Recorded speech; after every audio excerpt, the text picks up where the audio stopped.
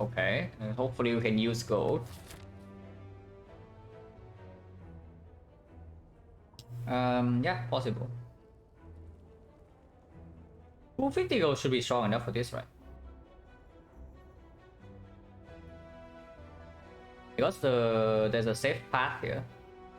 We'll start here, take 250 gold, go to 2 fights, 1 upgrade before the elite. This is still easy whole way into second elite, into second fire, and then so 2 elites, 2 fires, good neo bonus. That's a decent act. The more aggressive path is starting here. Go to this shop with 250 gold, and then take floor 6 elite, floor 7 advanced whole way, into floor 8 elite, into floor 10 elite, into 1 fire. So we trade 1 upgrade for 1 elite, which is definitely not worth it, but it's a lot safer. And make sure that we probably do not need to rest, especially considering this is also advanced hallway. Entering the shop after 1 fight means that we save more HP in these fights, but we have less information regarding potions. Is there any pivot? Like, for example, this shop is very bad, and then by the time we reach here, we say that this part is not possible. Like, is this okay? Then 2 fights. Go here, go here, go here. 3 question marks. Not a huge fan. But 1 elite, 2 elites into a fire. So it's not terrible, but it's not amazing.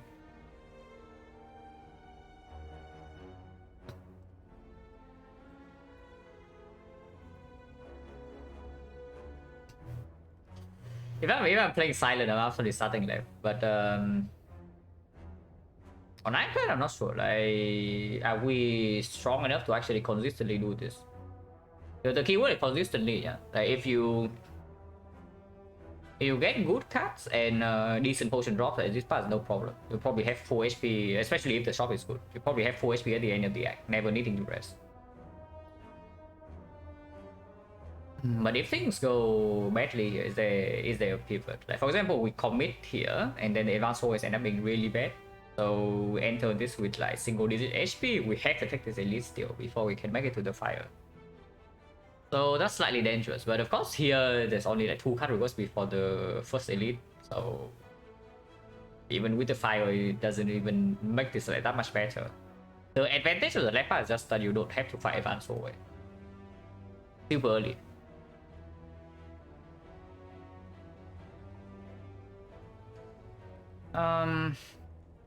Yeah, probably start right side, right? Because even after the shop, we are not forced into this yet. So it's probably always start right side. We 250 go. 46 HP all. I mean, it doesn't mean anything, right? We still defend here. If I draw the bash and not a lot of attacks, then maybe I would bash the single defense. But not drawing bash in here, we probably can defend twice, because it's not even guaranteed to buff next turn. 46 HP though is pretty spooky. Here we have to play 2 energy go up attacks. But is it bash or is it double strike? Bonus damage is 4, so if this guy attacks again for 12 next turn, then bashing here is strong. But he has a higher chance to buff. And let's assume that he attacks for 12 and we block twice, attack once. So bashing here for 8, yeah, and then we attack again next turn for 9. So it goes down to 9, he blocks for 4, he blocks for 5, so it's minus 4. Minus 4, minus 12. Effectively, we are only losing 1 damage. And that's basically, if we play 1 strike next turn, this thing blocks for 5, so we are losing 1 damage at most. And if he buffs next turn, they would like to bash this turn. So bash is probably just always correct.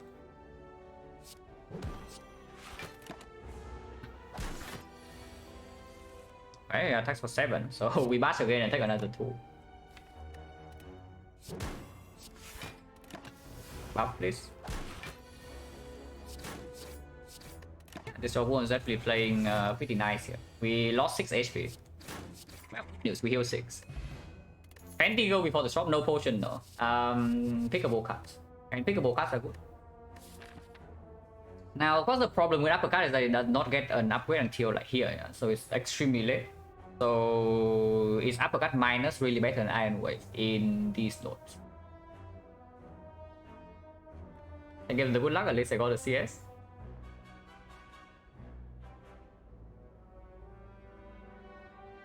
Okay, when does uppercut outperform Iron Wave? In Sentries, they are probably roughly equal. In Lagavulin, yeah, Lagavulin uppercut probably outperforms. In Nob, hard to say. Because in Lagavulin, it's almost always just better to play. Like, if you draw uppercut and bash on the same hand, you don't really care too much. But the North fight is different. Especially if you draw both bash and uppercut on like turn 2. If you draw them both on turn 1, it's weird. Turn 2 again is weird. If you draw them both together on turn 3, then of course you can play uppercut. Basically what I'm saying is that honestly Iron Wave probably outperforms uppercut. And in advanced always, like, is that still true? Blue Sliver, single Blue Sliver, yes. Double Mushroom probably. The 3 lies, I guess uppercut can outperform, because if you draw it on turn 1, you can one shot something if it rolls less than 13. The same goes for something like Rambling Gang or Slime Gang. Hard to say, but they are probably also roughly equal. But yeah, Iron Wave not needing the upgrade when we don't really get an upgrade until like extremely late in this cycle. Into Slime Boss, okay, into Slime Boss, how is it? It's Slime Boss. Into Slime Boss uppercut outperforms. So I could say that Iron Wave, if you are stuck with no upgrade until the end of the act, Iron Wave outperforms the uppercut until the Slime Boss fight. Slightly. If we see Shockwave in the shop, nothing else, for example, we buy the Shockwave and suddenly the Iron Wave very much outperforms the uppercut. What else can we buy in the shop? Like Paper Frog, then uppercut outperforms. Champion's Bell doesn't really matter. Oh yeah, like Shockwave, then Iron Wave is better. Would we pick up any block card? Because if we do not actually pick up any block card from here, then I know it's not so bad.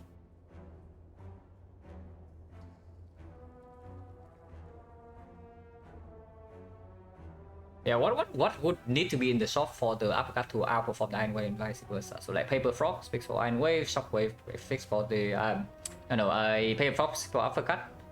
The Shockwave speaks for the Iron Wave. So that's like 1-1. Matter. Is there anything else? Maybe another 2-cost attack?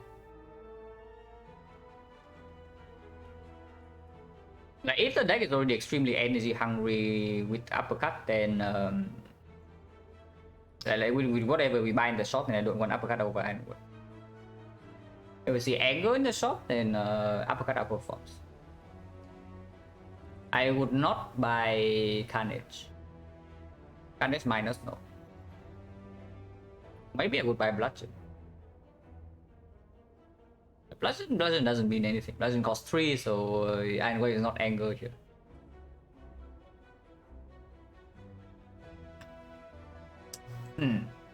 I have a feeling that I'm getting nowhere. So okay, let's actually go through the Floor 6 Elite again, because this is by far the biggest block we are facing right now.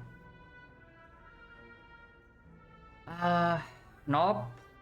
I guess if we want to kill the Knob in 3, then uppercut has a higher chance than the Iron Wave. Iron Wave means that we are committed to taking the hit, and we can use the card that is not in our base deck, like basically always. The uppercut sometimes we don't really want to play, sometimes we play it at the expense of the bash so it doesn't actually gain that much. But if we run into advanced always immediately into floor 8 indeed, I would like to kill the Norman 3 turns. So in that sense, I would say probably, yeah, probably uppercut outperforms Iron Wave. Maybe it is still uppercut. Because if we are just talking about this elite and with the assumption that we want to kill the knock in 3, then uppercut is just better. And of course it's also uncommon, so like if we see a second Iron Wave in here, it's the freaking slime boss. So are we adding like 1 energy deal 5 to our deck or what? Are we blocking slime boss? Not really, right? So uppercut being uncommon definitely also speak for it a little bit. I don't know, maybe if we living war here, we upgrade our uppercut and then everyone's happy. It's probably the uncommon card.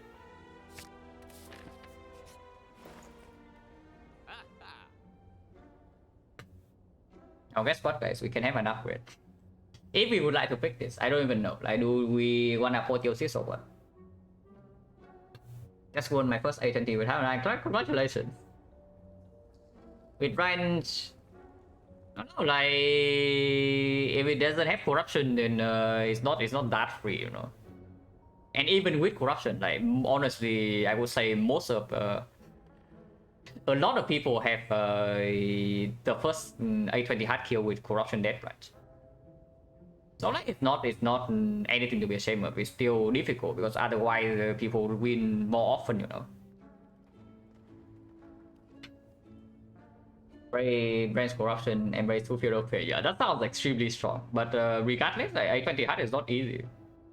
Like if the corruption death range is actually just auto win, then I mean it almost is if you live long enough, but you still need to do something correctly like before that. So yeah, absolutely still very much worth being proud of. It's not easy, like only the Steam achievement is only for the XP bosses, so getting the heart afterwards is definitely even tougher than that. It's definitely in the like single digit percentage. But yeah, what are we buying in this shop? Because we can buy a lot of things here. You know, pen second win? No, never. Don't. We are never doing that. Running into floor 6 elite, we do not spend gold on something that actually makes us worse against it. Not buying Apple here is a game. Why do you want apotheosis though? It's the thing. Like, okay, I can see why. Like the like a Boolean apotheosis basically trivialized the sentries. We don't even get an upgrade for this thing until extremely late though, so it will cost us HP to get it in play. And we already added the 2 cost here. Uppercut. So we cannot even play apotheosis into our the card we just added, the uppercut on the same turn. Advanced first win, extreme high roll doesn't diminish. Yeah, absolutely. Because if you just need to high roll to win, you know, everybody would have done it at some point. But the fact of the matter is that still just a very small percentage of the people who actually play this game can do that.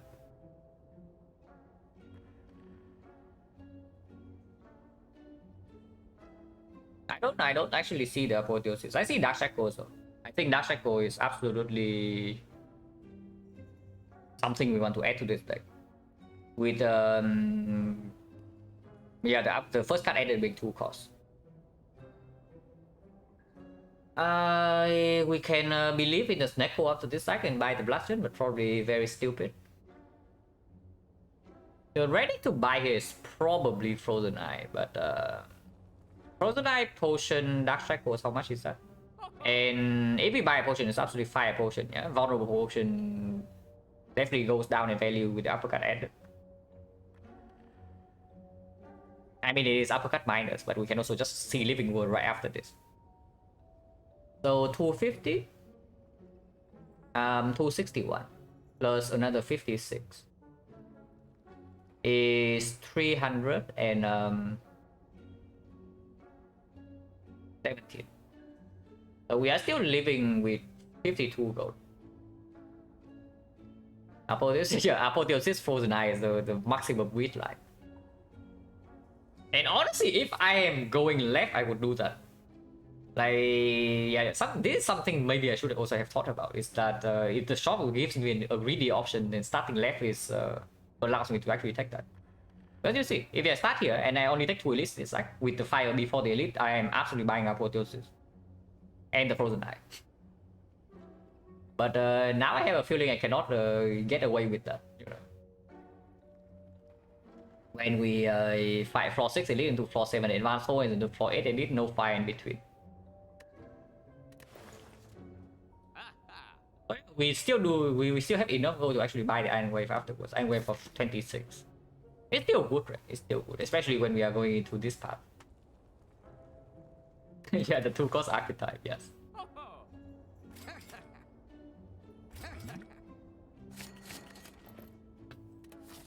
Also below 35 gold, so Cleric cannot show up. Actually, I don't know. I have no idea whether Cleric can show up here if you have full HP or not. Like, if you don't have the 50 gold to remove, because lower ascension is 50 gold. But you are also full HP, like, can Cleric show up here? Let's say you have 40 gold. I have no idea. I actually need to check that out. Not relevant very often, but on Ironclad it can be.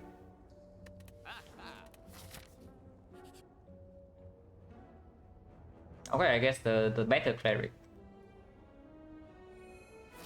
Still quite a bad note though. Effectively, I guess it's not an empty note, but not that impactful. Yeah, exactly this. If uppercuts, we can shot this.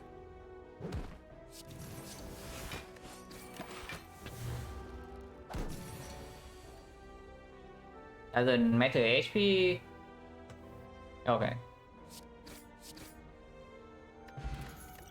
Blood Potion. Blood Potion when we are full HP. Normally Blood Potion drop is good because if we waste some potion here, we can just use a Blood Potion. But we are freaking full HP.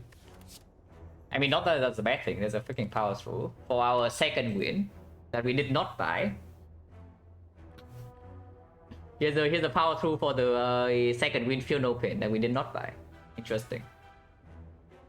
Real talk though, I probably still don't do it. Like, into the slime boss, and this early on in the run, that is actually not that strong. Of course, later on it's like Omega broken. But this early on, especially if you want to fight elites, that does not line up very often, and you don't really have infinite time to wait for the power to second win exhaust. I mean, we still take this, so it's say on energy block 15 and it's up against garbage. So of course we still take this. Is there any way to run into Burning Elite immediately, but instead of going here?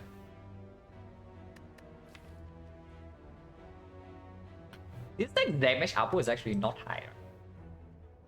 Like normal elite with the fire potion, maybe we can get by, but Burning Elite, for example, max HP knock, max HP Lagavulin, whatever, like Resent Sentries. Max HP Sentry is the scariest because I am like extremely terrified of the Resent Sentries. I think if I see Resent Sentries, I just I mean I don't die, but maybe I take like 45 damage, maybe even more. Yeah, probably stupid, right? So potion chance right now is still 40%. Hopefully we either lose HP so we can use this, or this fight does not draw a potion. Ideally this fight does not draw a potion. So we can do whatever we want here, lose some life, use a blood potion, get another potion drop, and then we chill. That's the best case scenario.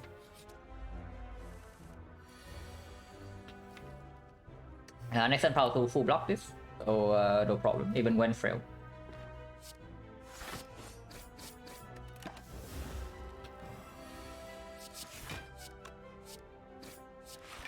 Go and play double defense, but this fight doesn't last that long. By not lasting that long, I mean it ends this turn. Okay, no potion. Can't chill this character unless you buy the prismatic shard. Interesting. Ah, the angle cut. Yeah, Carnage with We did not being able to be play together with bash and uppercut. Yeah, no thanks.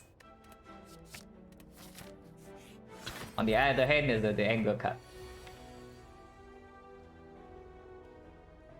So anger this turn, next turn we bash, and then we have a decent open with this, or we can start with the uppercut strike. And the turn afterwards we have full block. But the turn after that we have one strike, no vulnerable, and we don't know anything else. Not really, right? Because if we bash turn 2 and then we open turn 3 with this, it's not even an insane open, yeah? And then we go in next cycle, like blind, completely blind. Like this and this, we know that we have one turn full block.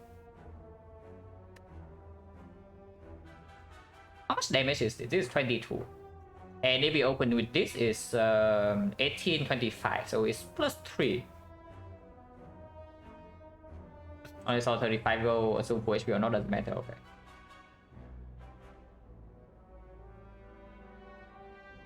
So it's like 3 damage. We gain 3 damage.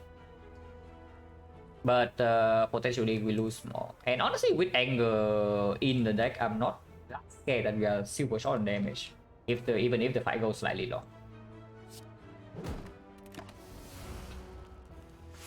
Probably open now, right? Yeah, open now. Next turn we just have Iron Way, Strike, Defense, Dark Shackles, exactly full block. This block for 20. And we can also Bash Strike. Wait, Bash Strike is stronger, right? Bash Strike right here. We need to gain 5 damage from the vulnerable for it to be worth it. This is 3, this is 2. Okay, it's exactly the same. Yeah, it is exactly the same. We don't gain anything if we open this turn. And yeah, we open this turn. If we do just open this turn. If possible, I want to keep my fire potion. That is not full block. Okay, for whatever reason I was thinking and wave 6 block, yeah, Cloak and Dagger. But it's not Cloak and Dagger, guys, it's Iron Wave.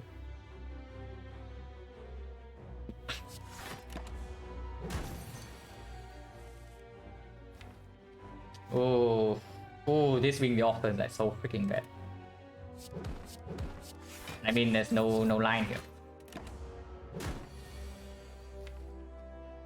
Next time we still don't take that much, and yeah, we still have this potion. Am I webcam stream in-person call stream with Kuro? Whenever Kuro finishes his 200, maybe I'll think about it.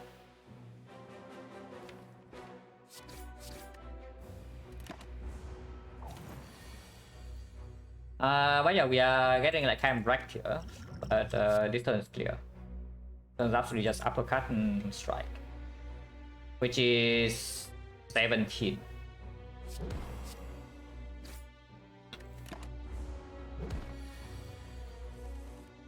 Okay, we can 5 on get out of here. Hello Byron. Yeah, we just 5 on get out of here.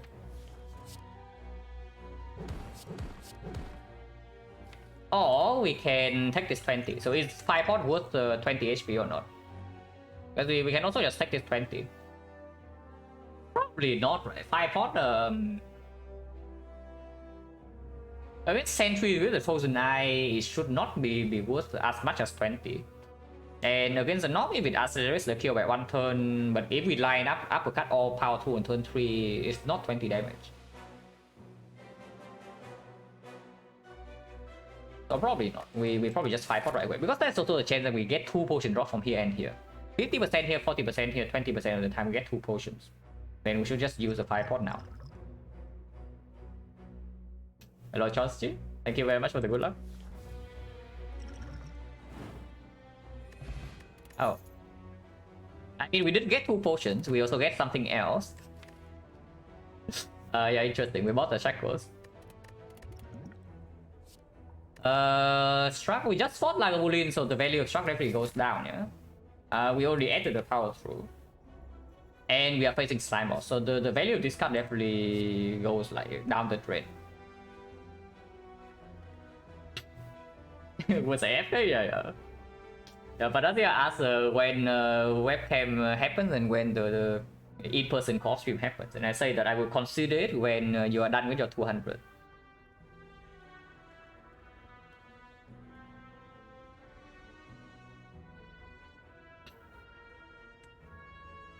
I mean, Strike is a good card, but in this one, I don't think it actually makes us stronger. Because here's the thing, yeah, sentries you already have that range against, so who cares about sentries really? It's only about dog. Advanced always, Dark Shackle is powered through enough front load. Into Flying Boss, it doesn't perform. So when does this thing actually do anything? Okay, with the Poison Eye, it's fine. If we get the energy, of course, it's fine. And of course, we absolutely pick Corruption after this. I can see one. But no way, I don't see this performing in here or here. Thank you very much for the sub and the 6 months, Quaffle. Second win, yes. Second win would have been nice, yes. The second win and the field open from the shop that we did not buy would have been pretty good now, yes. Oh yeah, potion chance right now is 40%. Okay, we got Exodium Hux, but decently tame combination. So next turn powerful full block, so turn after Dark Shackle full block, we get Dead Range cast for 2 turns. Should not be a huge problem. As long as this guy dies next turn. Strike here, next turn is 3, this 4, so he doesn't die, but we also don't need, actually we don't need to kill. Do I even need to take this damage? Like, if I triple block right here, and I triple block probably still pitch, right? Because next cycle, if these things do not give us block and then angle also multiply, this guy attack every turn. So we get kind of old.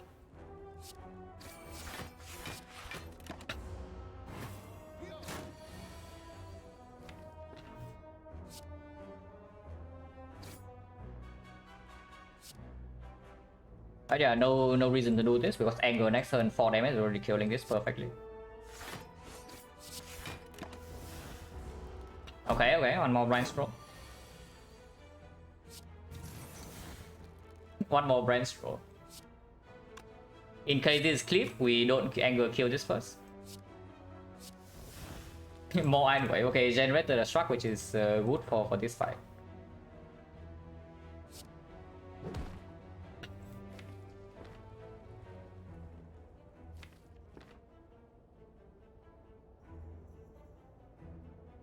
Pablo is not a terrible redraw. I don't really want to draw Bash next turn, but playing Struck here is also a little bit weird. Some potential for costume next turn. Oh yeah, absolutely.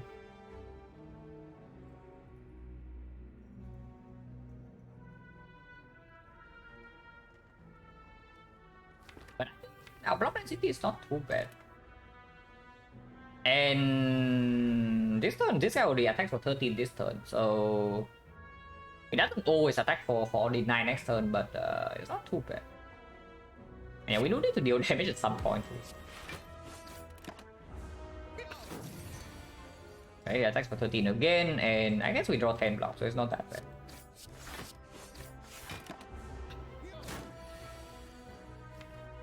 Okay, next turn full block, but turn after maybe wear something else. We are permanently wicked, but he's also not doing much.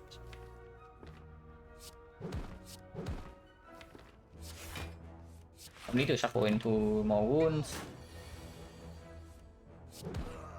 Okay, not too bad. And yeah, we actually did get another potion drop, but here we can bring up blood potion. So potion chance right now is 30%. And this can deal with the knock. Through wait for the branch.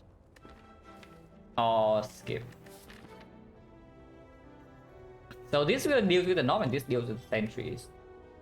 True Wit is not terrible for the sentries either. Can be upgraded, but we already have the upgrade on the uppercut. Exhausting the wound doesn't matter. In this fight, True Wit doesn't really perform. Yeah, I don't want it. Point change right now is 30. Okay, knock, we have the anti-knock measure. Can just use it right now because I also maybe want to open the entropic pool. Yeah, because you see right here, we draw uppercut and match on turn 1, so vulnerable is not going to last long. Just kidding, guys. Did I just say the vulnerable will not last long? Because apparently I have lied. But yeah, we can throw fear pot right away, play uppercut strike. Roll one card with cycles, or we leave cycle in the redraw. No need, right? We are not vulnerable, yeah, so we don't even take that much damage here. But damage wise right now, how much do we have if we don't roll this card? 19 plus 9 and then 9 and then 9 again, so 45 45 54 54 plus 1973. So it does not die, but it dies in the turn after that. Vulnerable is still in here, so there's no need to ever redraw into this dark cycle. It just will not happen, so we can use it right now to see a card. Interesting. We still do not have a cure even if I play Bloodletting right now. But with the Bloodletting, maybe I can save the Fear Potion. And use the Blood Potion instead. Because even with the Bloodletting, it's like just 12 damage. So how much is that? It's 12 here plus another 45. 54. 54 plus 12, 66. 66 plus another 1985. Yeah, 85. So we are 2 damage off. But we see one more card here.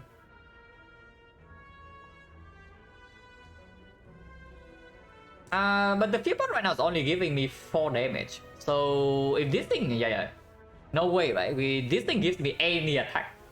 Okay, not clash. Maybe even clash, because clash we can play double defense into clash. But we are 6 damage short right now without this card. So if this thing gives us anything that deals 6 damage, we just kill the knock in 3. No need for Fear Potion. So Bloodletting and then play the entire hand.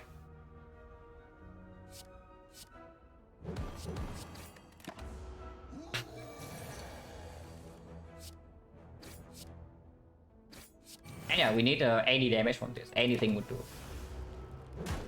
That's enough, right? That's enough. Like this is 36. So we actually don't even need to open the entropic pool apparently. Okay. So definitely misplayed there.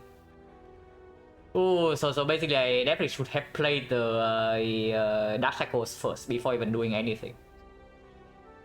Because the moment I see Bloodletting, I know that the entropic rule might not be necessary at all.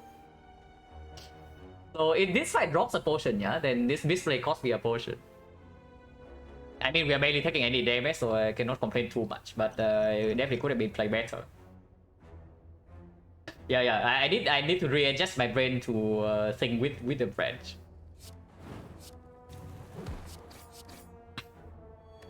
Okay, no potion. Never ever punished. Like literally impossible to be punished here, guys. I mean, this thing says exhaust, but this thing says immolate. So I don't know about you, but I think the thing that says immolate is probably slightly better.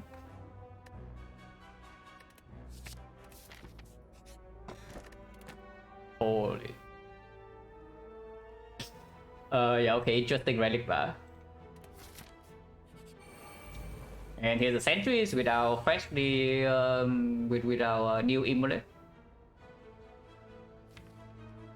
Next turn we have Dark Shackles on none of these, yeah, and we are stripping artifact on none of them, so we have basically full block next turn. The turn afterwards we have power to immolate. Yeah, this fight no problem. Yeah, there's like 0 problem in this fight, which is actually slightly annoying because I don't really have a chance to use my potions here. So if I do not open entropic rule, this fight draws a potion. I have blue and +1. And if I cannot use a potion in this fight at all, then yeah, just throw away a potion for no reason. Which seems to be the case. Because I cannot use block potion for 5, and I spending energy on this thing and using the block potion is complete nonsense because next turn I'm full blocking. The fight is too easy, yeah, honestly, yes. So uppercut and then this deals 10. Actually no, it's like 1.75 plus this is how much? 12. So 26. Sure. Wait, sorry, give me a second.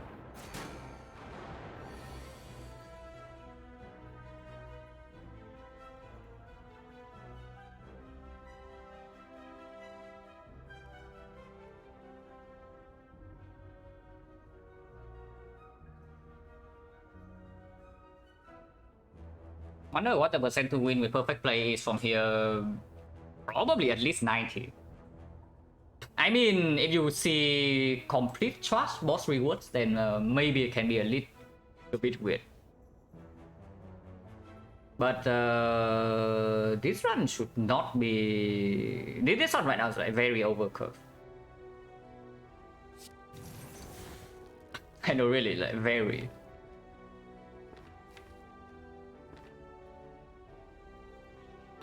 So just spot weakness and double defense.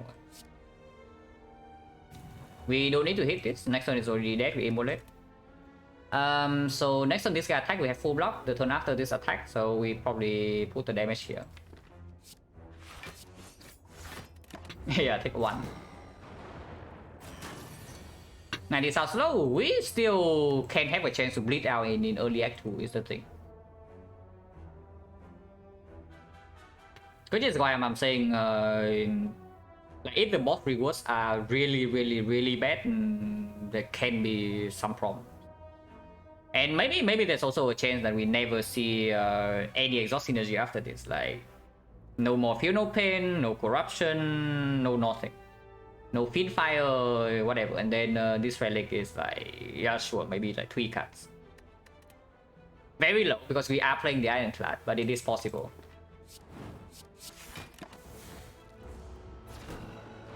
Thank you very much for the red buffer. And yeah, you can probably tell the story of this run by this relic bar at the moment and our HP. So not much to talk about with this run like for now. Okay, still not punished by wasting the potion in the dogfight. Potion chance right now is 50. Question can increase the chance we see corruption after this act, by the way, yeah. And there's also Havoc Frozen Eye. Havoc Frozen Eye with the Net Rush. Now I don't know about you, but that seems quite good.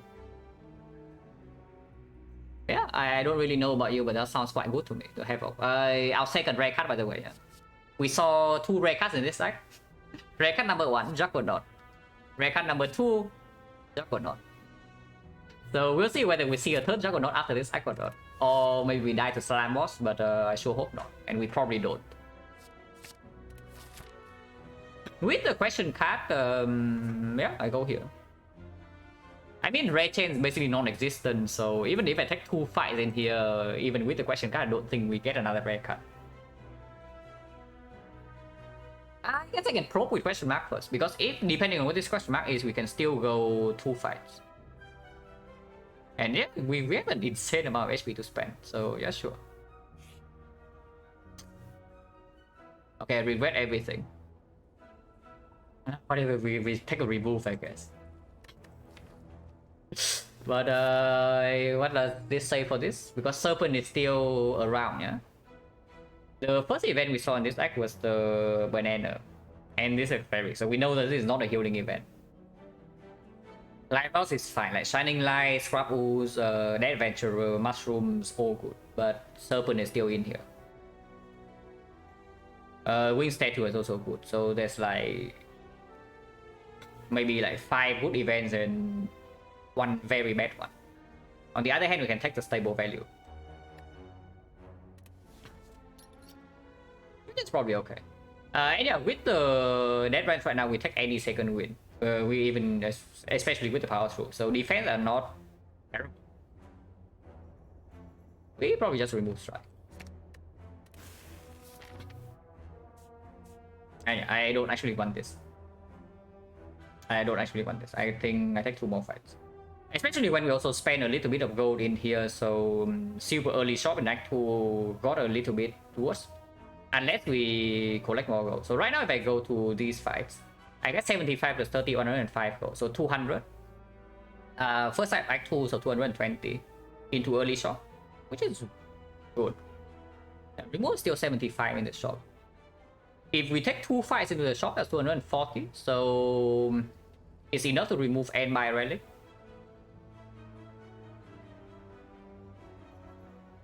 And yeah, see 8 cards of course. And with the red branch, you want more cards anyway. Alright, here's a Havoc. Not doing too much. Honestly, I want Dash goes next turn, not this turn. So this turn is an empty or what? But yeah, potion chance right now is 50, so I am very willing to use block potion.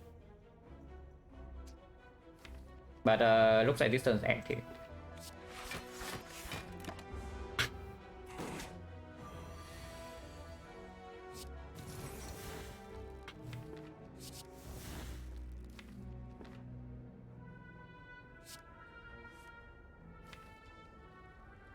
What do I put on top? I don't want any of these on top. But maybe Immolate on top, and I can do Bash Fin Strike into the Immolate next turn. It's possible, yes. Next time I'm no longer weakened. Yeah, okay. Immolate on top, and then Bash Fin Strike the Jaw Worm. And we just kill it next turn. Here's a second win, we are not using that.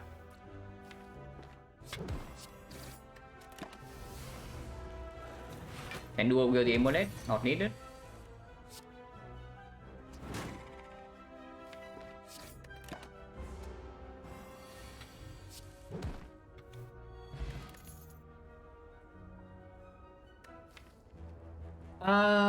Fairly big into the upgrade depth right now, yeah. We want to upgrade Uppercut with the Paper Frog, and of course we also want to upgrade Immolate.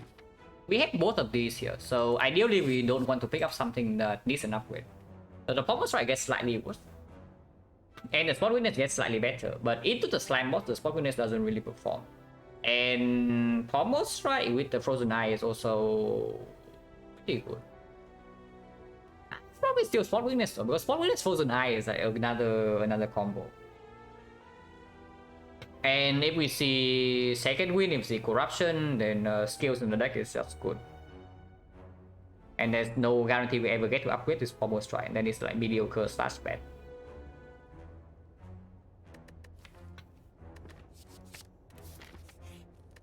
Probably upgrade Immolate first into the next advanced sword.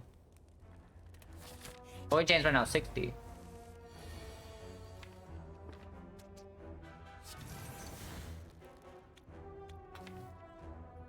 Havoc with Uppercut into Immolate is a ton of damage. How much is that exactly? 29 times 1.75, so like 50. Like 50. 63, okay. Okay, it's dead. Still not getting punished. Okay, I actually never get punished for opening the Entropic Pool, because potion chance right now is how much? We got 1, 2, 3, 4, 5, 6, 7, 8, 9 fights, and 3 potion drops. So it's actually 6-3 right now. Potion chance at 70%. Pummel's good with the Nuvodo, with the Death Rank, with the Spot Witness. It's pretty sick, because the upgrade is going on Uppercut and not the True Wit. And even afterwards, we still have an upgrade on the Havoc, for example. Yeah, like this Pummel is pretty secret. Skill to Strength and Exhaust.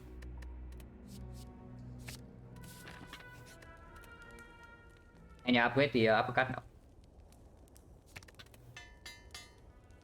Okay, we enter the Slime Boss fight with 73 HP and 2 potions, taking maximum at least in that one. Oh, that sounds like the Ironclad. Yeah, that certainly sounds like the Ironclad to me. I am fairly willing to do Tear Potion right now. Next time we know the Immolate is 50. Swan Witness does not land, yeah? But next time we know that Immolate is 50. So with this is 12. And this is going to be 6 times 1.75 is yeah, 4.5, 10.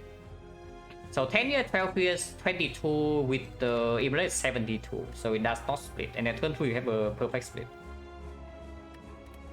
And yeah, potion chance right now is like 70. So yeah, I'm not unhappy to use this. If I pick up Shackles, I bought it in the shop with 250 gold star. Check Shackles? Yeah, I can. But this time I don't know though. This fight I don't know, because the Shackle is a very good redraw. And right now we don't even want to deal more damage than we already are doing. Like we are doing 72 in 2 turns, which is perfect. Okay, how much am I splitting at? we can also talk about that. Like 72 here is still vulnerable, yeah. So turn 3 we have uppercut angle strike, which is 7 here. It goes up to 12. So 24, 24, 14, 14 times 1.75, 3 over 4, which is 10, 24, 48, 48, 72. We split at 30. Oh, okay. 30 means that spot witness pummel. We just straight up kill one of them. Yeah, that's already good enough, and this redraw is still good. There's no need to check this. Hello, Etios.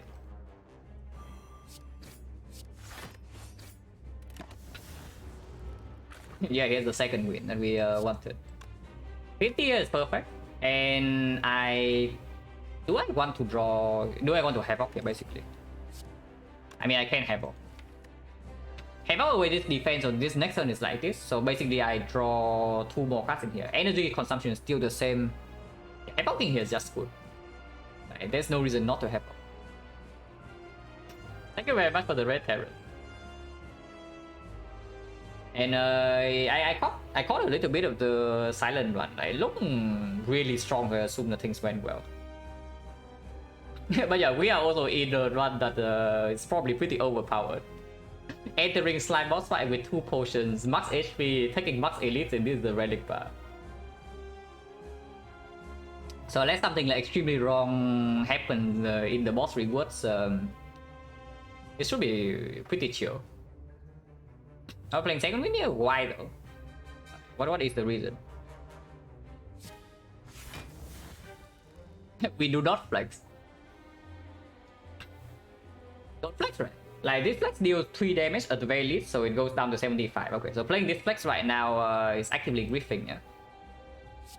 Amazing what though, and why do we need something more amazing? Like you look at this, like what else do we need in this turn? The only reason I play Havoc is to advance the draw power by on-cut.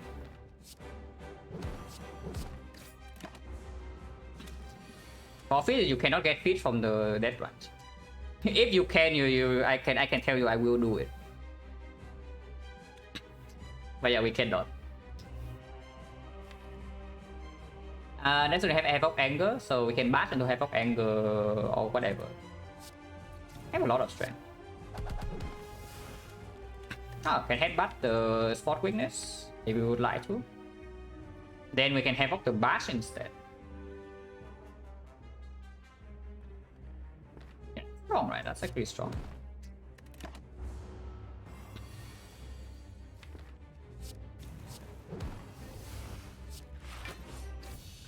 Okay, wood fight. Still no potions, so we missed another 70%. Then 30 minutes waiting by super feed. Yeah, me too. Definitely. No corruption, so this run is not extremely free yet, but of course we take the offering. Already phenomenal with the Frozen Eye, with the high energy cost that we have currently, and of course with the branch. Now, Barricade Demon Form, not interested at all, and Brutality with the Frozen Eye is honestly not too bad. But we absolutely can use a fat note with the offering. And we cannot pick Pyramid. If this Pyramid is after Act 2, then we can pick it, but unfortunately it's here. So no, it's not really doable. We pick this Pyramid we're throwing, so we're stuck with the freaking garbage Ectoplasm or what. I think Ectoplasm with the branch definitely is slightly better than usual. Because the remove doesn't matter nearly as much. And energy plays well, and the back in this spot is also like complete trash. Yeah, like we click Ectoplasm. Especially if we get forced into some curses, the Duvudo can still convert that into strength. So it doesn't really affect our ability at all. Yeah, we cannot buy a lot of stuff in the shop, but like, who really cares?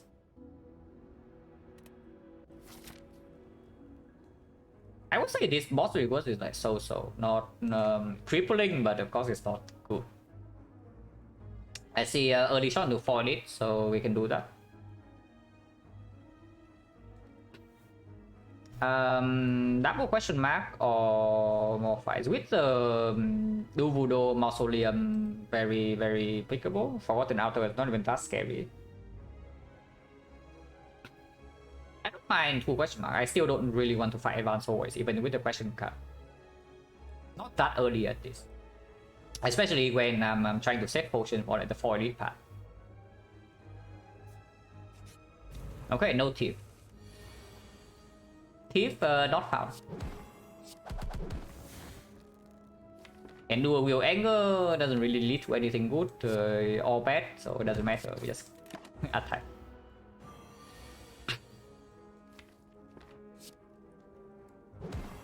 We take like 0 here, so no need to care. 20 gold, yes, maximum gold roll, guys. Garbage, unless you tell me we want to grid. But not really.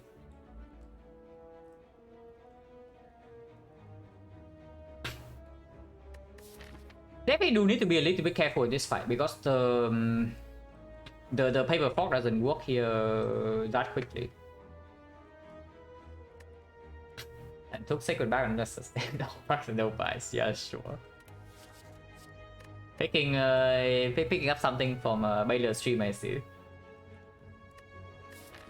But yeah, Clip Plus very unnecessary, right? We already have Immolate, and our single target damage is also pretty high. So if anything, is like True Grit or nothing. Before I take True Grit into upgrading it, I would upgrade maybe the Offering, maybe the Pummel, maybe the Offering, maybe the Spot Weakness, maybe the High Rock. I still don't like this. If we had the Ashes, then sure, but only branch is not enough reason for me to click this.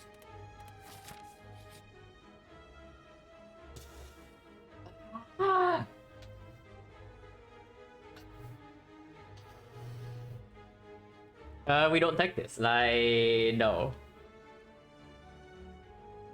Right now we still have enough gold to buy a relic in the shop. I do not want to spend my freaking hard-earned gold on this crap. I mean, we can remove twice. If we take this remove, we go to the shop and can remove again. But honestly, even if we don't take this, we can still do that. Like, it's 175 gold. So yeah, no thanks.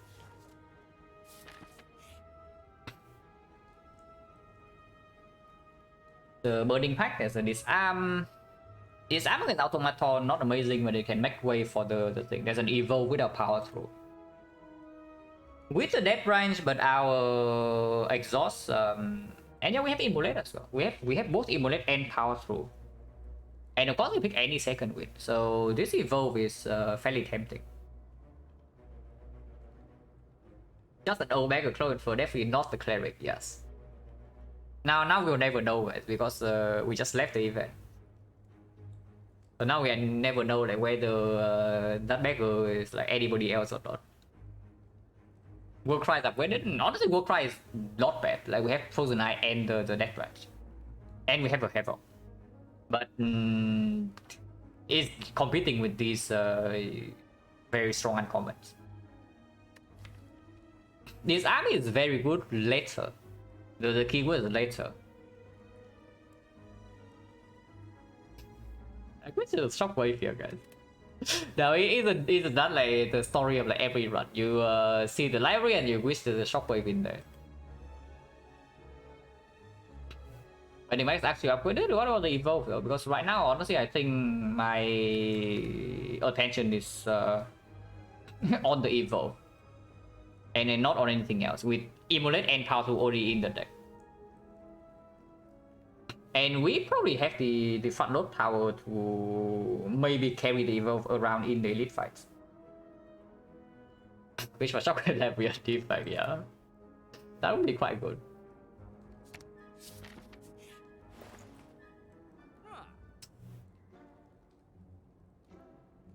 Why do you ever click evolve? Like, who would ever click evolve in the library, guys? Like, who would do that? No, really, who would do that? Why would you waste your library pick on the freaking evolve? And there's also a med kit here to work with our power through immediately. So it's not we don't need to draw 2 later, we can draw 2 now. And then the burn also get converted into another card. I mean, we still take it, but that is all our goal, by the way. Yeah, it's still extremely good. Because otherwise, what else are we doing in here? Like, if we don't take this, we take like 2 removes or what? Or we take Vasra for all our gold. No way, man. But yeah, that's basically all we have for the rest of the run. So better make it count. And yeah, here's where the potion can come in. Right? We save the potion for the entire Act 1 for this. Next turn, not amazing. A turn afterwards, we can probably kill, but next turn can hurt.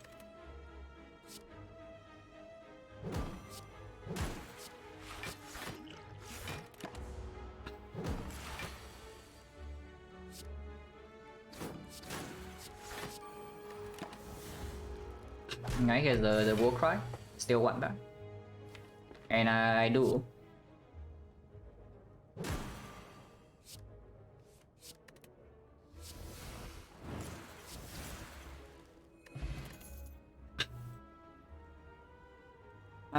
Struck now or reckless charge? Reckless charge with the medkit. Unnecessary, right? If we have a feel no pain already, then maybe that would be good. That is okay, but it doesn't. You also see from the avocado fight is that our deck right now has the problem of yeah, basically not having any remove. Is that you draw your bad cards first, and then you just take front load damage. And the thing with this card is that it's good with the medkit and the death range, but it's good at least 1 turn after. And we don't really need the upfront damage from this at the moment. So like whenever we break our hand, this thing is not going to bail us out, but this thing might. On the other hand, the limit break with 1 innate strength, and it exhausts.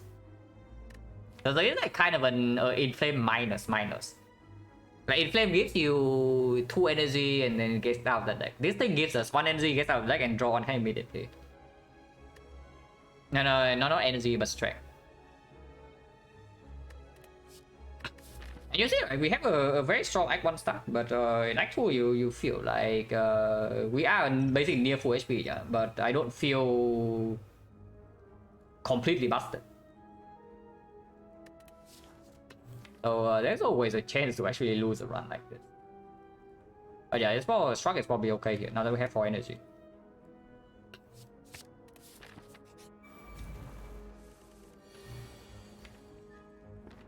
So power through play the wounds, or power through save the wounds for later, both are fine. Next turn we have Shackles, turn 2 we have nothing, and we bottom deck our... We bottom deck our vulnerable. And turn 4 we cannot draw into offering. Okay, that is quite bad. We need to shock now basically. Really bad. Thank you very much for the some of the 11 bucks. Appreciate a lot. Yeah, we need to shock now. So we shock now. Next turn we draw until this. Turn 3 we draw until this. So turn 3 we get like completely destroyed. Yeah, but maybe this thing can give us something, or maybe the havoc on the angle can give us something. And then turn 4 we draw into the offering, and then maybe we can do something. But shock needs to be played to advance the card by 1. I'm just wondering where okay, how much damage are we dealing? It's very difficult to say with the death range, but let's assume that death range doesn't give anything useful. So how much is it? And do I need to use strength potion right now? This turn is struck. Probably power through. Probably evolve. We already, maybe I do exhaust the power through wounds, but it's weird because we can already spend our energy, and playing evolve is not bad either. Leaving the wounds in the deck and playing evolve is actually good. Lots of babies, yeah, lots of babies. But yeah, let's assume something like that happens. So this turn is swap, power through, evolve, pummel, maybe pummel before evolve, maybe even before the power through. Then we see. And that is our 4 energy. Next turn is like this. We play Dark Shackles, Immolate, Iron Wave. Or maybe whatever the branch gives us, and not the Iron Wave. Turn 3 we take 19 damage. Unless the Havoc Weaver something from the branch. And how much damage have we dealt by this point? Yeah, 12 damage. 7, so 19. 19, 29, 48. 48 plus 6 is 56. 56 plus 21, 77. And this turn we are already being hit for 7 times 5. Yeah, this is no good. Like, Strength Potion comes down. Yeah, this is definitely no good. So this was in case the branch gives us something that may be a combo strike, then we no longer need to play struck. We can just play power 2 to full block. Inflame, okay. I guess I play Inflame over Evolve or what? I still need Offering on turn 4, right? So if I don't play Struck, I just get destroyed. Yeah, if I don't play Struck, I just get destroyed like by 7 times 5. Unless you tell me to actually take 6 damage and play Struck, Evolve, Inflame, and not the power through. I'll go, yeah, still happen. And thank you for the good luck. Yeah, this needs to happen. There's no debate about that. But the thing is that like whether I play these things or not. And I have a feeling I actually don't need this Inflame with the Strength Potion already used. But we'll see. Like this Inflame is how much damage? It's 2 here, another 6. So it's 1, 2, 3, 4, 5, 10 damage. 10 damage, 12 damage, 12 damage plus whatever comes after. 20 damage traded for 6 HP. Okay, we'll start with power 2 and exhaust wounds. Yes, that is true.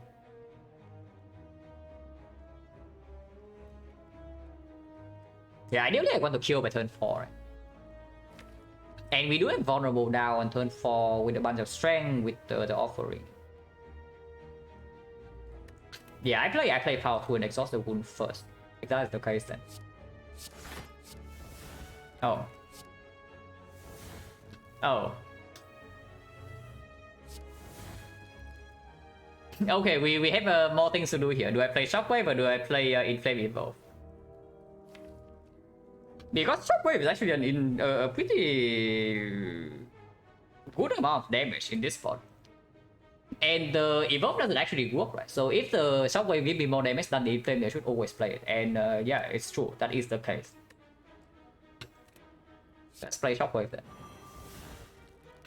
Berserk. It's actually playable, but the energy doesn't convert into anything. And if this guy decides to big hit me next turn, then the Berserk actually costs HP. If this guy multi-hits next turn and big hit turn 3, Berserk doesn't do anything. This turn at full block, next turn at full block, turn 3 vulnerable runs out. So 50% of the time. Will the energy ever matter? Next turn I have Dark Shackles Immolate, that's 2 energy, so to cut from Red Range, if it costs 1 I can still play everything. So that's already like maybe 50%. Turn 3 I have nothing to spend energy on, so the Berserk doesn't actually matter. Yeah, no, right? I say that, then next turn this thing gives me a freaking bludgeon. And then I don't have energy to play it. But yeah, I do not risk like the 15% here that this guy outplays me next turn half. Okay, it doesn't outplay me. Yeah, here's my evolve. One did not evolve is here, guys. The Shockwave also blocked this this turn, yeah. That's good. Okay, Ghostly Armor. I'll detect that. And why am I ever worried? Why was I ever worried, guys? Like, who would be worried? With the freaking death branch, like, who would be worried? But yeah, uppercut the offering, yeah.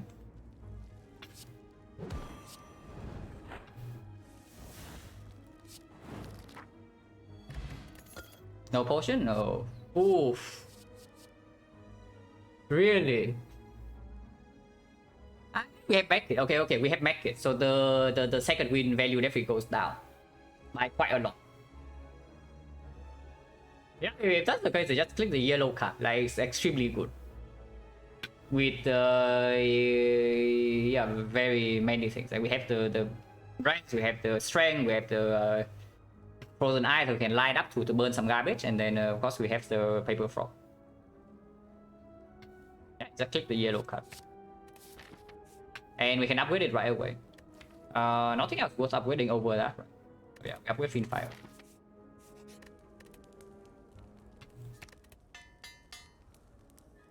Potion change is how much? 1, 2, 3 fights. No potion. No. We got strength pot. So 50%.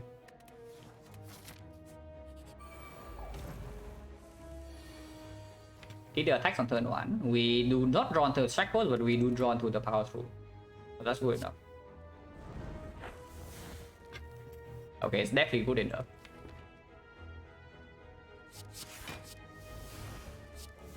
We also draw into dash strike pole if we would like to. But I have a feeling we don't need to spend 6 more HP in this fight. So let's not do that.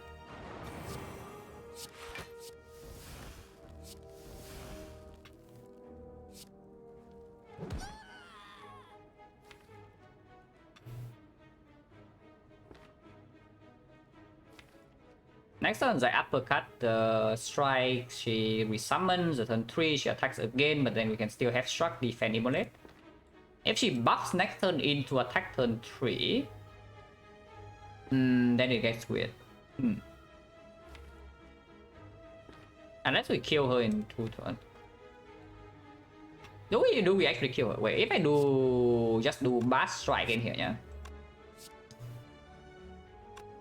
This is 15, 12, so 27.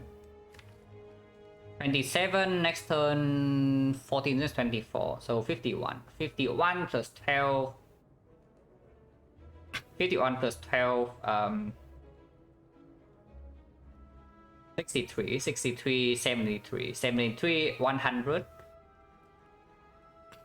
and 23, 135. With the spot weakness. Okay, she's dead in 3. No matter what happens. So we just Blast Strike leader, next turn we shackle the Mad Gremlin, go all in on leader, turn 3 we spot weakness, immolate, strike. And she's dead.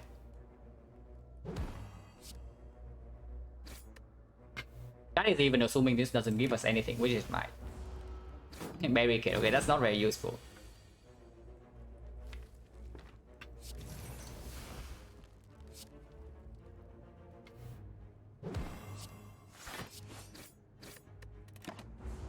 $69, nice.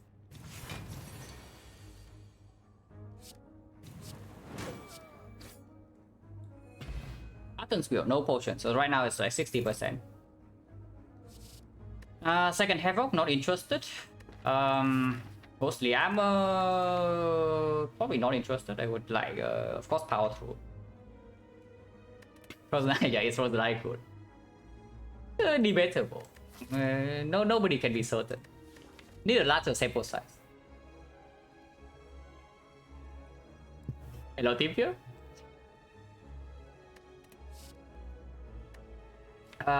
True Grit. What is my upgrade? Because True Grit is still not too bad. I mean, the upgrade doesn't happen until here, but even True Grit minus is not terrible, you know. I have a feeling that if we keep, I have a feeling I have skipped like too many cards in this act like this, and I can tell you, I am not feeling like extremely confident about Automaton yet. At the moment, Automaton can absolutely be a problem because the paper frog doesn't actually work there, and now Immolate can be stolen or Finfire can be stolen. And if we cannot kill before Hyper Beam, we need to somehow survive the 58. So yeah, something like 2 is not too bad. Even 2 with minus. Yeah, I don't hate it. But we are running into this Burning Elite. True minus maybe not so good there, but we also have 2 more relics and potentially 1 potion. At least 1 potion. Potion change right now is already at 60.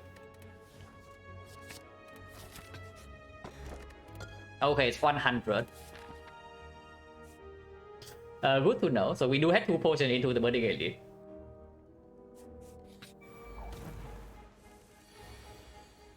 At least 1 potion, yes, at least 1. We draw 0 block this turn now, so unless the branch give us something, we're taking 14.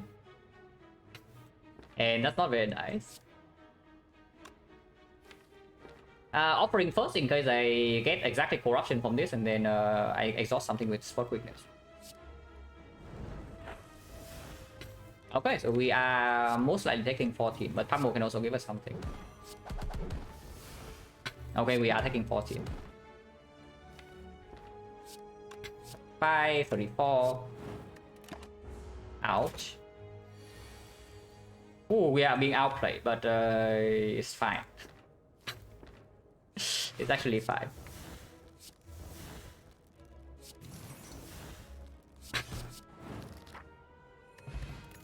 Speed potion doesn't do much. Burning pack absolutely yes.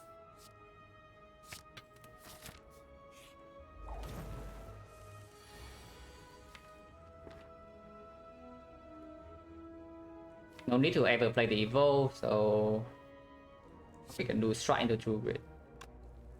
If it exhausts the strike, I also don't really care though. Next turn I already have full bluff. Turn 3 I have cut and swill.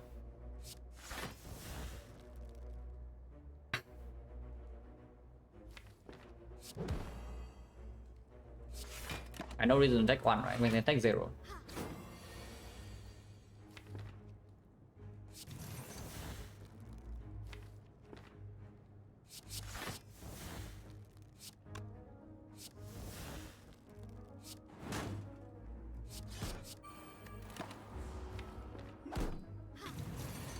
We're in here, there's no need to exhaust this, it's better next turn.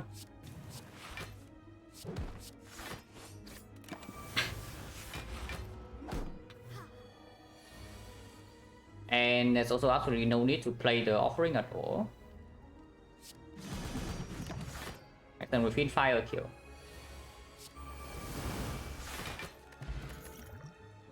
No. Yeah, we don't want any of these. Maybe bloodletting you can tell me, but I don't think so. And yeah, of course we are taking Burning Elite. This is either leader or the slavers. We have explosive pot and immolate plus. And Fiend Fire, yes. Fiend Fire is also worth it. Now we already probably burned this guy to death this turn, so we can check out this.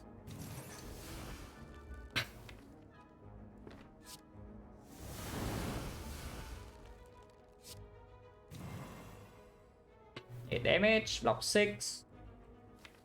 It doesn't hurt anything. I mean, I can use this for 1 HP, but maybe this is useful for Automaton. I will just use the explosive pot. I'll take 1 this turn regardless.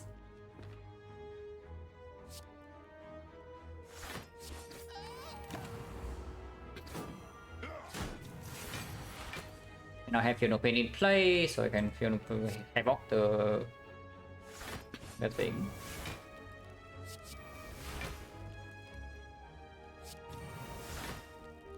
Yeah, full block. Next turn, no problem.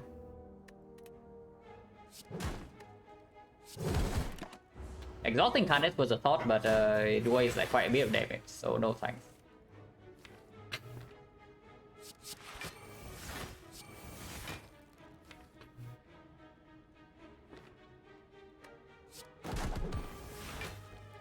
Double tap strike, yes, exactly what I want to do here.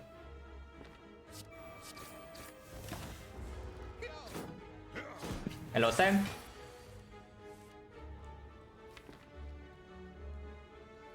We're taking damage this turn, no?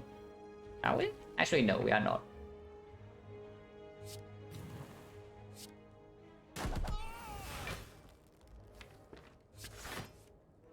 Next turn we might take some damage, but that's our next turn's problem. And when we draw into wounds, we also block a little bit. Not enough though, so unless it give us something, or is it lethal? Never mind me, guys. Yeah, ignore what I just said. Elixir is actually very good with that branch. Ooh, it's green. It blocks 21 and gives me 2 cards. Now, is that good or is that not so good? You can tell me. Is that good or not? So we toss let's see, maybe speed. Is it speed or is it explosive? Well, the explosive can be something to deal with the automaton minions, but probably not. We can do better than this potion. And along the way, this potion probably saves more HP in these fights.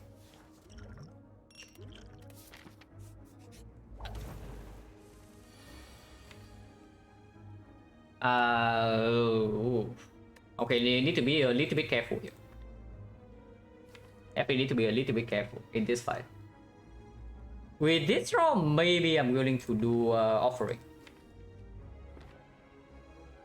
If I offering right now, draw until this, next turn 1, 2, 3, 4, 5.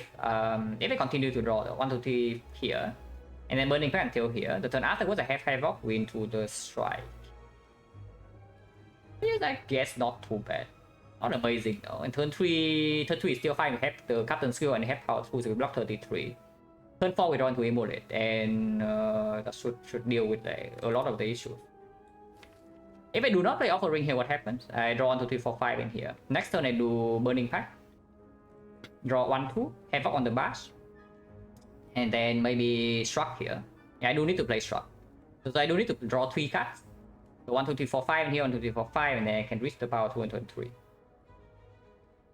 Yeah, 1, 2, 3, 4, 5, draw 2. Havoc, draw 1, Struck, draw 1. And 1, 2, 3, 4, 5. So power 2, turn 3. Turn 4 I still draw into Emulate. And that's good. Okay, so I don't actually need to offering. Boss rewards, yeah, Pyramid and Sacred Vow.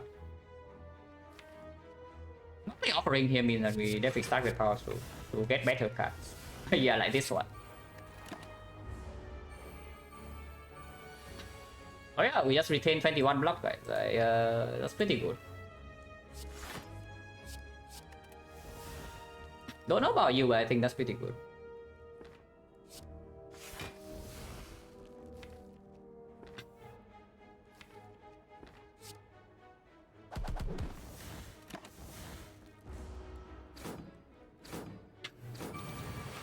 Captain's Wheel, no problem.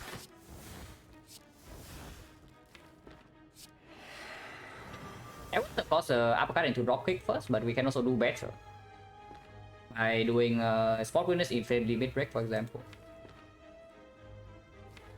It's probably still better to do this.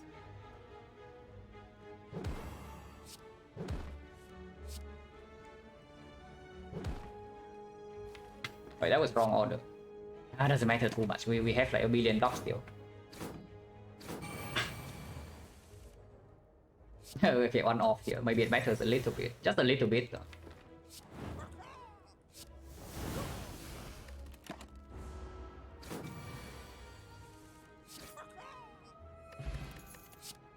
Metal Trance with the Frozen Eye.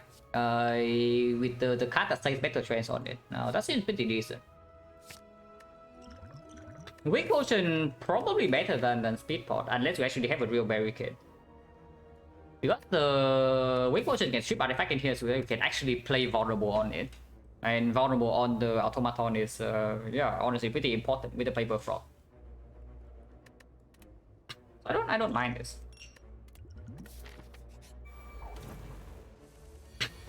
Interesting.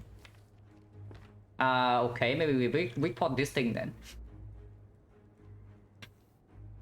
We start with Feed Fire and see whether we get blocked or not. If not, we weak pot, take a little bit of damage and hope for the best. Okay, I guess no weak pot needed. This is a weak pot. But there's like nothing in here, right? I can play Limit Break for fish for one more card and then weak pot, but this potion is not terrible in the automaton fight. So if I can keep it, I want to. Like 12. This guy is good. But we are also good.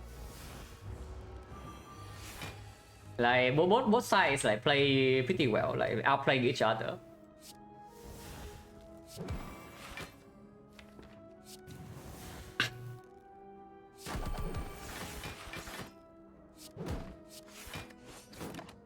Doesn't matter, next time we take no damage.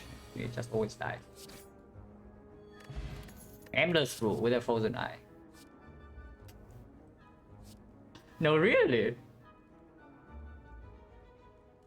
No way, right? Like, I mean, I know it deals 17 damage on energy, but yeah, no way, right?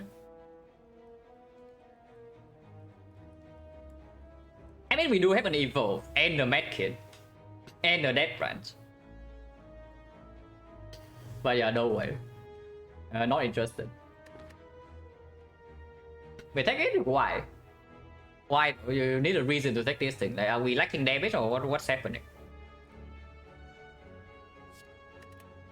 But I guess Gameless Blue has to be better than Weak Pot.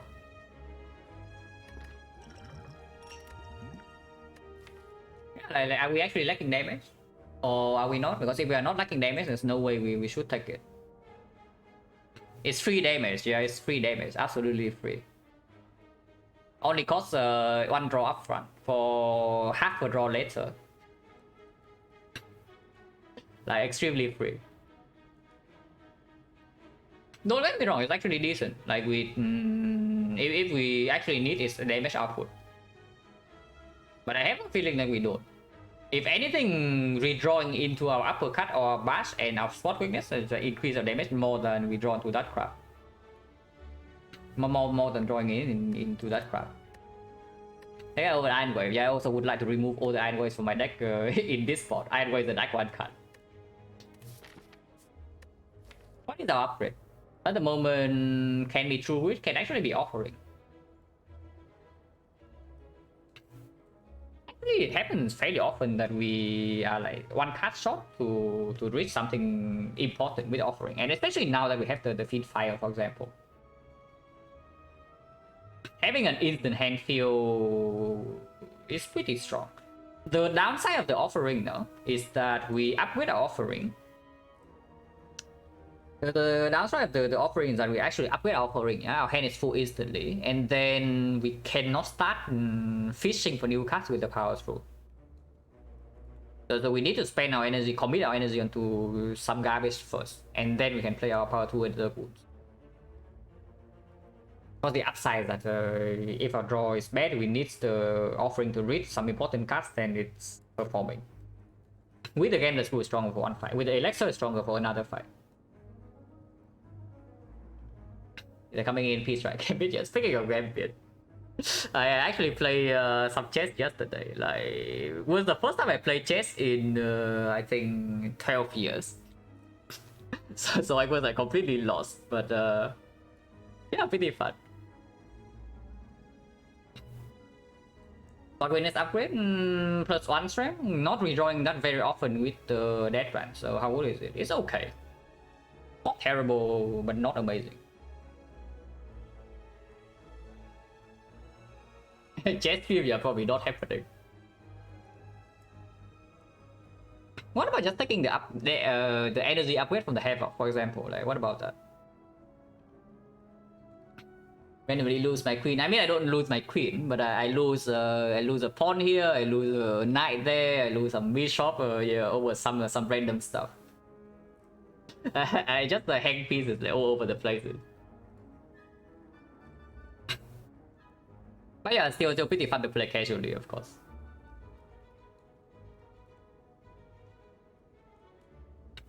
Basically happens if I feel like I should not play more Spire for the day, because otherwise I'm just going to play Spire.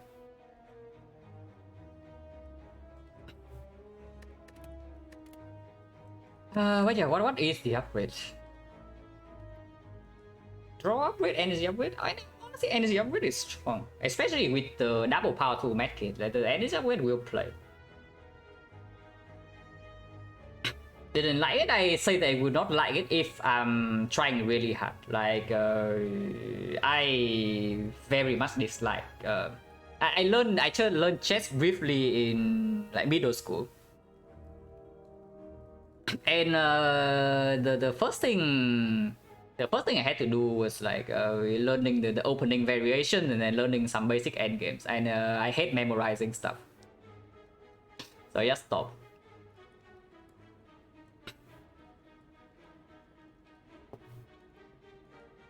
But playing casually is fun. I mean, I think my read for the board is not too bad, but anything other than that I cannot do.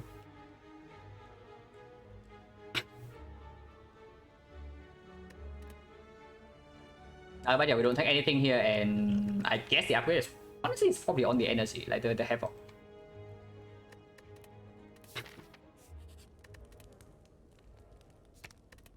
Wait on the brand, how can it be bad? Yeah, I know how it can be bad. I can get the snake go into corruption, but then who cares?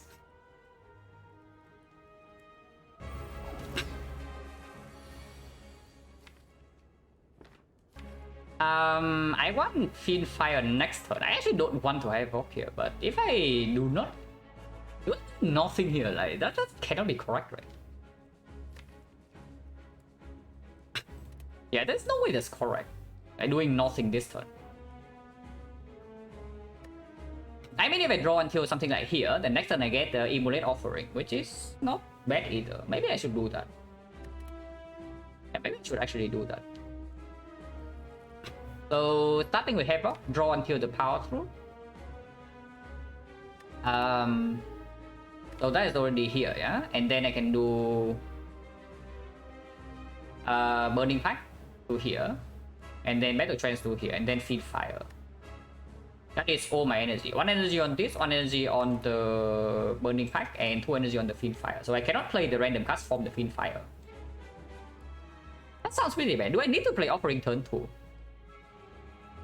I mean, probably yes, but I can also play Gameless Blue turn 2, or the Potion. Or I can also do nothing this turn.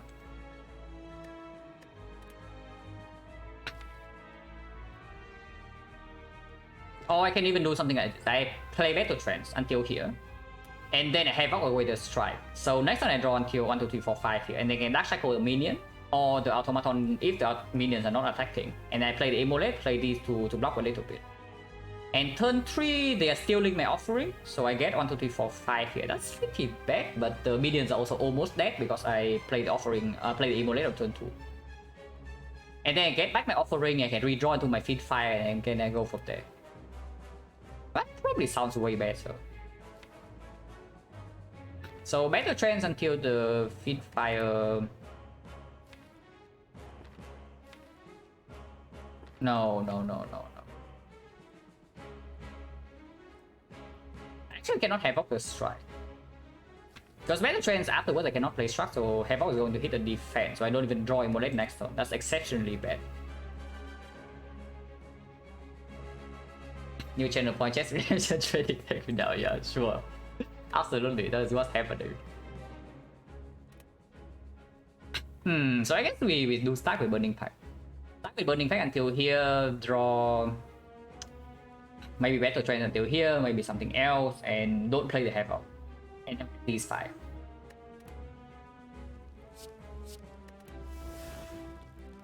Oh. Huh. Okay, artifact strip may be taken care of.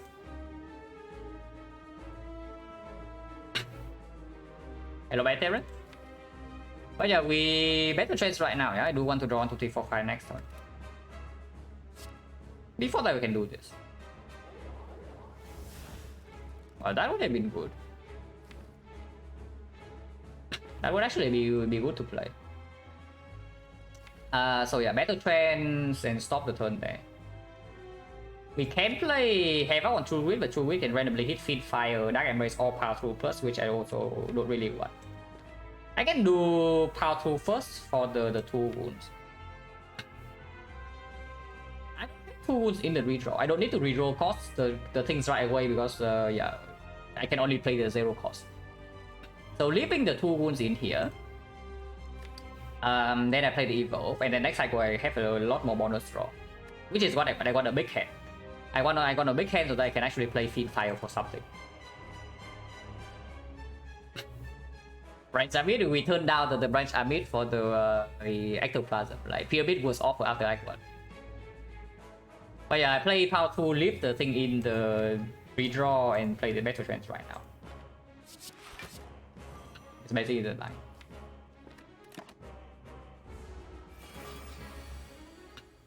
Okay, so we can use the Dark Cycle to strip, and then we're still offering plus one of these four. Start with this, of course. I can game the 2 for 2 right now, not too interested. Oh. Does this mean anything? Because even if I draw into the offering right now, I cannot play it, I don't convert it into anything, so it's not even good. Letting it be stolen is just better, right? Yeah, letting the offering be stolen is just straight up just better. I do not want to exhaust the Able later, of course I play this first. And I guess I do I anger or not? Probably okay, right? We are barely taking any damage at the moment, and of course we still have the Gamblers to block Hyper Beam if the fight lasts that long. Maybe I start to True Wit first, because True Wit defense is fine. If True Wit exhausts the defense, then I can play the card from the Death Branch. Maybe True Wit first. Exhaust Anger, I'm not too unhappy either. Huh. Okay, I guess we second cycle we draw into this, the fight is done. So there's that. Unfortunately, we don't have any way to make these things steal the corruption, so we actually need to draw into it manually, but that's fine, we have this. So now I definitely do not want to play Anger because I want to redraw to this. And there's also no need to, like, there's no reason to actually rush on pushing damage.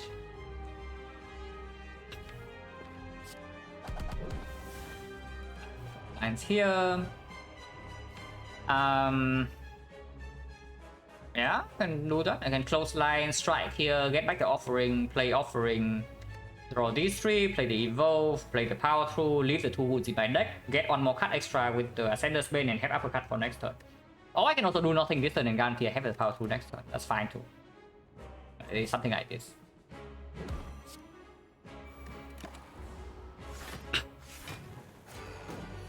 Hello, my dude. Oh, they are aggressive.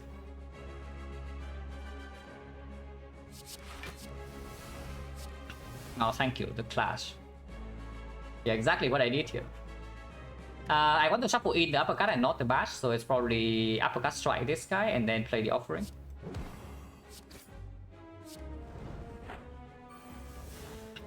Dropping Corruption right away, huh? So that's actually not good because they cannot play it.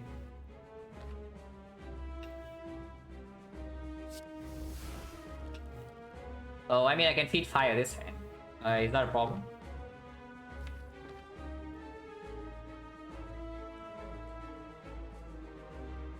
If we only draw corruption in here, then we don't rely on playing the corruption in this fight. Yeah, like we don't have enough time. There's definitely not enough time for us to play corruption. So do I just feed fire this thing right away? Do I play defense to block a little bit more, or what do I do? Now, technically speaking, I can also do something like defend it and do a Will the Corruption. And go for 1 more next cycle, but I mean, yeah, probably not, right? Playing pin fight here, I take 10. Which is fine. Next turn I draw until here. So the automaton's doing nothing, and then I have weakness plus the power 2 plus for the hyper beam turn, and that is not full block, but it's close enough.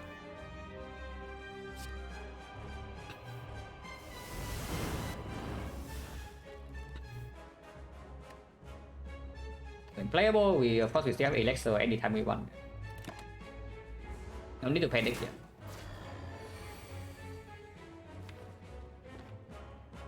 But yeah, we actually do not want to draw a card. So even if I play Dark Embrace this turn, I do not play it before the Wound. So I play Wound first. Oh, this will be good next turn. Now we can play Dark Embrace, maybe close line on this, so that next turn we can do Immolate, kill this as well.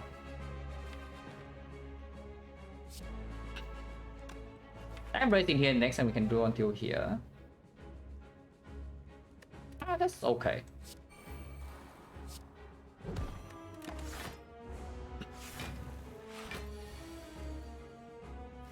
Still weakened, so we no longer need to waste energy on the uppercut, and Immolate already killed this. Dark Embrace card draw or branch creation. Branch generates first, as far as I know. I mean, but they generate like one by one. So for example, you do Fiend Fire, yeah? You do Fiend Fire, you do it on, let's say, 4 cards. So you burn 1 card, and then the that one generate first 1 card, and then you draw 1 card, and then it continues. So basically you mix some draws and the generation, but generation happens first. At least I think that is how it works.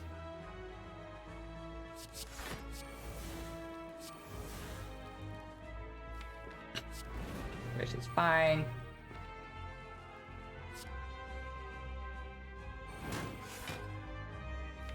And yeah, I do want some strength. Like 16. This ends quite bad. Huh? I want the trends probably. Maybe I even want to shuffle right now. Shuffling right now is good, right? Shuffling right now is good.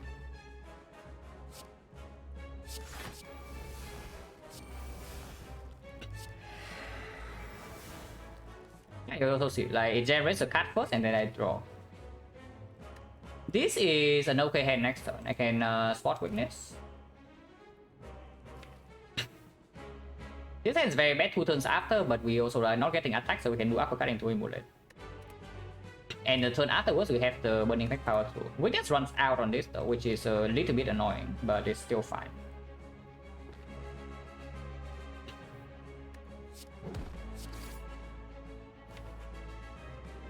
Drawing right now is okay, but then Immolate is not. Yeah. Then we draw into power 2 plus 1 turn too early. I don't want that. No, we already draw into power 2 plus 1 turn too early because of the true grid. But then we have power 2 minus still on the other turn. Okay, that's still fine. It means I can't play this wood.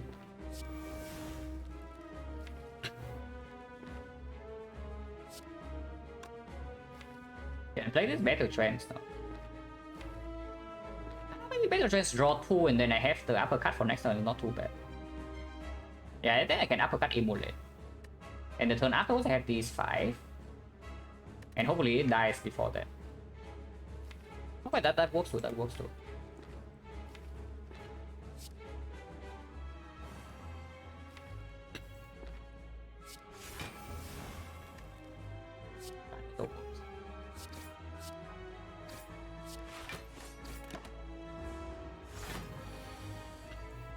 Yeah, here we just have uppercut Immolate.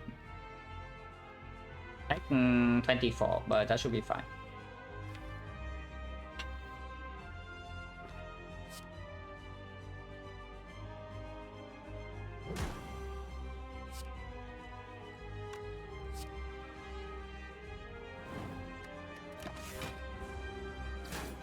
Yeah, you see right here why I say that this one is not free yet.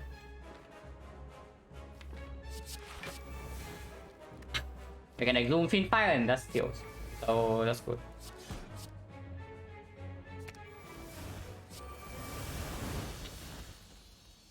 I mean, yes, we had 2 potions we could have used at any point in time, but and yeah, no corruption, so the run is still going. With no sustain and we already out back 2, I don't really want the second offering. On the other hand, there's the exhume in here.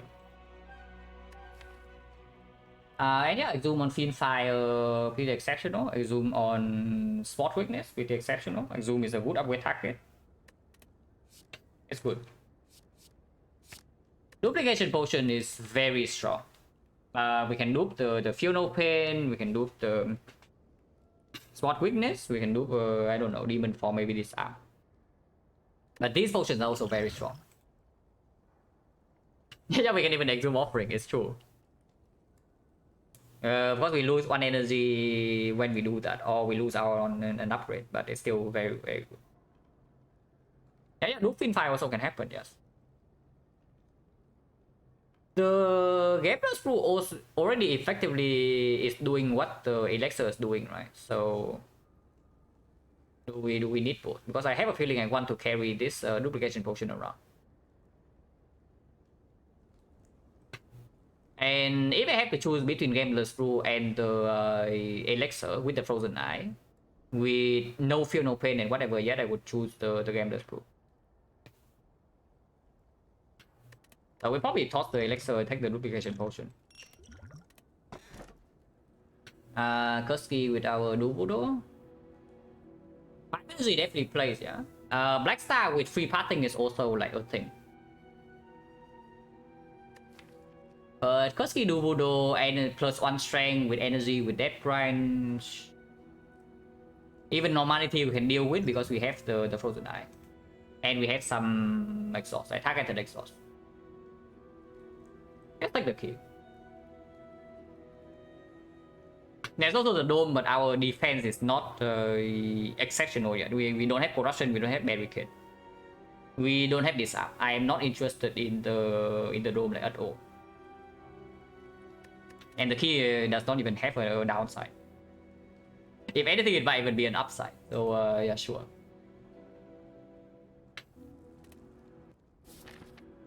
Time meter. No disarm. No goals, of course, we dodge. There's a 3 elite path on the right side, we take that.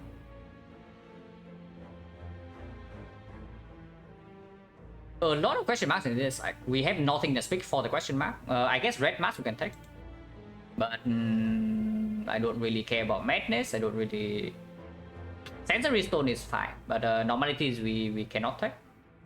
Rare relics, of course, are still good, but yeah, falling with 4 strikes, so I guess falling is not too bad. And yeah, it always asks for evolve. We can just toss the evolve away. Evolve's useless. Not useless, but it's way less effective than usual with the medkit. But I don't want to go into like so many events here. It's probably 3 fights, because fight also get better with both the white beast and the question card. Yeah, start here, take 3 fights, 1 elite, 2 elite, 3 elites. And if we need to rest or whatever, we go here. First option for first boss relic, Sacred Back and Pyramid. 2 fights get corruption. I mean, it's only 1 act, so probably not very high, but yeah, it's possible.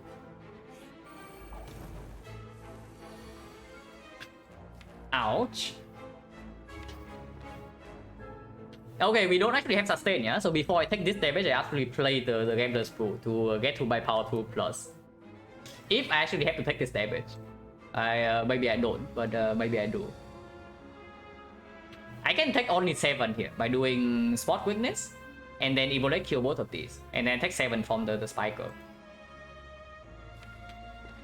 Yeah, like, we have the White Beast, so am I really that attached to this potion? I guess you can see. Maybe this gives us some block. Okay, that is not some block, so I can use the potion for 7. I think I do. This potion is short, but we also have a freaking White Beast. And do it on 2 cards, yeah. I do it on 2 cards.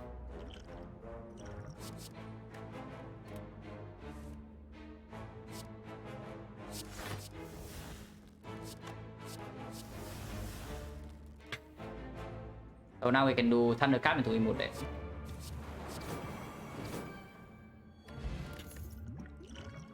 Almost the Gambler's Brew. Garbage, unless you want the second half of, which I don't.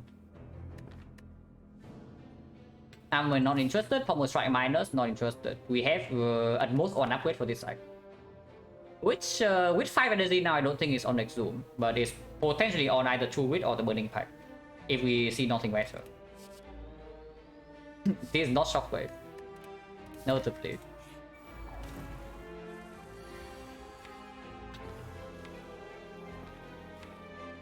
Oh, have to offer ring, right? Unless the pummel whip or something, or unless this thing dies right now, but I don't think it dies. Yeah, this is only 50. 62. Yeah, it's not enough. Offering, draw 3 and then draw another 3 and then we can kill.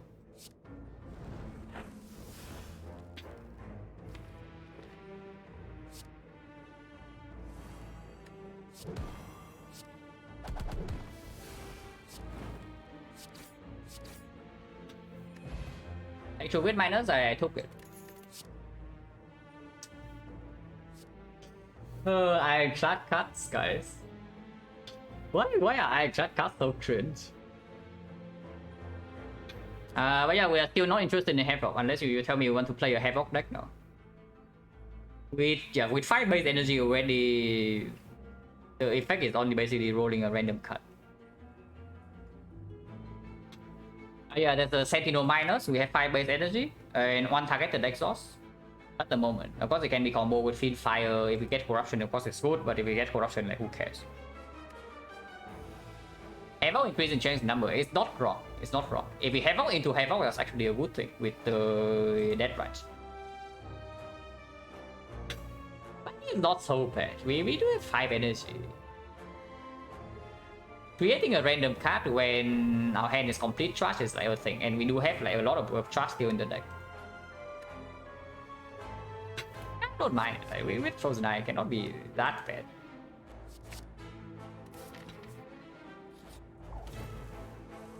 Cannot be that bad, right?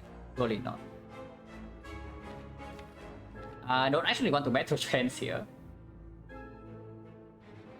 Bottom decking both are vulnerable, so this fight will be weird. Maybe I do want to battle Transient and then I power through. Liquid Memory is a power through, because otherwise this fight does not advance at all. Then it's like really bad.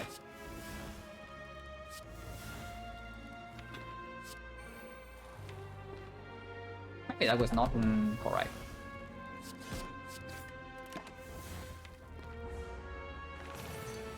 Okay, no longer do not need the liquid memories yet. We can just headbutt the power 2 plus. Back into it and then play the thing.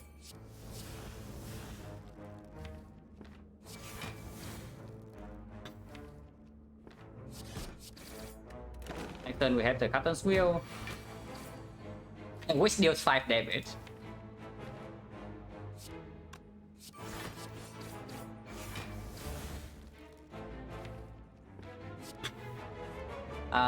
Can exhume Hammer maybe?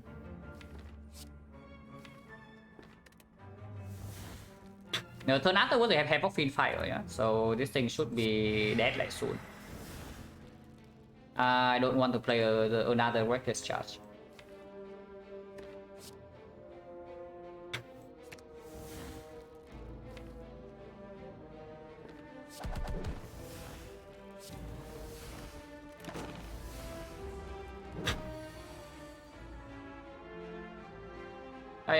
We just have Fiend Fire and continue. Always wanted to do that, guys. You don't get to do that very often.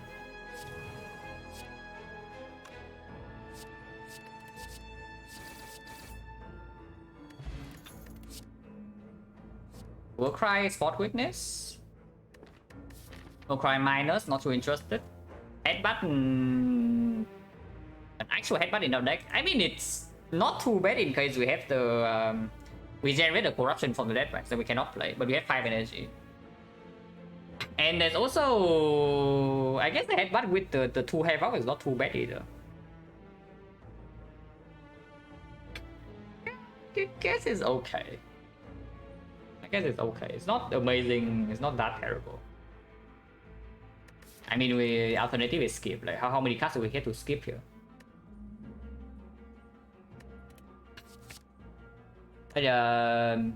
Colorless. Probably not over what we have, right? This side is slightly spooky, so definitely need to be careful. This always lands. You can do that first.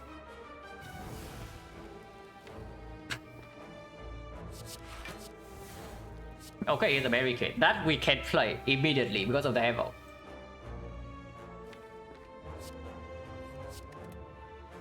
So that's pretty good. The Havoc has already paid for itself.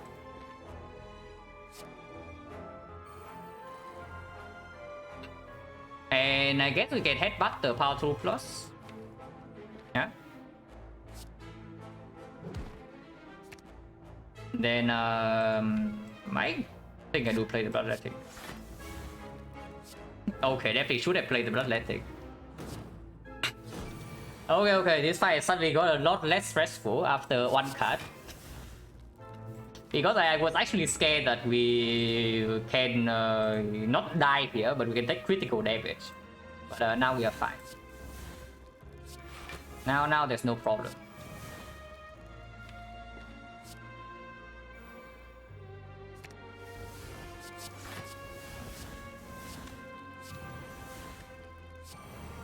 Yeah, they're dead this turn.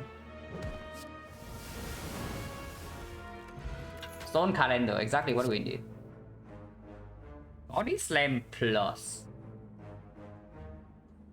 With our 2 power throws. The Captain's Wheel. But it is not what we did.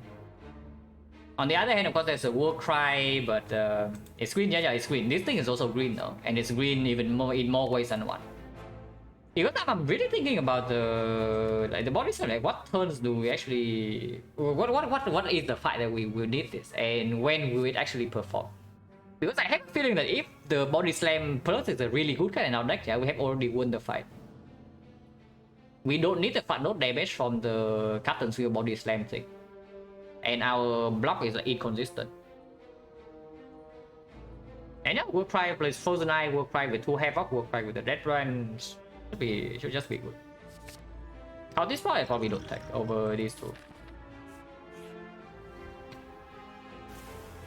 I would say goodbye to our important and trusted friend since the beginning on floor 1. So yeah, a moment of silence for our comrade. Oh yeah, we take 3 elites.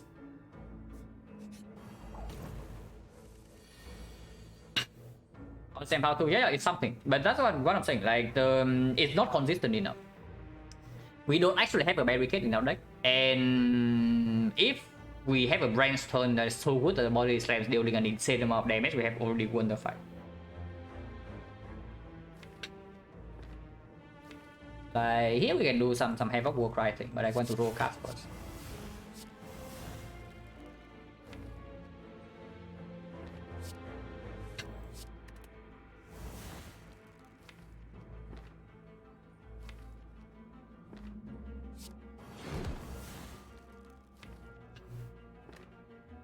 Get back the Havoc.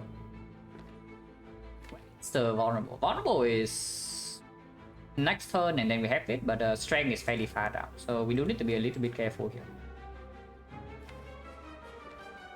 We can also deal quite a decent amount this turn by just doing this. Draw 4, and the next one we have this. It is good, right?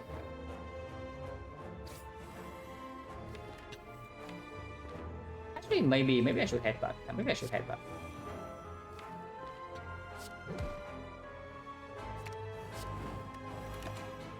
That's decent damage.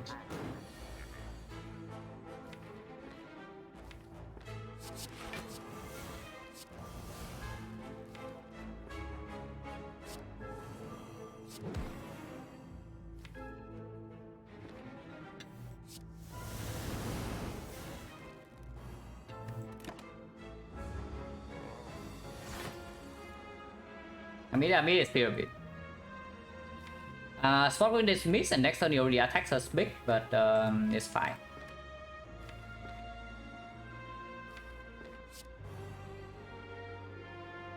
We can get the spottiness on top if we want to do that. But I think I just want to go.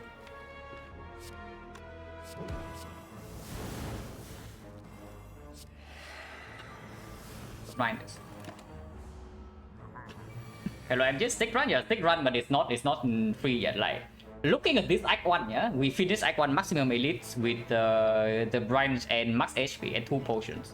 So it felt very strong, but we are actually not that strong at the moment. Because even with icon question cards and 17 extra card rewards, they have not been insane. They have been good. There are definitely some good cards we have picked up, but there are also a lot of bad cards and no broken things happening yet. Besides the branch, we are just branching right now, which is probably sufficient for like a lot of things. Like yeah, right here, this guy is freaking dead. But that alone does not guarantee a win.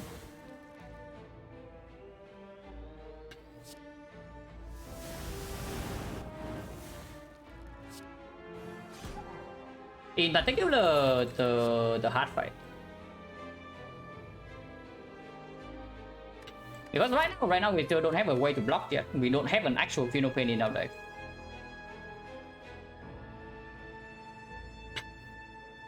So back, why would we pick back though? Is the thing. Like this is the deck at the end of Act 1. You think that the deck is so strong, and even with the branch that we can carry out, can carry like basically user strategy into Act 2. 5 energy, not too interested in this. We don't have damage problems, so not interested in this, and these are bad. This is yeah, it's true. I was just about to talk about it, Byron. Like, how many Juggernauts have we seen in this run? I don't really. How many? This is at least the third one, but I don't remember if we have seen the fourth one or not. I always skip. Don't carry the block potion. Still take the other two.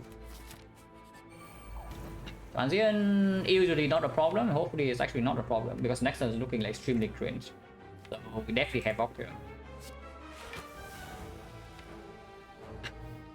But now next turn is looking better, yes.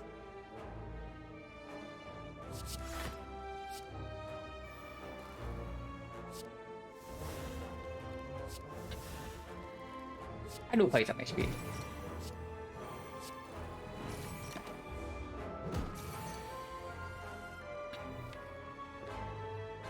And can headbutt the Immolate and then have up the thing. Extend the vulnerable. Turn 4, actually, wait, turn 3 is like this, turn 4 is like really bad. Turn 5 is okay. If we draw 3 right now, then this turn 3 we have O block, and then turn 4 is like this. But we have a lot of strength vulnerable still on, so we can play Pummel, the turn after we can exhume feed fire or something. Actually okay. I do want to draw.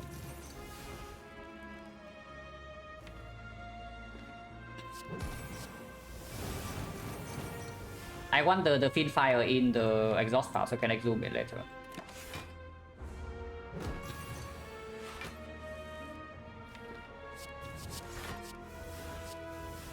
Oh, we just get one feed fire every turn, that also can go. Yes. Do I have evolve, so that's just positive to play.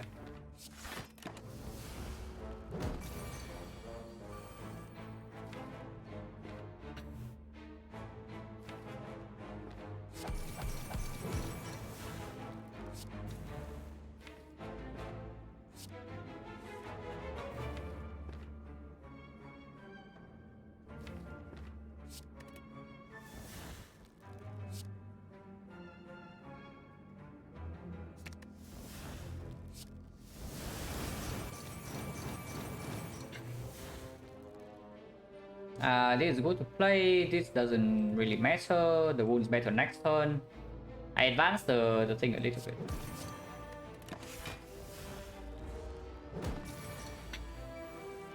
Take that embrace, have that rise. They may have a lot of energy, sure, but it's definitely not as strong as usual with the death range. Not to say it's weak or anything, but it's not as strong.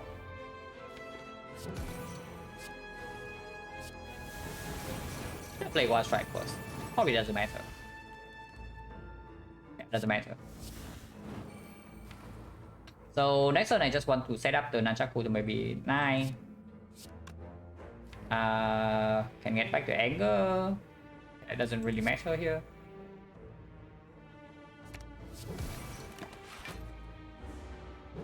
Like 3 attacks.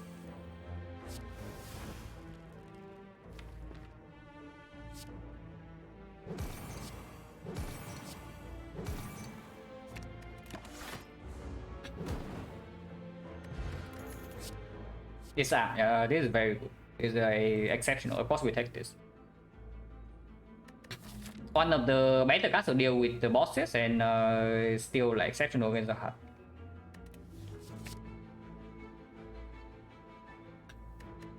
So Sweet Potion with the Poison Eye pretty strong. These potions are so good though. Oh, Peter, thank you very much for the sub for 6 months in advance. Appreciate it, and the 10 months as well. Thank you very much. Also, stream for 6 months. I mean, next month I'm taking at least a 2-week break, so that's already that.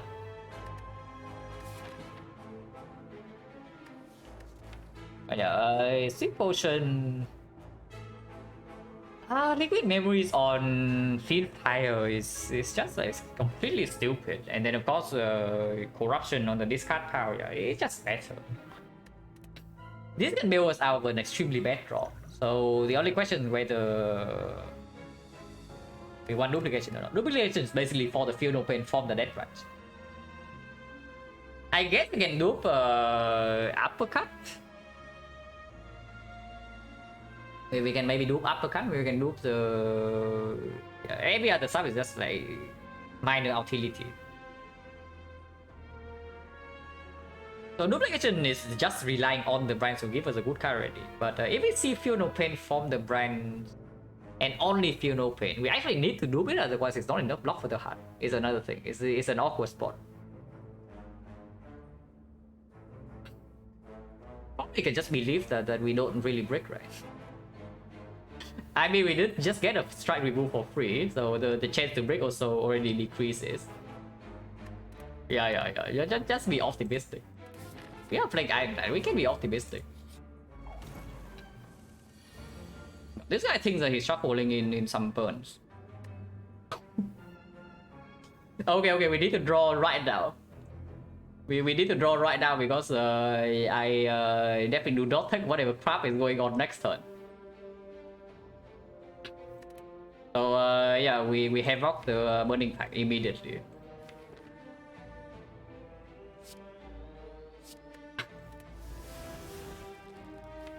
And yeah, next one like this is a little bit better. At least we can block at least these two, and also get more cards. I can headbutt the Havoc. So I can Havoc the War Cry and they can draw until here. I can do Shackles, and turn 3 we have the Captain's Wheel. I can also double tap the Fiend Fire. I want to do that. Cannot stop it. It's actually impossible to stop me, guys. I don't even try.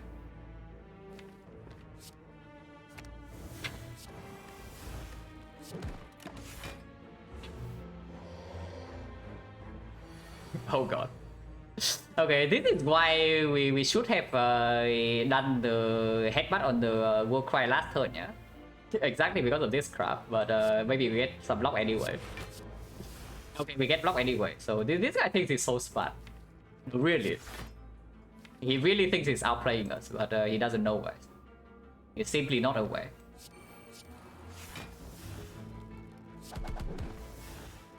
Yeah, full block.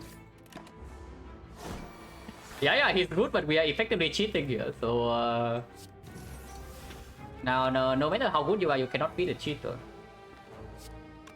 we're just random generating like cards out of our out of nowhere here. Okay, Exhume Fiend Fire ends the fight immediately. Mess up the Nunchaku. Do I care? Maybe I should care a little bit. Yeah, just a little bit, not too much.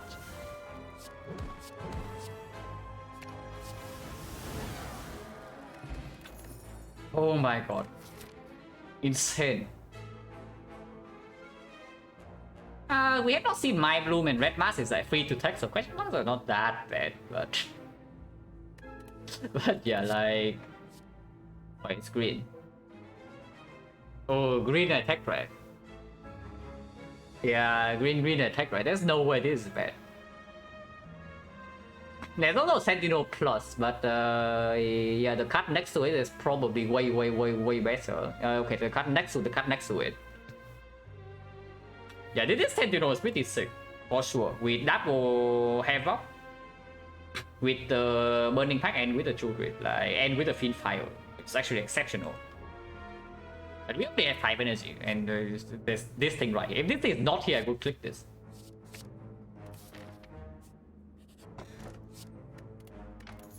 +1 strength. Anger is pretty decent. But whatever, doesn't matter too much.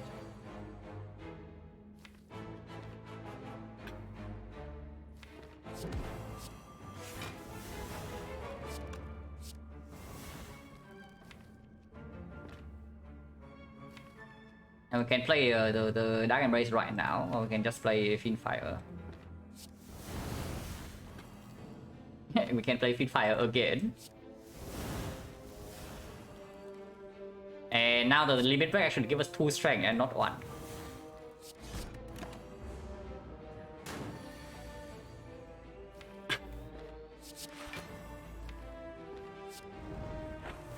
Probably did not need to play that, but I want to do it anyway.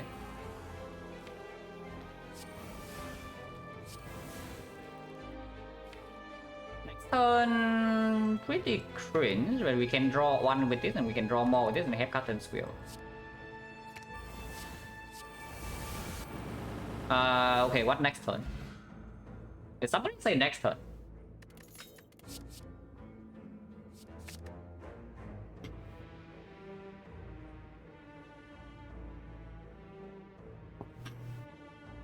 Okay, with the second Burning Pack, maybe I want a Sentinel now. It's fine. This potion is still not good enough compared to the other 2. Okay, Zuzu Bracelet, this is your time to shine. Oh, thanks. If we have a blue candle, I will take the right here. But we don't. So, do I want Madness or do I not? Madness minus not really, right? Because Madness with brands you think it has synergy, but it gives you a card immediately, but it's also anti-synergy, you know, because you never draw into the card that costs 0 again. +1 strength is not weak, but +1 strength is strong. +1 strength is actually strong because we have the paper drop, and our biggest attacks are also multi-hit, like Pummel, Fiend Fire, yeah, whatever. I don't even know where our attacks come from, but the enemies just die. Master Speed is also important, right? But Master Speed is also important because we don't really have a way to block yet. But yeah, no way, right? And there's no way this is actually good, and there's also no way this is actually good when we don't even use a heal.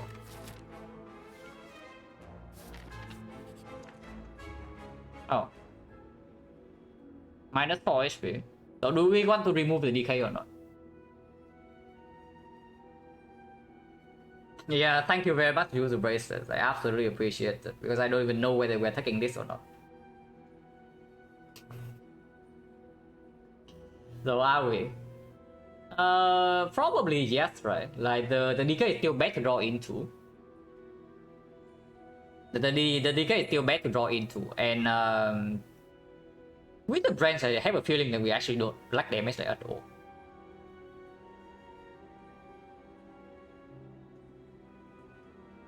Oh yeah, like DK cannot be good. DK cannot actually be good. Remove Sender's Bane? No, the Sender's Bane cannot be removed. The curses that say cannot be removed in this event. Yeah, it says all curses, but it's lying. do not trust this.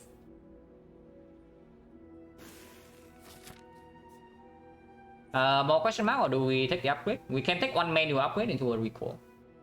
Manual upgrade on the disarm is actually quite good. With the exhume upgrade on the true wit is also quite good. But we also can go here with the Zuzu bracelet, right? The only real quote-unquote real events left in here are the Sensory Stone and the Mind Bloom. Both are exceptional with the Death Branch, especially question card with Sensory Stone as well.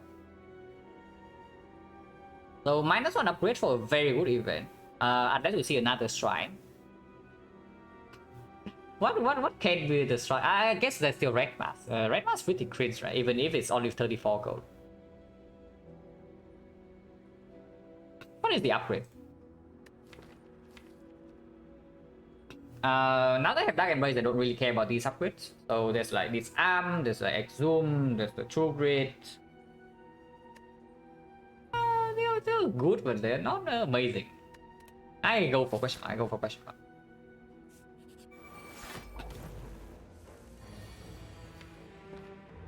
Oh yeah, right here, like, do we even play the Dark Embrace? Because I have a feeling that we don't. Yeah, we don't. Now, if this happens in the hard fight, would be good. Like, we get field open immediately. That would be pretty nice.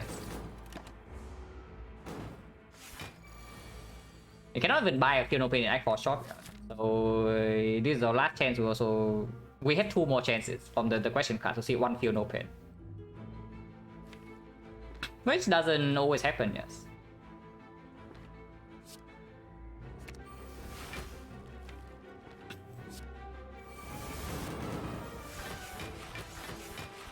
Next time we just immolate kill both, so that's fine.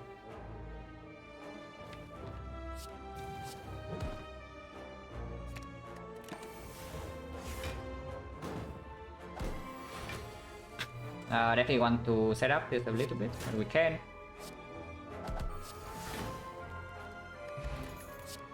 That is not feel no pain.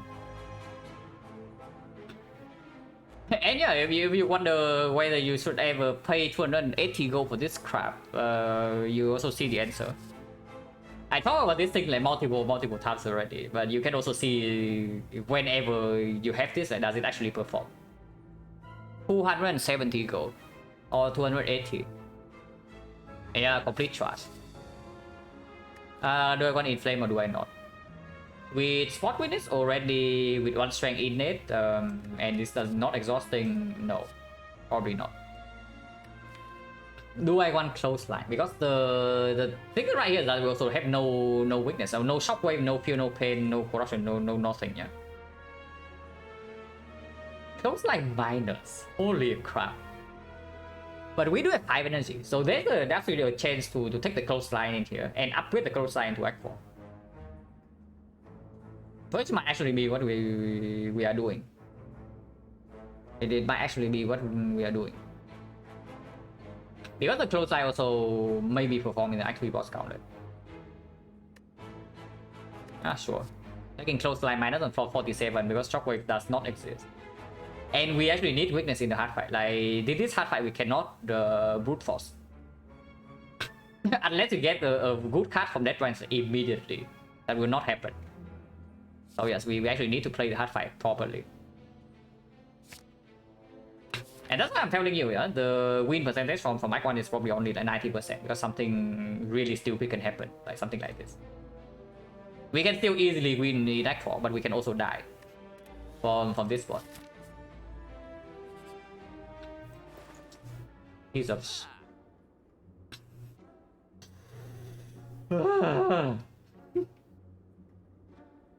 Well, good news, we cannot do anything here. So no Mind Bloom, no Sensory Stone, not even Red Mask. Red Mask would be actually decent, you know. Yeah, thank you very much. This gave us -1 strength for a DK remove, which is still positive, otherwise I would not take it, but would have been something else, you know. But if I actually lose this run in Act 4, we're going to be like pretty tilted, I can tell you that. I mean, of course we can also die in Act 3, but less likely. And I sure hope it does not happen. But it is possible. Battle Trance first or Power Through first? Oh, Power Through first. No reason to Battle Trance first. Unless you tell me to not exhaust these wounds, but I do want to. Yeah, because the wounds give me something like this. And that's pretty good, I can tell you.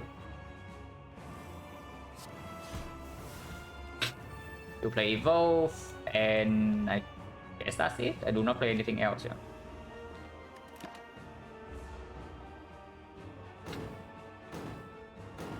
Michael, thank you very much for the Generous Fred. I appreciate a lot.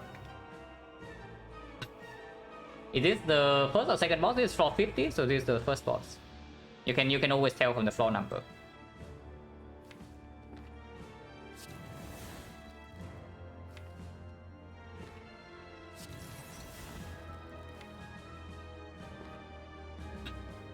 I can get rid of my close line right now, which I don't even mind doing. Give me another card, and then now I guess Joshua we can deal some damage. Oh, you're doing well, yes. Thank you very much. I'm doing great. Unless I lose this front, then I'm not going to feel so great. But so far today is a good day. If I lose this one, I'm going to be like pretty tilted. I can tell you that.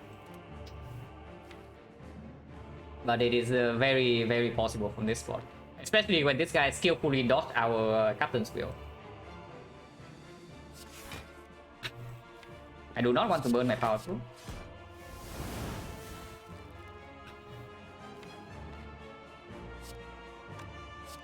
And 20 is not quite enough to proc, so we do need to block next turn. But disarm also comes down, so it's not that much damage.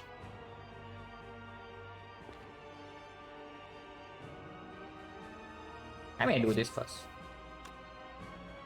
I'll do this first. So I deal some damage.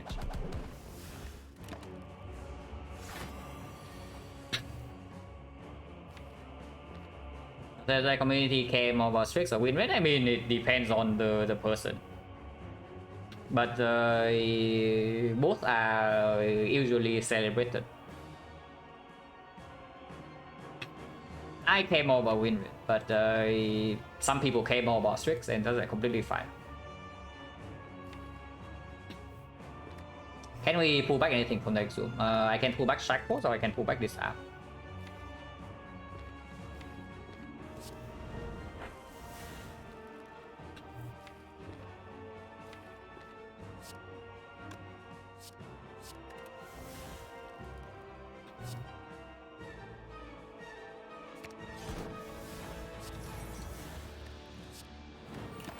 This branch waited a while to give us something good in this fight.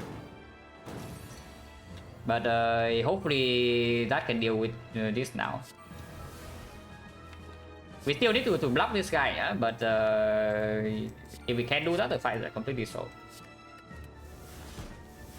Just need to block for like a few turns.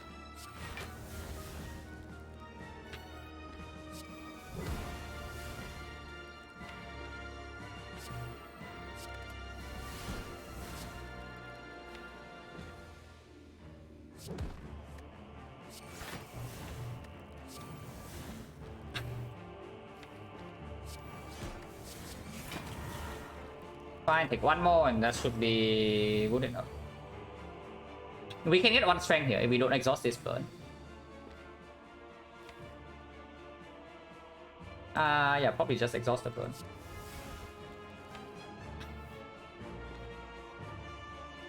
We'll play this though. Or we can try to kill right now, but that's not very likely.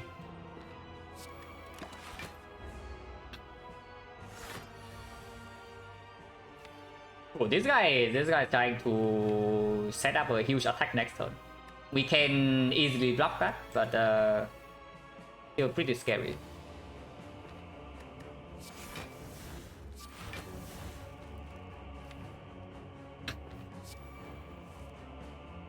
Food, I don't really care with this. And Juggernaut is fine. Or we can headbutt something on top. Nothing in here. I actually don't really want anything in here. Probably nothing. Actually, no, I can do something like this. So 1, 2, 3 casts. 3 casts next turn. And I can still do power through. Not really. I need more casts to do some power through Havoc, Impervious, and Trench. So 1 and Juggernaut is enough. We don't need 2.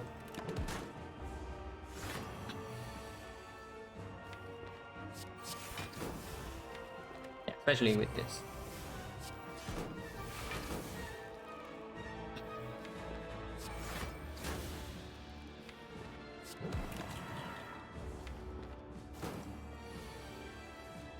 That's actually good for us because there's no exhaust in here. But now they have Dark Embrace in play, that's fine.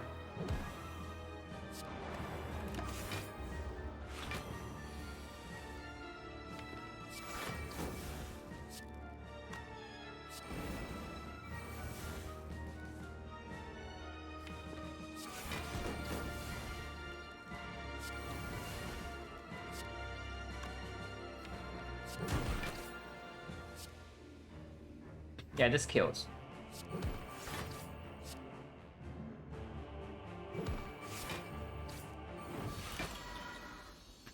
Okay, no potion use, lost like 20 HP, which could be way better, but it could be way worse.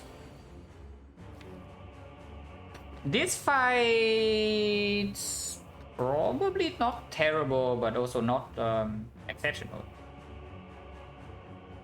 But yeah, let's also not forget that we don't actually have a real corruption, yeah? So we need to play this fight properly. Like we disarm, right? There's no way we play evil in this fight. With the Medkit power 2, just exhaust this whenever we can. Which is like, yeah, right now. Let's start with this.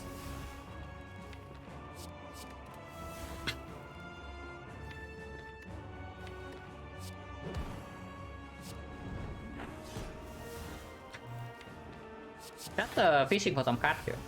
Maybe we can get something to upgrade with armaments? No. But we can headbutt the power 2 and try again.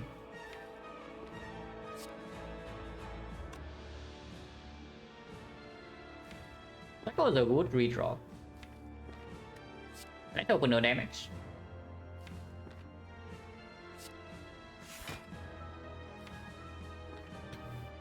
Carnage exhausting is not too bad actually.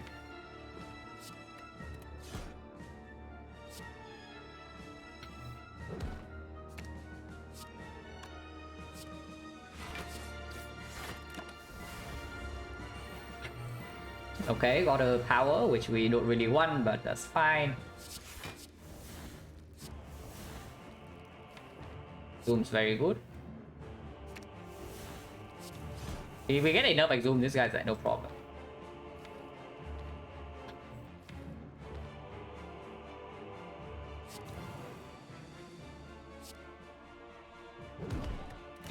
Next on Captain's Wheel, and he has minus pull strength, so first half should be fine, then maybe you can slowly scale up.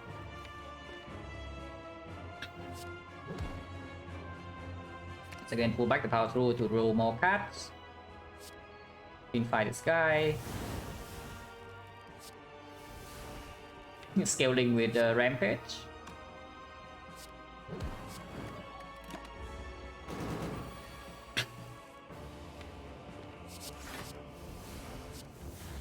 Okay, this we actually play, and this probably can deal with this fight. Actually, no, we do something like this. Yeah, of course we do something like this. Why would we do it the other way? Okay, so now we should be fine. Wrong order, but doesn't matter. Yeah, we're not playing Embrace anyway. Second win is here, which is good. Exhume this arm again. These are good cards to draw next turn. I don't really care about Battle Trend. You can exhaust everything.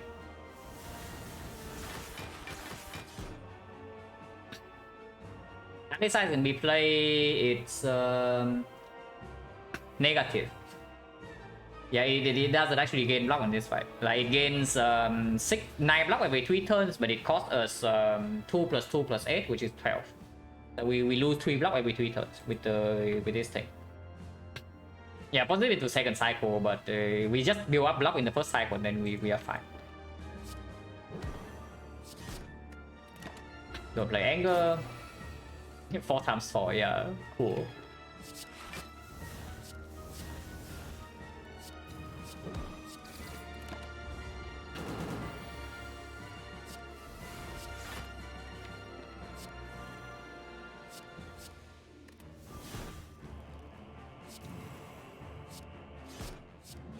The turns can still be quite bad here, yeah. So before we get an overwhelming amount of block, still definitely need to be careful. Or a lot of so much strength that it doesn't really matter.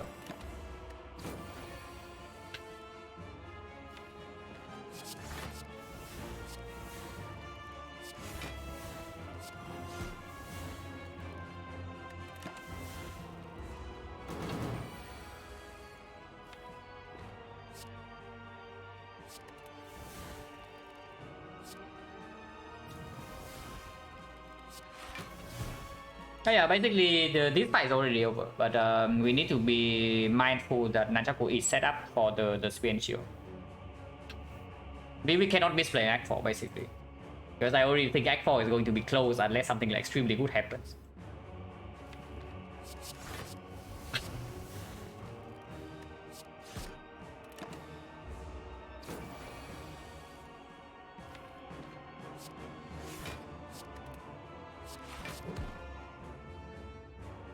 Get more strength.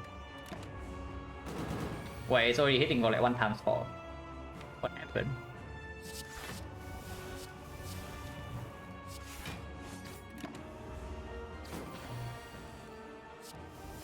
Don't actually need to stay here for that long. Can definitely be proper right now, especially with this.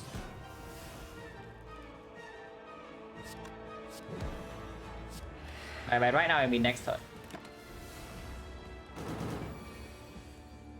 But yeah, you also see here like we generated so many cards, no feel, no pain, no corruption yet, and something like this can actually happen in the heart. So yeah, need to be real careful.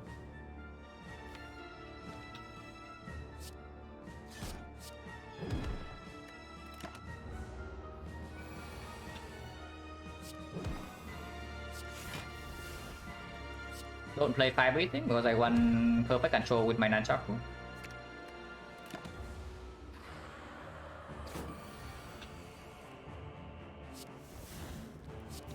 Arms good.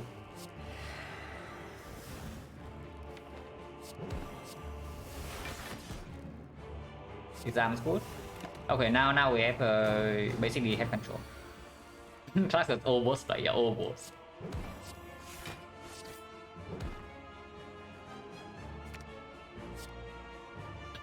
Two more attacks should be possible here.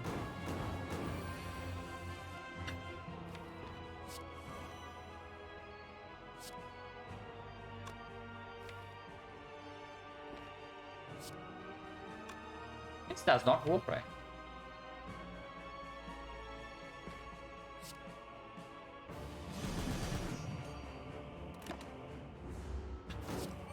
End the fight, there's a Nunchaku right here. We want to set it to 9 before the Act 4 happens.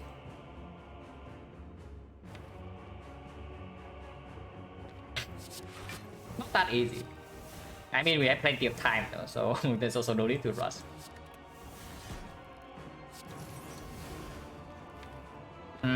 Actually need to go around or what? Or we need to draw into like something like heavy blade. Which happens 2 turns from now, so it's not too slow.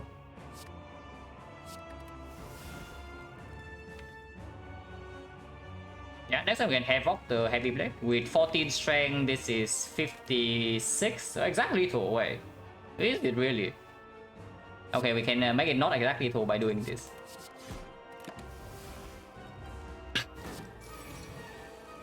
But Havoc on the heavy blade right now just kills with 14 strength.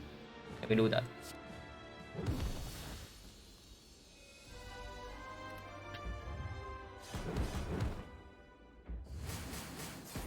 Okay, cannot do anything in Act 4 shop.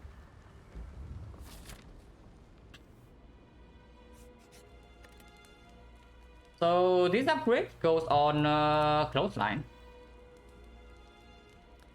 Yeah, it actually goes on clothesline. I'm not even kidding. We pick a clothesline for 47 and we're upgrading it right now. Because I don't see a more impactful upgrade.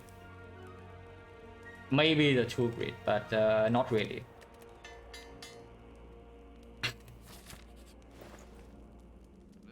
Common on sale, you say? Yes, there is a common on sale. And we can buy right now. So is this positive or not? Because I will be play once per fight, are you sure? With headbutt.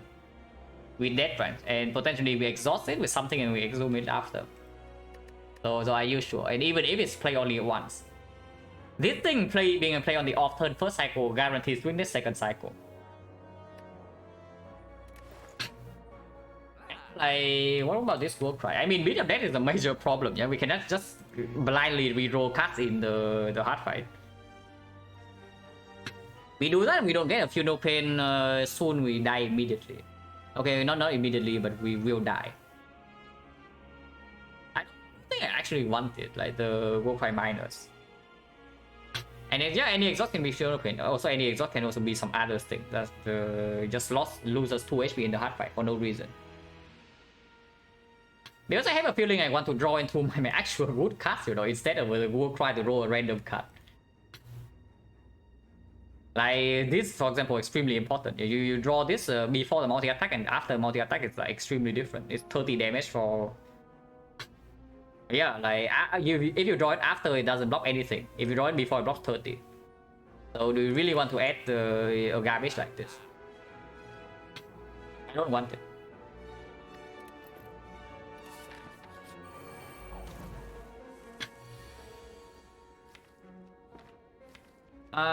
We have medkits, so next turn is not that much of a disaster, but it's really bad if we don't draw right now. It doesn't look like we can draw right now though, so that's very bad. But we can liquid memories the burning pack to continue to draw until the power through. Like so big, keep deck size small. No. The small and big deck you also see. It matters. First of all, yeah, number one is that if the good cards in your deck are not good enough to deal with everything in the run, they are not good enough. So you need to add more to solve different problems. Number two is that you start the run with like class starts with 10. You start with 5 strike, 4 defense in the bus. They are all worthless cards in the late game. So you effectively start the game with 10 curses. So how do you deal with that? Like, do you add no cards and you just draw into strike defense? Or you add a lot of cards and you drown this out? Because the other option is usually what happens on Ascension 20. You add a lot of cards to make you draw these cards less, and you can deal with like more problems more flexibly. Keeping small deck is a privilege when you are actually very ahead in the run. Then you can keep your deck small, you can focus your goal into removing. And another big thing is that this run we have Ectoplasm, so we cannot even remove our base cards. So adding more cards to the deck to draw this out is even more important than usual. But yeah, if let's say the branch doesn't give us anything, we actually have 2 rolls here, only 2.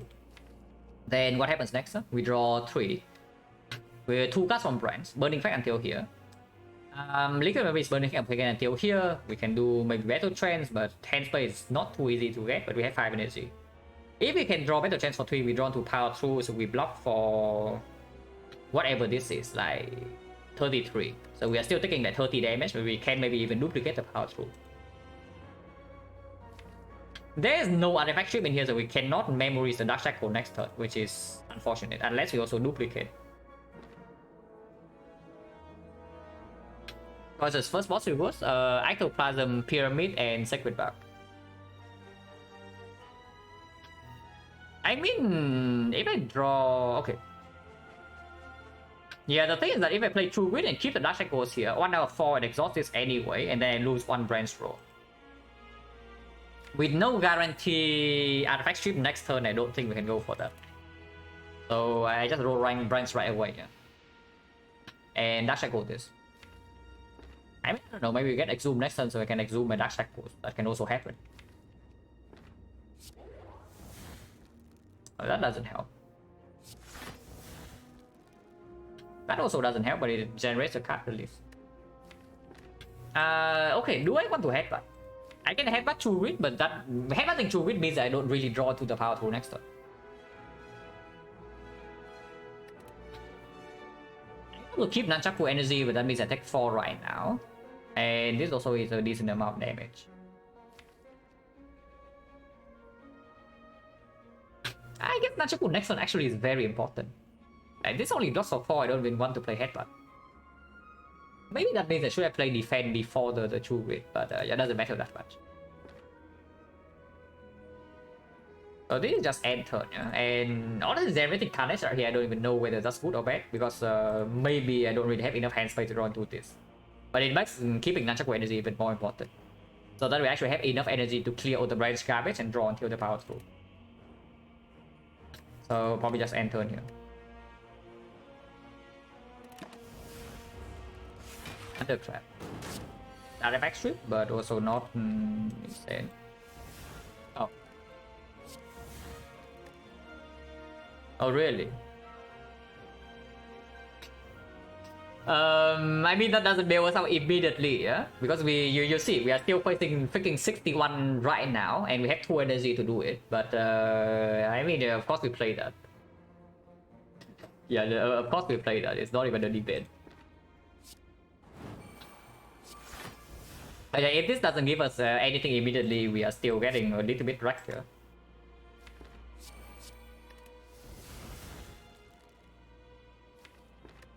Because we don't actually have a field open. And with the corruption, it's even harder to get to the power through. Which is another potentially bad thing. Never mind, guys.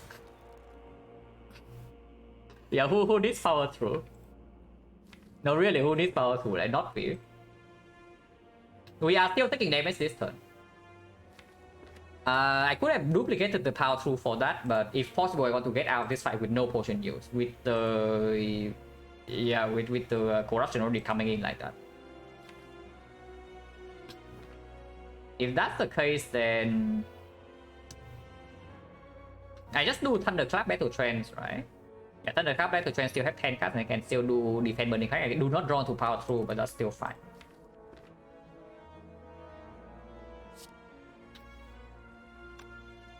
Do I strip artifact or do I play the body slam for some damage?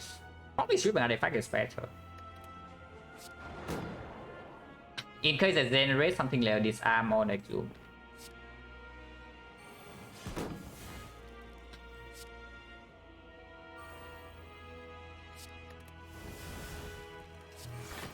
Interesting. Yeah, I guess we full block this turn. I guess we do full block this turn, guys. I mean, I'm not complaining. They definitely do not hear me complaining.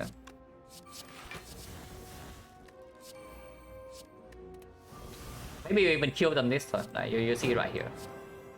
176. Oh, this is so freaking dumb. But it's fine. Like, I mean, it's the stick on the Ironclad, so something like that is bound to happen at some point.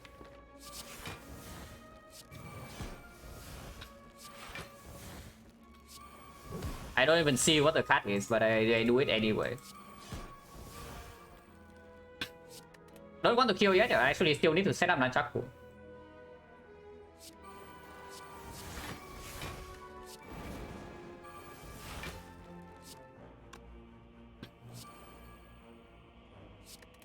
Scaling some Rampage.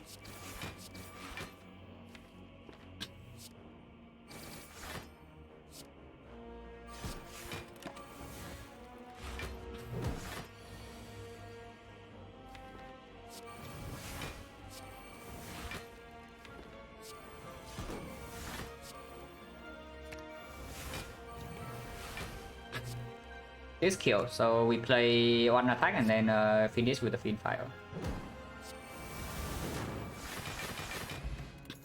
Oh, Liquid Breeze come back anyway.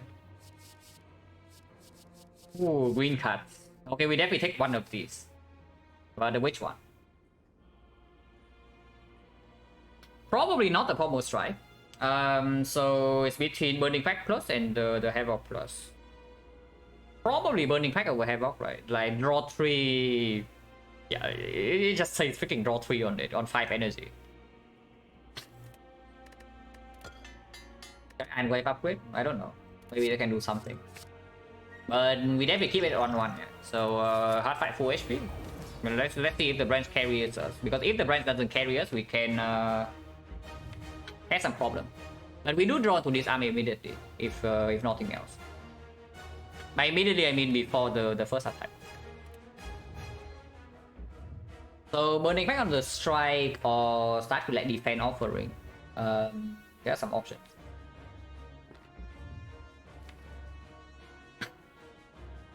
Let's say I start with defense offering, draw. Wait. Let's say I start with defense offering, draw 3, yeah? Then I can burning pack the.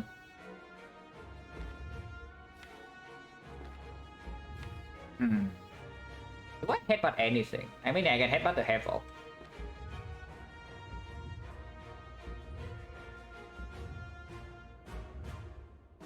I can have something into the thing. Though I'm really wondering whether I should have away this bash or not, because I can do it this turn.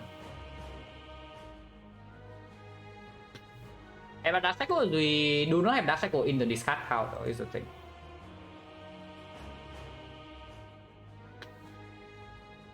Probably start with yeah.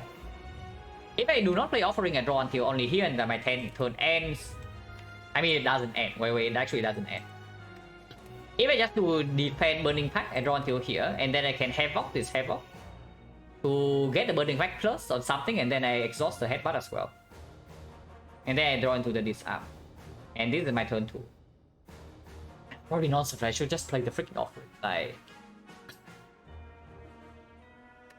yeah, like Havoc cost me as much HP as the Offering anyway. And it just slows down the fight.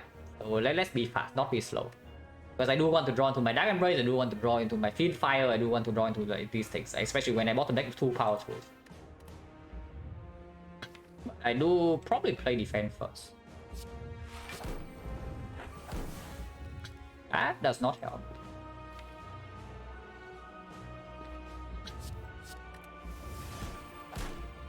That helps a little bit, but not really. That's fine. Yeah, we exhaust the strike.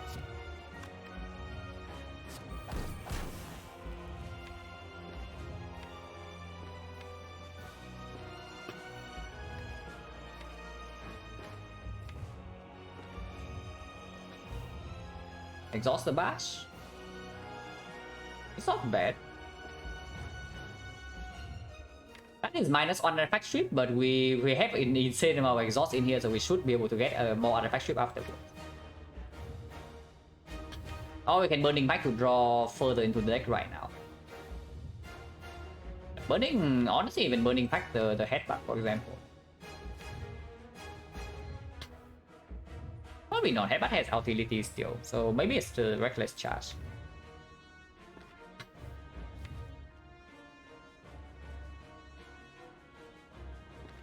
So, play the disarm. Play Havoc on the True Wit. I don't mind burning any of these cards.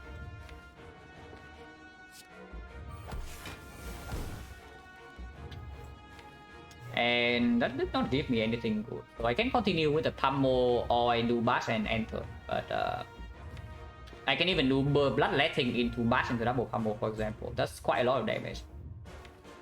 But at the bottom, yeah. But if we win the 50-50, it's not that bad. As you see, we have Weakness Guarantee already with the Uppercut. And multi-hit, we take 0. And big hit, if it lines up with Captain's Wheel, we don't take that much. So, yeah, 50-50. We do roll more branch cards.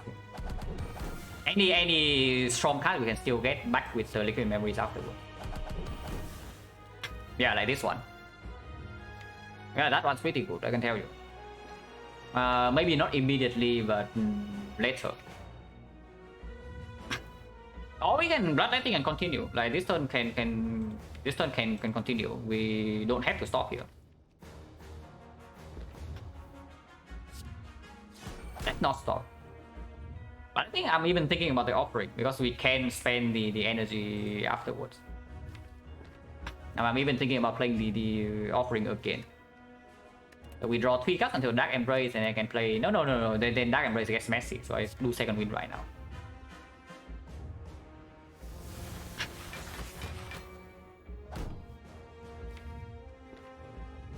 That doesn't really do anything. I mean, we have dealt 50 damage, that is not nothing, but it's also... it could be better.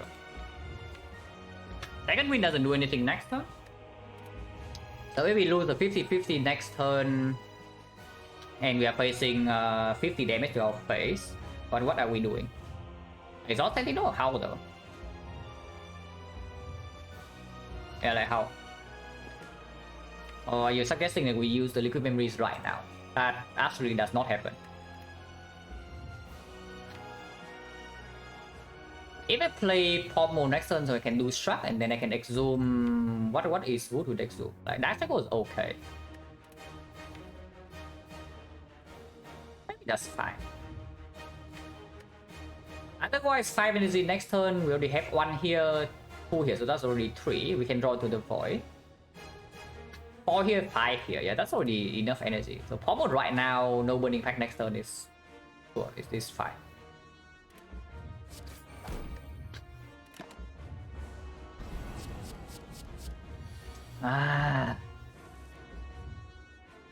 We lost a 50-50. That's really bad.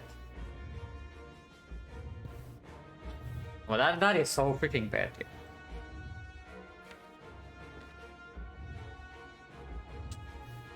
Yeah. Always losing 50-50. Yeah, that's just how life goes.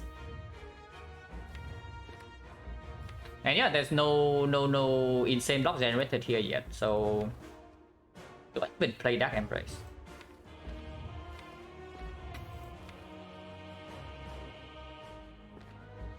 Because I can also just do uppercut, play the struck, and then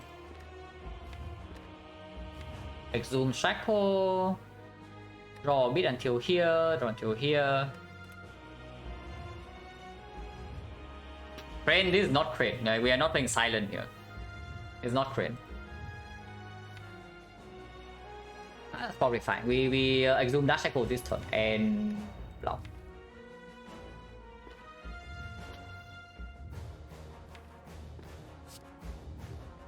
This is quite a lot of damage, but we do have an Orichalcum to mitigate a little bit.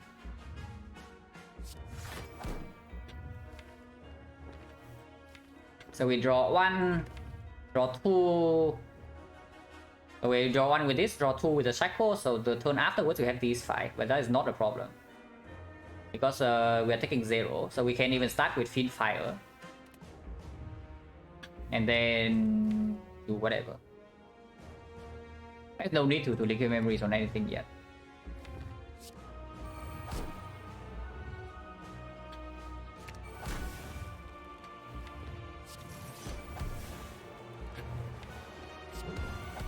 Take 32, so we go down to 22. And there's nothing actually to do here, right? So again.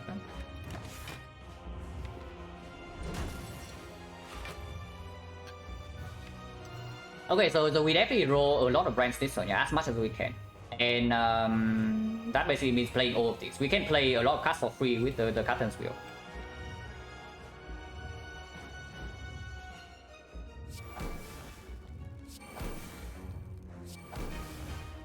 Okay, second win with Sentinel is the good start.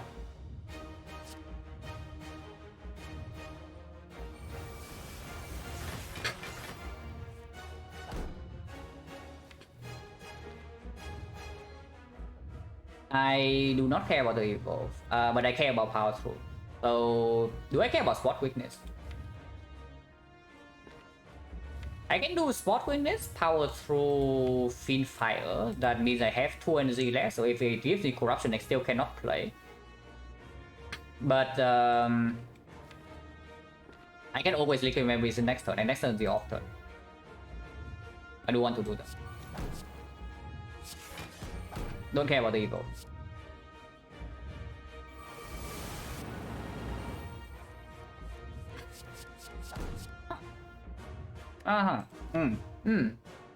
Interesting. We can play it right now, and I would like to do so because we can shuffle, but we can also you know, not shuffle. Playing Seeing Red right now shuffles immediately, and then I can liquid memories the corruption next turn, or I can just do.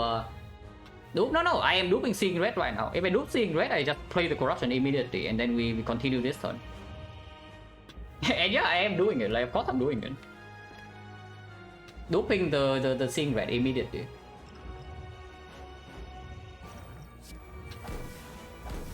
And yeah, the stick, we have not won this fight yet because we lost 50-50. If we won the 50-50, then this fight should already be over now. But we lost the 50-50, so the fight is still going. There's some energy. What is the energy though? There's no energy in here. Like, there's a bloodletting, but our hand is full. Bloodletting alone is not enough. and the seeing red replaces itself, so we never have hand space.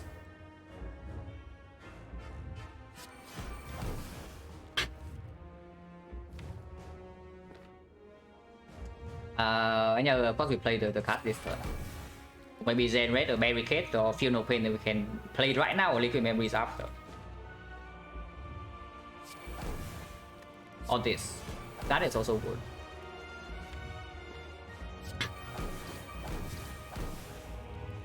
It's already maxed out. We can continue to keep rolling for branch or we can stop.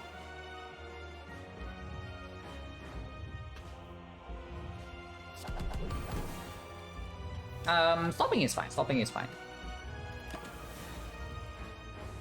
Because we can still liquid memories the power 2 plus that we did not play just now. We have guaranteed weakness next cycle, so as long as we can block, we're still fine. We don't have a feel no pain yet, yeah. So next cycle block is not guaranteed yet.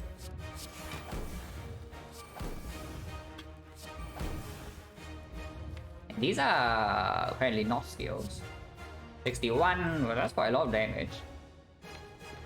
Anger next shuffle will not come. I mean, when the next shuffle comes, this guy's already dead, so we can just play the anger to make more hand space, basically.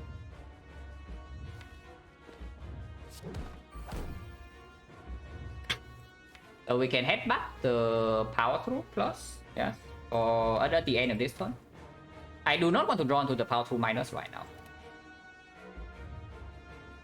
but I do want to redraw a little bit more.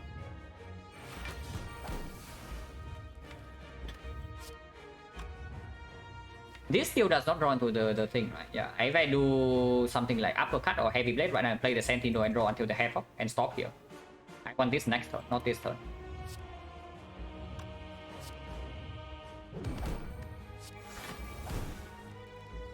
Okay, I do not play any more exhaust. That actually draws into this.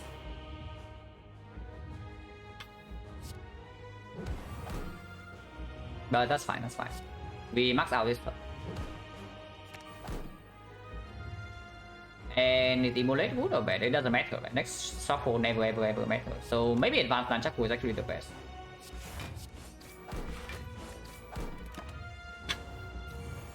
So power 2 because we still need to block this cycle.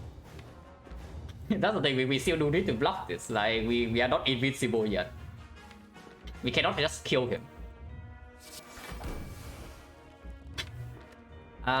We can get back the. There's no impervious in here, right? Yeah, there's no impervious. But we can get back the power through. Next turn is 60, but we always have the struck into the second wind, so I think we can go quite deep this turn. I think we can go quite deep this turn, as long as we don't die to this hit. So maybe this still happens.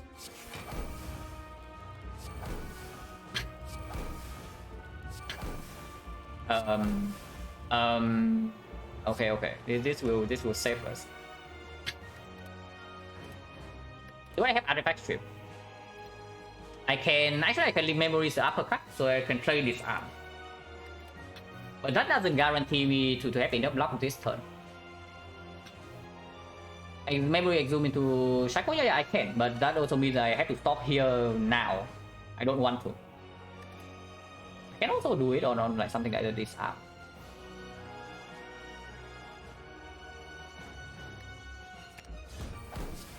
And strip artifact first, yeah, so I play something else, maybe the burning pack. Block this one. Now play a card that does not draw, and then liquid memory is uppercut.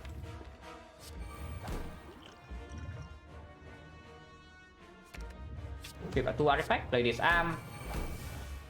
Exhume the disarm again, we take 0 damage next turn, and then that should be fine. Okay, that's like completely fine. So we already take 0 damage next turn, it means this turn we can go completely crazy.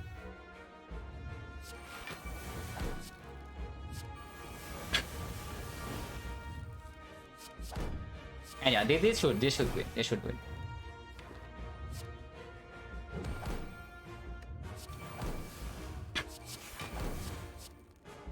Perfect strike, yes. Exactly what we need. Play this. I can also play this. Yeah, 0 times 15, so fight is over. That was way scarier than it could have been. This entire run. And it's fine. It is the stick on the Ironclad, cannot lose. First couple turns, yeah, that's what I was talking about. Like Act 4 was going to be like dubious no matter what. With what we had going into it. GG, yeah, I guess. Probably the right reaction to this run is GG, I guess.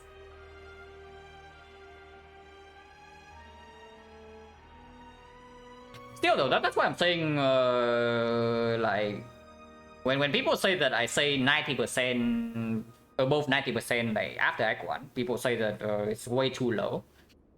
Yeah, you see this one, you tell me that it's way too low. It's actually like super mega free.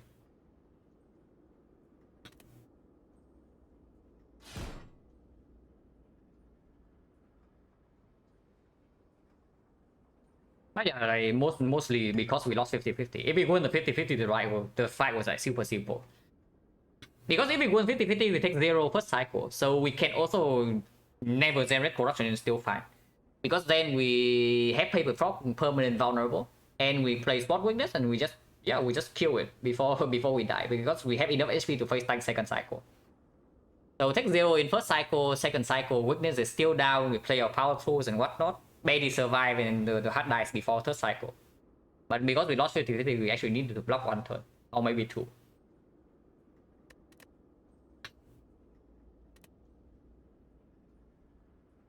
And yeah, this one also can show you how cringe the card rewards on Ironclad can be.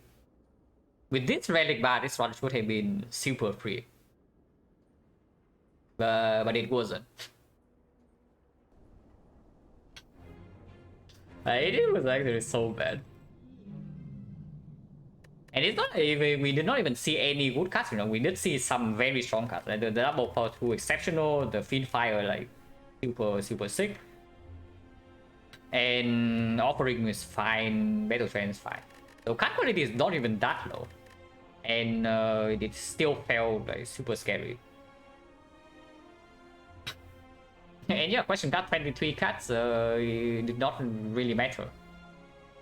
And silent, no, it's true. Silent, you can bring like a couple of silent common cards plus a Ghost in the Giant to Act 4 and then you win. Like, it's not even wrong. You had 3 piercing wheels. You had 3 piercing wheels, some decent damage somewhere, a way to ship artifact second cycle, and a Ghost in the Jar, and the heart never deals damage. Yeah, definitely can go one more run, but I take a short break first, and then one more. I'll be right back.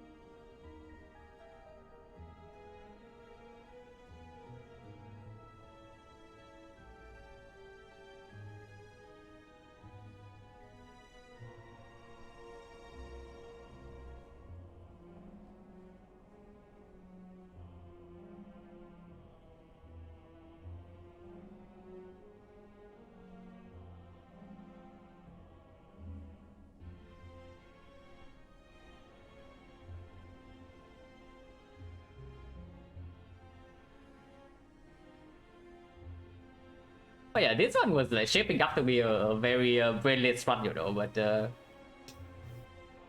did not actually happen. And also here, like you also see that I was really scared of this fight for like a reason. I mean, we were not in danger of actually dying, but it took like a lot of HP.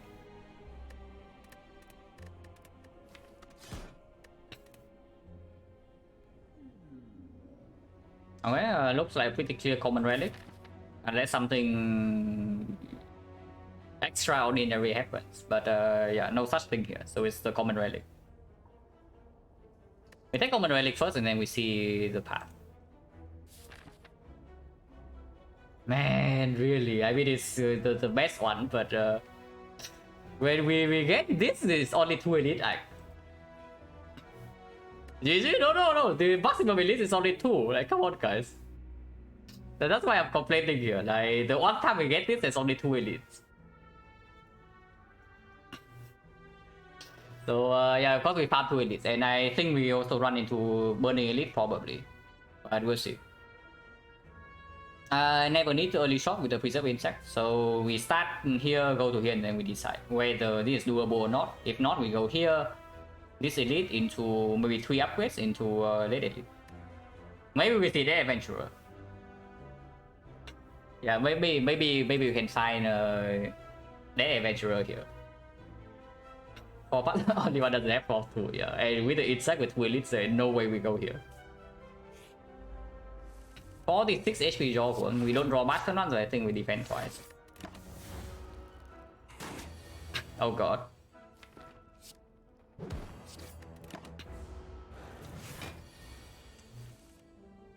Yeah. I mean, if I bash here, we take 12 and then I get out here next turn. If not, we deal 0 this turn. If the next turn he buffs again, we are fine. But if he attacks for 12, and I strike once, go to 17, go to 22, and then we get wrecked.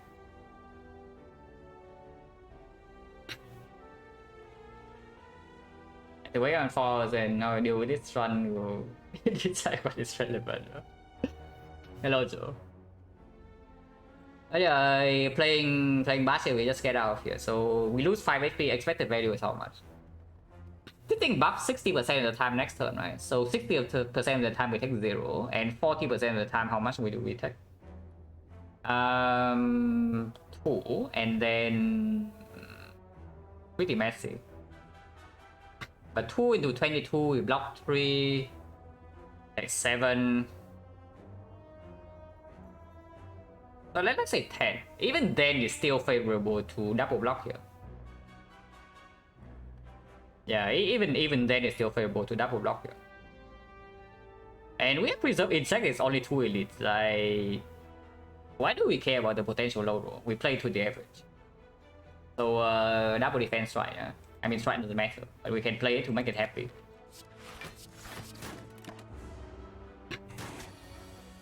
Okay, this guy is way too good, guys.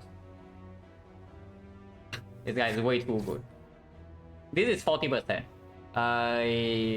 The probability is not 40%, the probability that he attacks and instead buffing this turn is 40. Okay, so what are we doing now?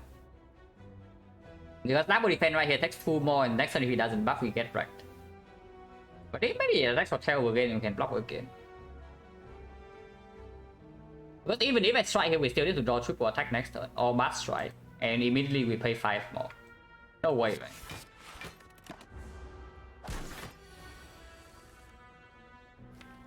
Yeah, next turn, triple strike, which is not enough to kill unless I spend again it asks for my HP.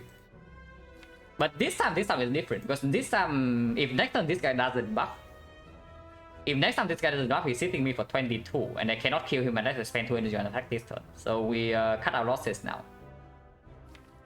Yeah, we can no longer go continue. Like, we have to cut our losses right now. And yeah, I know. With the moment I play back, next turn he's going to buff. But whatever, we get out of here now. Oh, he did not buff. Okay. everything worked out. I mean, this job was actually freaking professional. I can tell you that.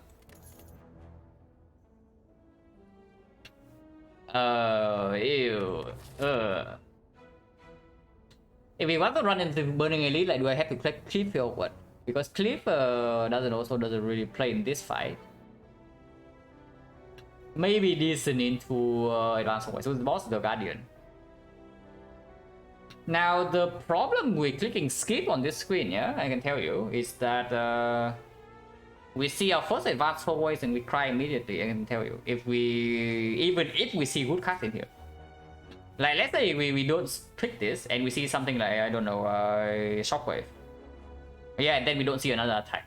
And we enter Advanced Voice and we wonder, like, what the hell went wrong?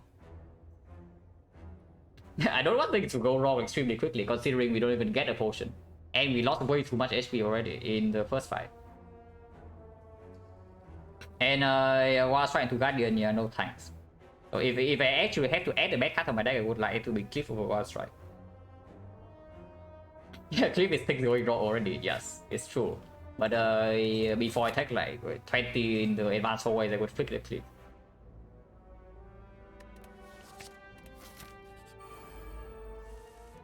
And yeah, we just fought the Jawworm, so the Cliff also performs in easy pool. So defend Cliff, when next time we strike once here, maybe defend twice, and sure, nothing else to do.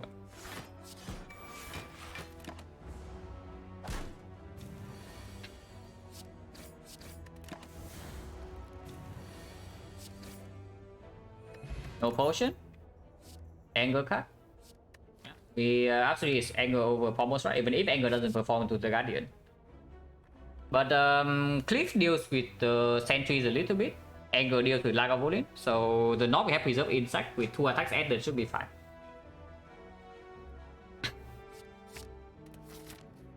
Okay, are we strong enough to run into Burning Elite? Because the Advanced Hole is in here and no potion drop. So we have no information, but we do have preserved insect.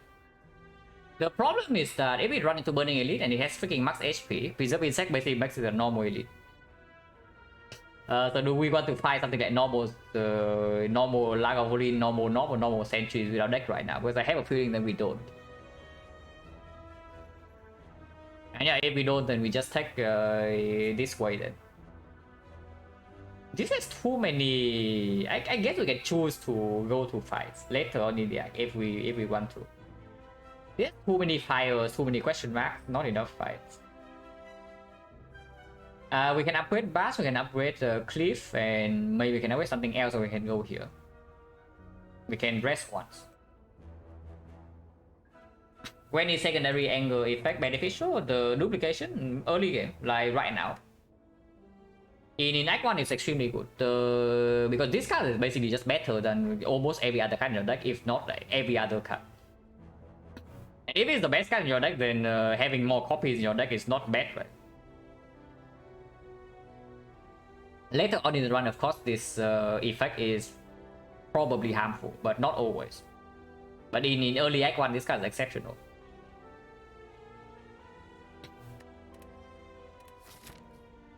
I don't want 5 away fights, right? Oh, it's still probably question mark. Life loss we can still take. If we go to 3 fires. Yeah, life loss. 4 times. Yeah, I'm willing to click 4 times. Minus 26, go to 34.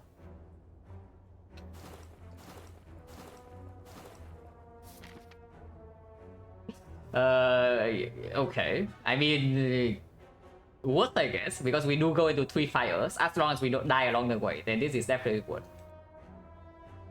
But yeah, actually asked me 4 times.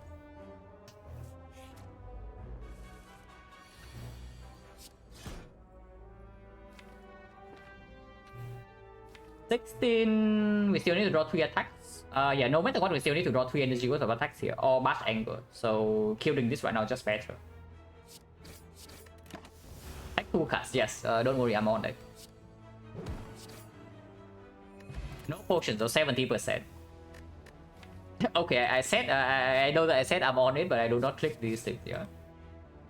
We do not need the Twin Strike. And in the Guardian fight, it doesn't even perform.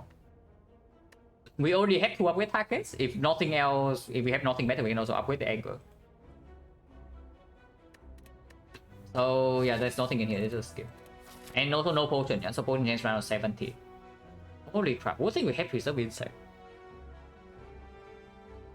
This without the preserve insect would be in a quite a spot, I can tell you. Okay, this fight should not be that bad. I mean, we will still take quite a bit of damage here, but I hope there is not too much. We go to no shot on this act, right? So even if this guy successfully runs away, I don't really care. So double defense strike. There's no lethal if I play blast this turn. Okay, double defense strike.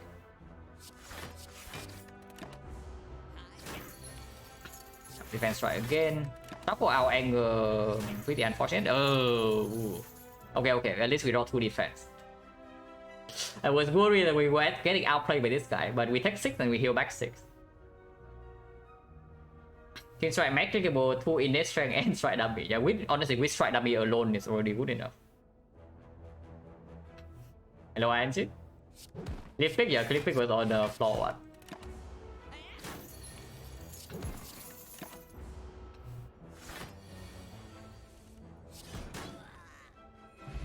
No potion, 80%. Interesting.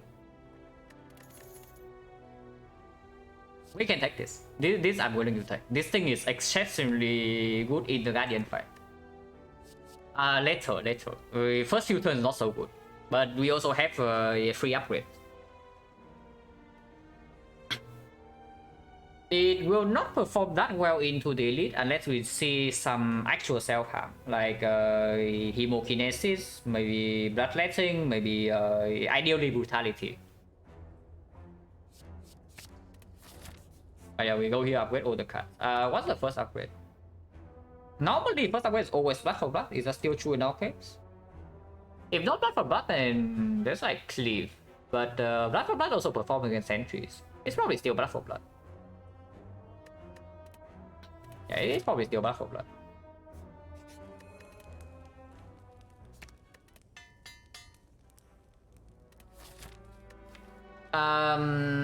One more, honestly, one more card, maybe the whirlwind, maybe hemokinesis. Ideally, yeah. Ideally, probably hemokinesis to activate the blood for blood. Then we are done with attacks for this side, if we even need more. First one's ever Spire Cow. I have a run on Ascension 1, so that was probably 1 or 2 days after I got the game. But the first run was probably played on my laptop, and yeah, they are gone. But I have a very early one.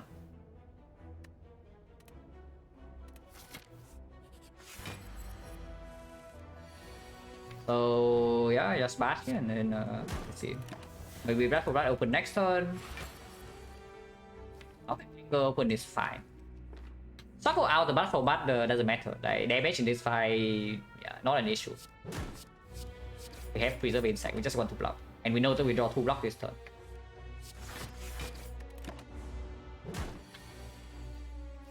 Minus 30.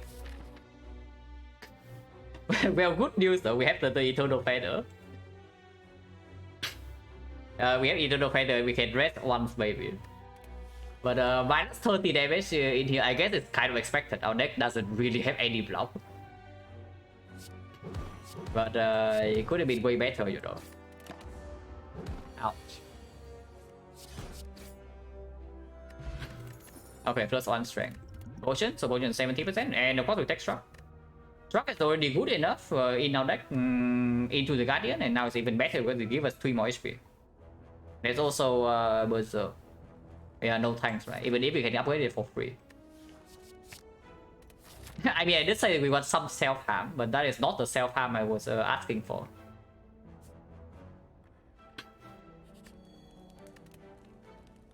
But yeah, this heals for 12 right now, so we're at 43. We need liquid memories. Yeah, we never rest this fire, that's clear. But do I upgrade Bash or do I upgrade the Cliff? Next fight is either Knob or the either Knob or the Sentries, yeah.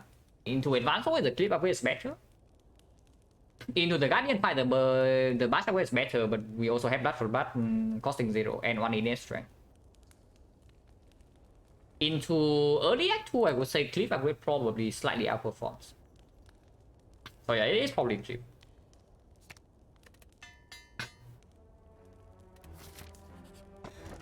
Oh, okay, Guardian solved, guys. Yeah, Guardian's completely done for. This trailing bar is complete nuts, but I don't feel strong, at least not yet. But this trailing bars are completely nuts. So I got right, yeah. Maybe not yet, maybe not yet. Even if I want to right now, even if the boss trailing bricks, I mean no, if the boss trailing bricks, we will have trouble in Act 2. In hallway fights, in Elite we probably don't have trouble, but in hallway fights we can bleed out. But yeah, for now we are chilling probably. And yeah, sure, I can upgrade the bash after. Potion Gen 70, do I want? I guess I go to question mark first. Because if I want the fight, I can still take the fight here into here into here. Going here basically force my path. Okay, if I see that adventure, great. Then this draw a potion and just continue this way. I lost coincidence, yeah, sure. But yeah, upgrade the bash, yeah.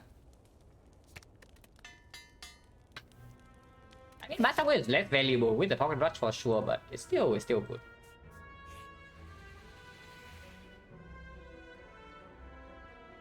Yeah, no thanks.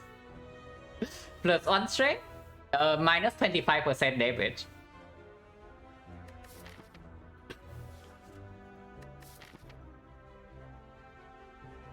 Do not want question mark? I don't think I want 3 fights though. So maybe I do. Maybe I do want 3 fights. I know that I do not want 2 question marks. So I probably go this way now. But this I can throw because of potential all the good events are left basically.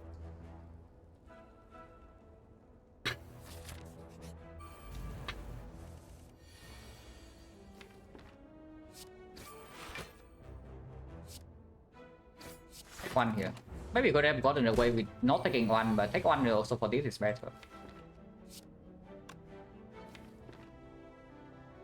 Take another one. 1 is none, right? 1 is actually good. But we don't need it. We have 19 already, and then this is 23. Yeah, 2 energy is good enough. So we don't need to do that. Anger is good.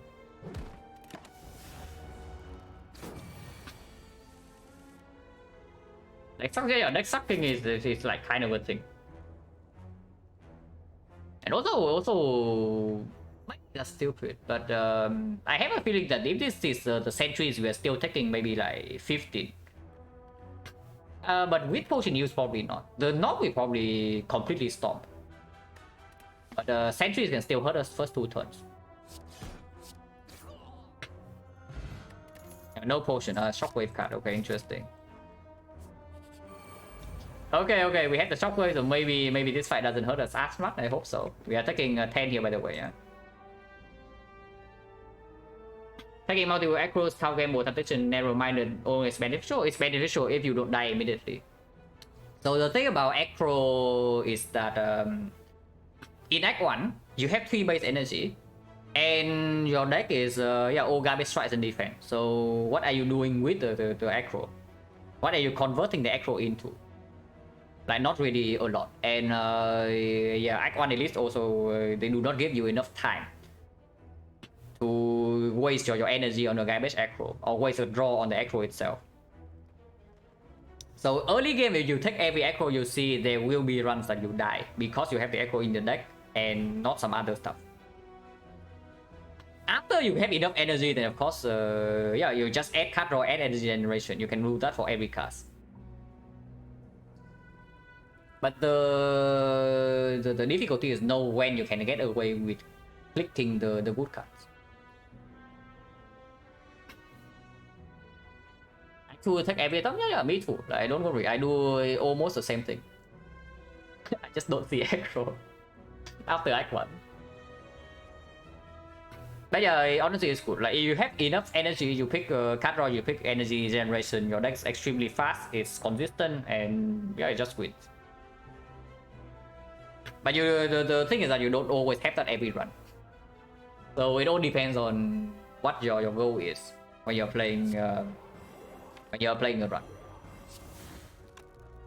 But yeah, clip right here 16, 16, 10, so we still need to spend another attack. So it doesn't matter where I put the strike here. If I do not draw the clip, then double attack, maybe strike angle or double strike will kill this perfectly. So strike goes here.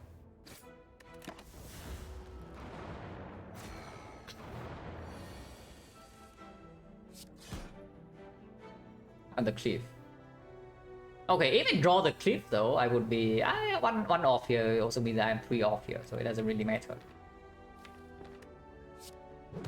I mean, I kill all of them anyway, so minus 10 with the shockwave.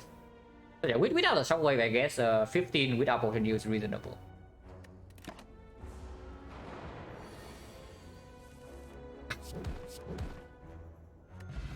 Mounting mass. I can do much. Powerful. Yeah, not amazing into Guardian, but we also have the Pocket Watch into the Guardian already. And this instantly opened up second win with Pocket Watch powerful second win.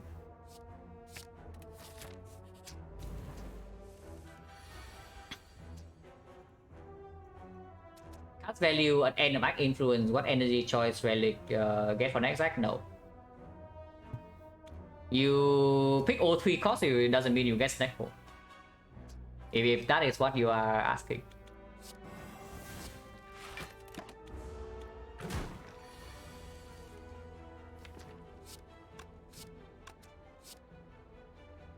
That's too much. That is 36. I do want the multiply angle though.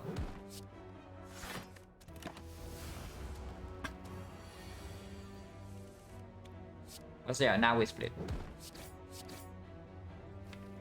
I mean, I can take Pocket Watch again, but 7 damage probably good.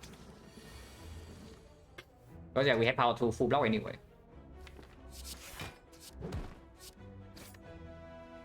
Wait, that's not full block. For whatever reason, I was thinking powerful alone is enough, but it was not. But it's fine. We did not draw into cliff for the shot. Evolve without power through. Oh, interesting. Sounds pretty good to me. With the Pocket Watch, it definitely gets slightly weaker, but with this evolve, it means that I can actually play powerful in the Guardian fight. So yeah, that's that's already enough. Okay, do I think it's explosive thought for flexibility or not? Because liquid memory is absolutely the better potion. But if we are completely bricking and there's no wood cards in hand, then the explosive pot probably plays more. And so basically the second liquid memory is slightly worse than the first if we have to use one of them in a fight. And also kind of breaks Pocket Watch, but that's a minor issue. The main scenario I'm thinking about is just that we did the thing to proc the Guardian, but that's probably stupid, right? Because pulling back Blood for Blood is already 22 damage. With the Vulnerable is even more. So if we brick, what most likely happens is that we pull back the Blood for Blood with Liquid Memories, and then I still have the second Liquid Memories for Act 2 instead of an explosive pot. Do people win without Pain and Rupture? Pain and Rupture is not even the strongest thing. I mean, it's good. It's very good. But the strongest thing on Ironclad usually is Corruption. So do not sleep on Exhaust Synergy. Like Power to Second Wind, Feel No Pain, Corruption, Dark Embrace. Like, oh, insanely powerful. And of course, there are other ways like Feed, there's the Reaper, Limit Break, Reaper, Exhume, whatever. There's a lot of nonsense like you can do. And sometimes you just get so many relics that you don't really care. And yeah, we have 52 HP where we even remotely worry about the Guardian. This is great for both the Guardian and for Early Act 2. Early Act 2 is not so strong. This is mainly for the potential Fusion Hammer, let's see. And maybe something like the Wembley Leader, yeah. Wembley Leader, then this upgrade will play. So I play with the Guardian, but doesn't really matter, we have Pocket Watch. What is the first fight where this plays in Act 2? And what is the alternative? Like, is there any other upgrade we would like to make? Maybe Power 2 for 5 block? Also, yeah, not really, right? If we are talking long-term power, this is way better. And short-term 15 block on energy is already enough. Is there specific about keys being available at fires? Need to know key last fire option available. You get 3 different keys from 3 different sources. The fire only gives you the red key, so you cannot get the red key twice from 2 fires, for example. You need to take one from the chest, you need to take one from the fire, and you need to take one from the burning elite. Yeah, somewhere I can play against Avocado, yeah. And the way I see it, I don't see how to upgrade mattering that much more often than this.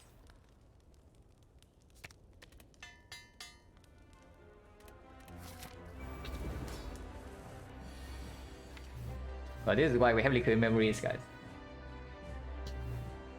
This is why we have the liquid memories. Do I play Anger?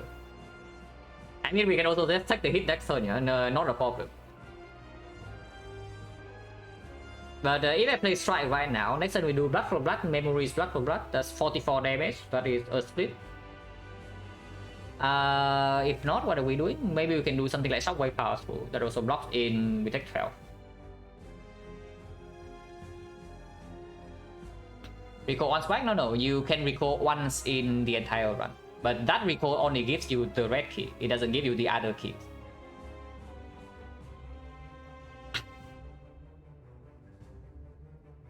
Do I play Angle or not? Like, what does the Angle actually do?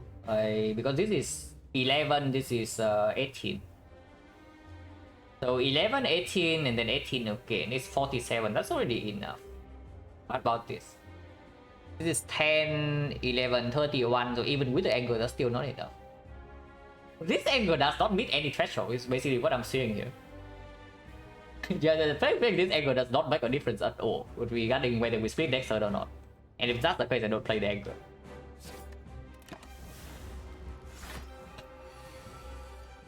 Yeah, Blood for Blood. Liquid Memory is Blood for Blood, and then we split him. Yeah, we do that instead of taking a 36 off face. Yeah, sounds pretty good to me.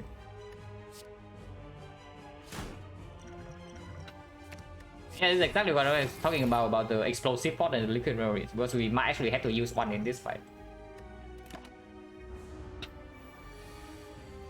Probably could have even gotten away with taking the damage to our face, but even with the pocket watch, we can still break sometimes because we do not have a way to get rid of the wounds. I will take 2 here though. I will take 2 here. Evo is not in play yet, and eventually I want to take damage from Blood Pot with 0. Ideally before the next cycle happens.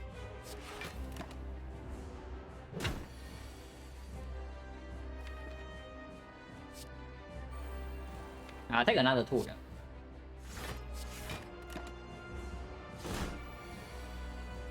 Okay, now Blood Pot is 1, and yeah, we just add this guy. 16 plus 34, exactly 50.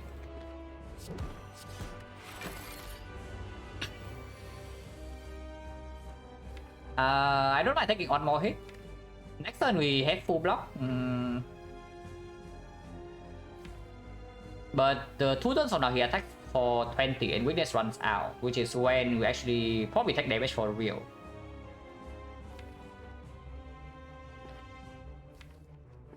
Probably full block this turn is fine, because full block this turn also allows me to play Cliff for more damage. Like this, for example.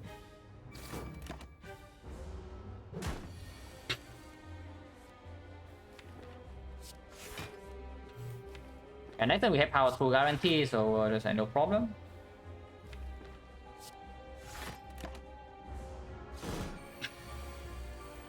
Okay, we actually full block this turn. Yeah, if we full block, then we full block. I don't want to draw into Blood for Blood or the Bash right now, so just play that. And this side will add soon, so the wound will not overwhelm us. I can even play Anger. There's also no reason to do so. Just going in, probably unnecessary, but yeah, it's fine. Could I play Power 2 to stick in a cliff? I don't want too many wounds.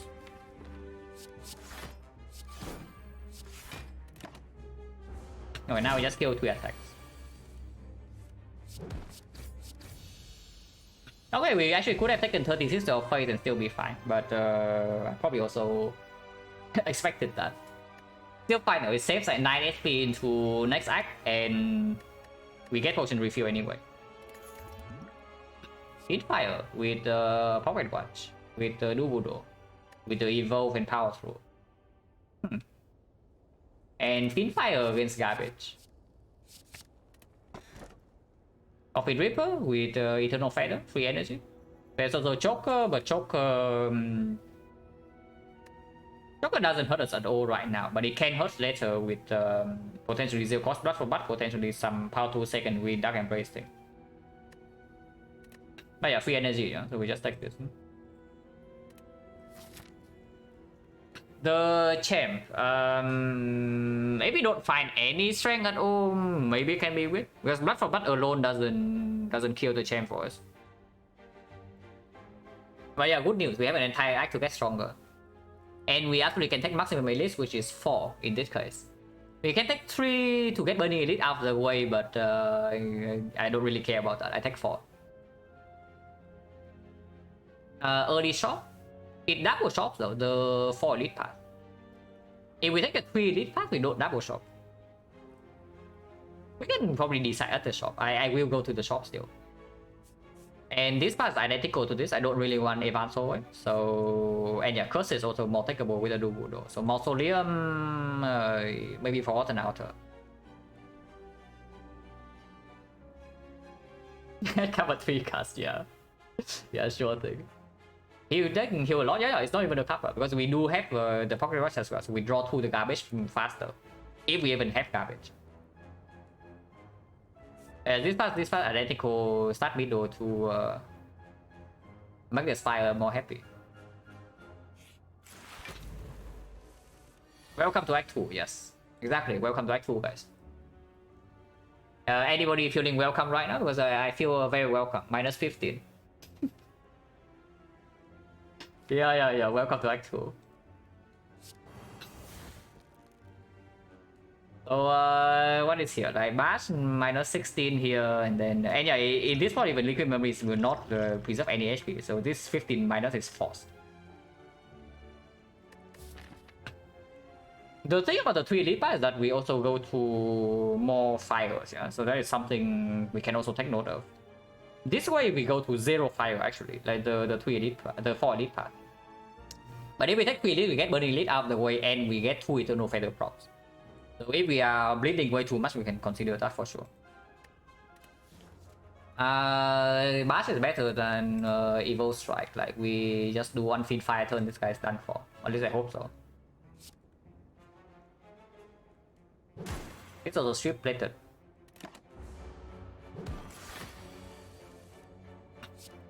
Yeah, like this. Well, that will happen to a lot of fights, I can tell you. That we do some nonsense on turn 1 and turn 2 that happens. Oh really? Oh really though? Like last run I did not see these things and now I have to choose. Okay, which one? I actually don't know. It's probably Battle Trance. Because mainly because I do not take a second queen, and Battle Trance is a better draw on turn 1. So yeah, already 2 things speaking for it. And of course Battle Trance feed fire pretty nuts. It's clearly Win. Yeah, Win is the much greedier pick. Win is a much greedier pick, but can I afford to be greedy if I take 4 edits? And the thing is that is the second win even stronger than the Western? I mean, okay, yeah, it is. We have Evolve Power Through, of course it's stronger. After a while. But you see what happened just now, like we just take 15 of face with no retaliation. So how many times can we do that? Because the way I see it right now, yeah, even with the preserve insect, we don't really kill slavers turn 1. We also don't kill the book on turn 1. We don't kill the leader on turn 1 either. In fact, I don't know. Second win doesn't go out our deck after one play, which is actually a good thing with the power through.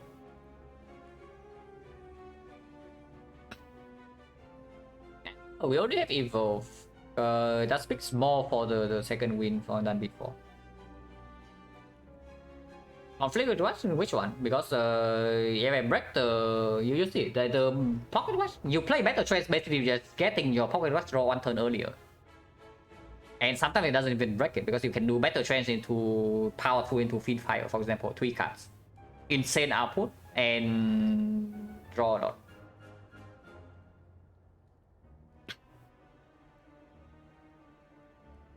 This is actually so difficult. I have no idea because it's true. If we get away with maximum grid, it's second win here. And I have a feeling that we can. Like, not that easily, but we can. If nothing else, we can even pass a little bit safer and pick up the second win. Make up for, yeah, sure thing. Yeah, second win is also better in champ fight, right? Like the 5 strike still, but we have the smiling mask and we can pick up any manual exhaust for some of this, and then champ fight we can reduce down to power 2 second win loop and blood for blood. Yeah, that will basically kill any enemy in long fights. And to go last round win, yeah, it was. Okay, if I die, I blame her. But yes, I do think we can get away with it, and even if we cannot, then playing safe path into the second win is probably still stronger.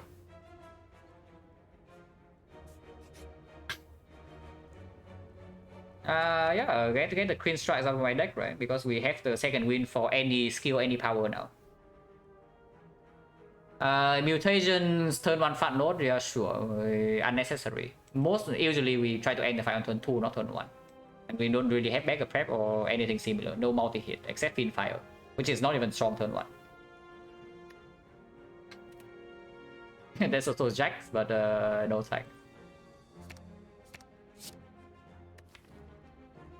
I mean, we have Evo, so it's not that bad. And of course, this is exceptional.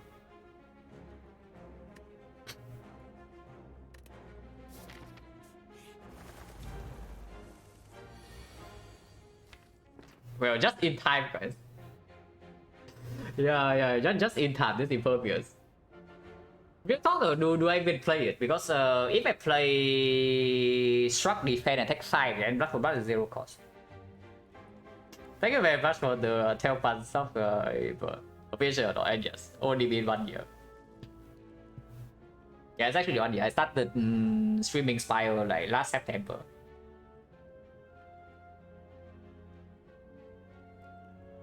Can we get away with not taking damage? I mean, we have Shockwave, we have Fiend Fire killing 1 bird. So Fiend Fire immediately kill 1 or at least down 1. We have Cliff Anger. I want to play Evil, but I also want to play Bash, but then I cannot full block.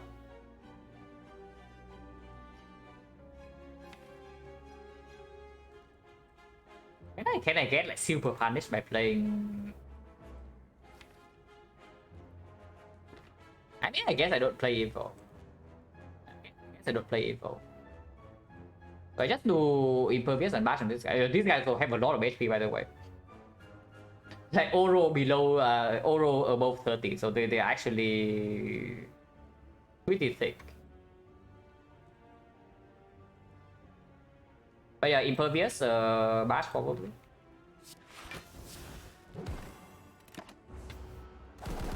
In fact, multiple single hit, multiple hits for downing.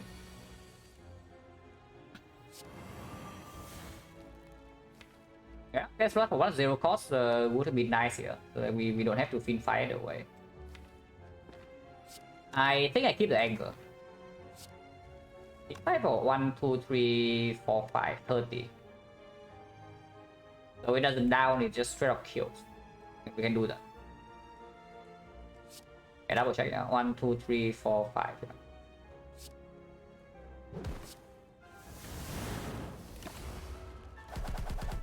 Yeah, the shockwave cut. This guy is pretty smart.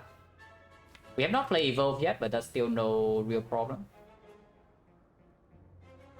Blood for Blood is gone already, so no reason to take any damage here.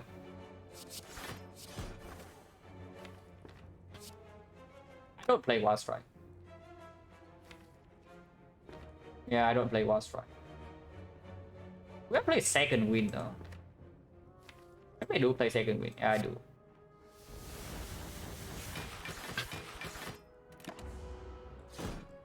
Now I draw my entire deck every turn. Except this one, I guess.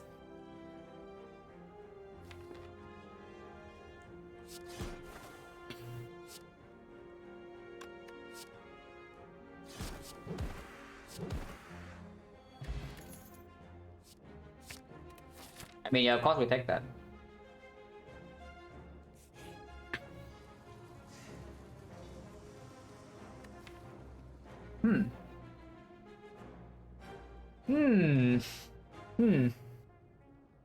I mean, I did say that I want some self-harm at some point, and here's a Warp Tongs that we can use to decost a Blood for Blood immediately and exhaust afterwards with the Second Wind. And it also gives us 1 strength in it. I mean, I don't know about you, but that seems pretty sick. We can also take the manual upgrade on the Fiend Fire, but that's not nearly as strong as much of the other thing we can do, right? Maybe without the Blood for Blood in my deck, I can see like just taking upgrade on Fiend Fire. But with this thing in here, we still want some way to decost. It's just good. And we are removing Strike over it, yeah, we are keeping the pain. When I take a pain anyway without the tongues, no. Probably not. It's probably not worth it. Because I don't think I'm clicking Rupture at least before this. Maybe now I can click Rupture plus, but we'll see. And after we go to the shop, we can mirror the pain. Wait a second. I mean, that's way too expensive, but it's cute. It's actually a good relic in this case, but it's way too expensive.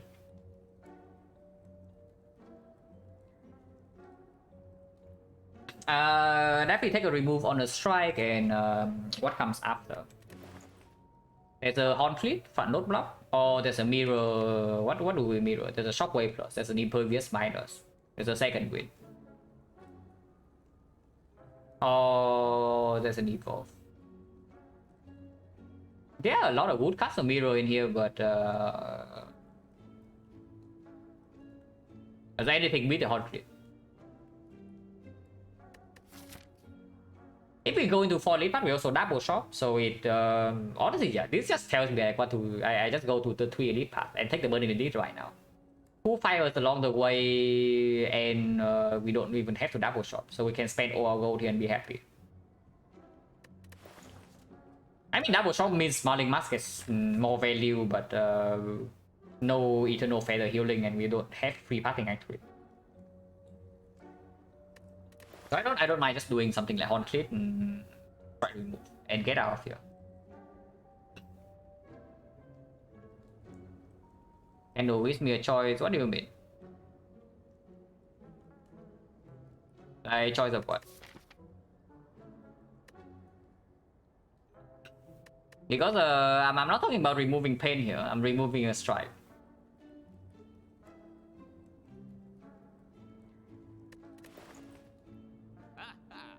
So what does the candle actually do though? The candle is only to speed up the blood for blood thing, and we can, yeah, of course we can kill the pain immediately as long as we want.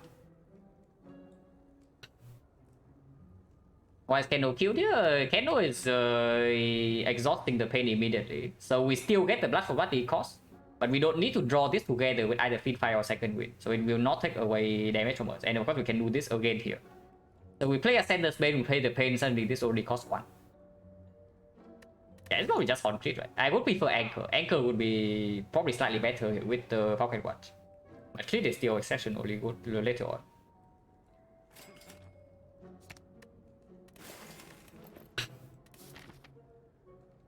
Take it immediately with Reserve Insight.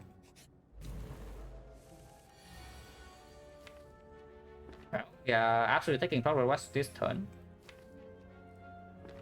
And yeah, Complete next turn can go in because we are not killing any of these guys right now. So power through, defend, block and defy, take 9, and then wild strike one of these. And I will play wild strike over the normal strike. I mean, I don't know whether I should actually do that or not. Maybe I should not. Because there's no guarantee I even draw into second win or Fiendfire next turn. And Evolve is not online yet. Damage difference is 9, so 9 damage. This Rock and Defy, so I take 1 instant of damage this turn only, so Blood for Blood is 2 cost.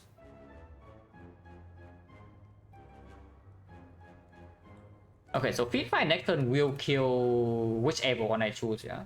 While I still can do something else on the other guy. So let's say I draw Cliff, Fiendfire, and if I draw it together with Shockwave, we cannot play it though. So something like Shockwave, Cliff, 13 is 19. Maybe I don't take Power Rush next turn, depending on the draw. But this was 9, yeah, B2. Yeah, I do have a feeling the Fear Pot still needs to come down, because there's not even a guarantee that we actually kill next turn. There are like 3 attacks that get us close to a kill. Our deck actually doesn't have that many attacks.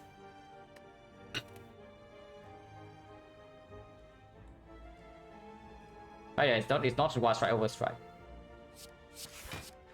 So probably Fear Pot and strike this. And take the watch for sure, yeah.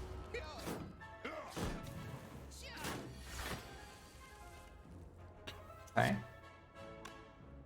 We can take the watch again. And next time we have Impervious Fiendfire. They tell me not to play Shockwave.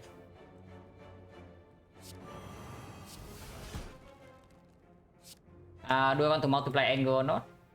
Next time we burn a lot of attacks away from our deck, so I think this is costing 2. So I can start with something like Power Through into second green. Then this becomes 0. And then I can play the Blood for Blood and then play Fiendfire. Or I play 4 HP next turn to get out of here, if I even need to. But do I need to or not? I mean, I don't know, but we'll see. Anger is good.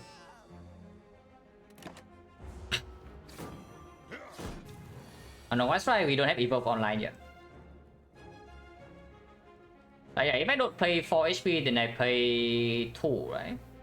Yeah, I just do Power through Fiendfire. That's better, that's better. And this is still weakened, we have Pocket Watch online. Come on. And also, oh yeah, the Pocket Watch. Like we want Pocket Watch every single turn.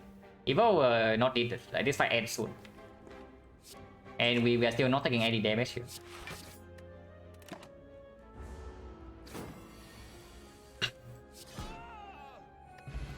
Hourglass. Oof. Okay, I got a barricade. Or unless they tell me to take this thing over the other thing, because this thing can also just exhaust the strike and get us down to this loop, you know. It's not even bad. But probably crazy talk, right? I got a freaking barricade. Maybe we don't need one. Yeah, we probably don't need one, but yeah, the good thing about Impervious is that it also blocks an insane amount for one card, so we just take Pocket Watch every turn, any turn we play it. Pack, yeah, pack is very good. Pack with the Power 2 second win loop, with the Blood for Blood, exceptional. It improves both, honestly, it improves both defense and offense. But Fat Note, the Impervious is like way better. For Champ, yeah, but that's the thing. Like, we actually worry about Champ in this spot. Because every single card in our deck is upgraded. We don't need to play Angle until way later. So we have 1, 2, 3, 4, 5, 6, 7 cards. 8 cards. That is assuming we don't burn any attack with the Fiend Fire, which might not be true. And 8 cards already mean we draw our whole deck every single turn, with Vulnerable still on.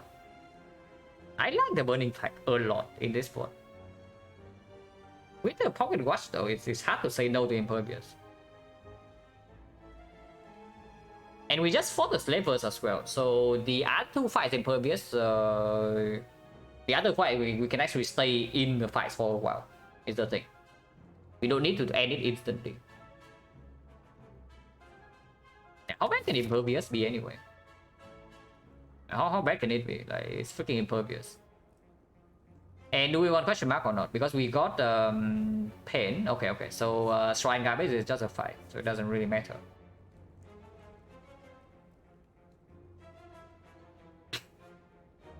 The Shrine, yeah, we can also keep the Shrine in.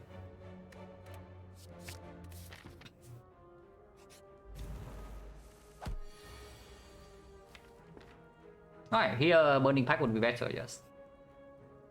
So okay, do I play this Wild Strike or not? Because this side we actually need to push damage. I mean, do we? Do we actually need to push damage, or is that fake news? I mean, I don't know, it sounds like fake news. So I got this for this between acts, as far as I know, no. We have Cliff and the Hourglass, so this is only 25, 30, 33, 36. 36 with Cliff plus is already lethal, yeah. I guess, yeah, sure. Damage number works out nicely. And we have the Horn Cliff, so we break 1 turn, doesn't matter.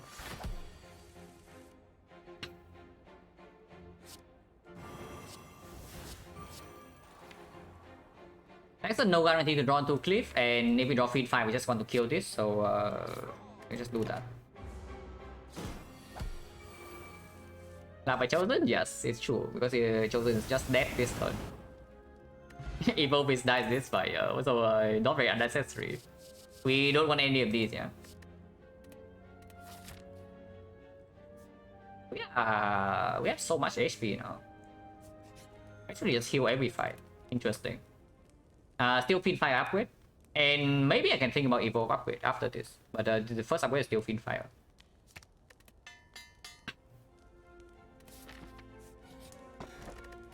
The fish.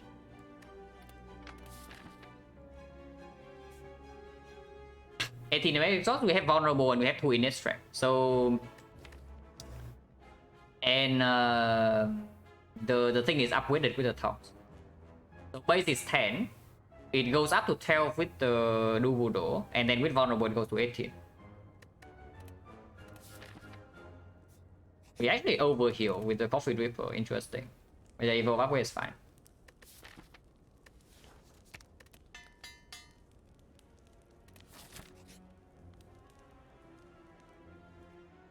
You want Battle Trance? Here's a Battle Trance.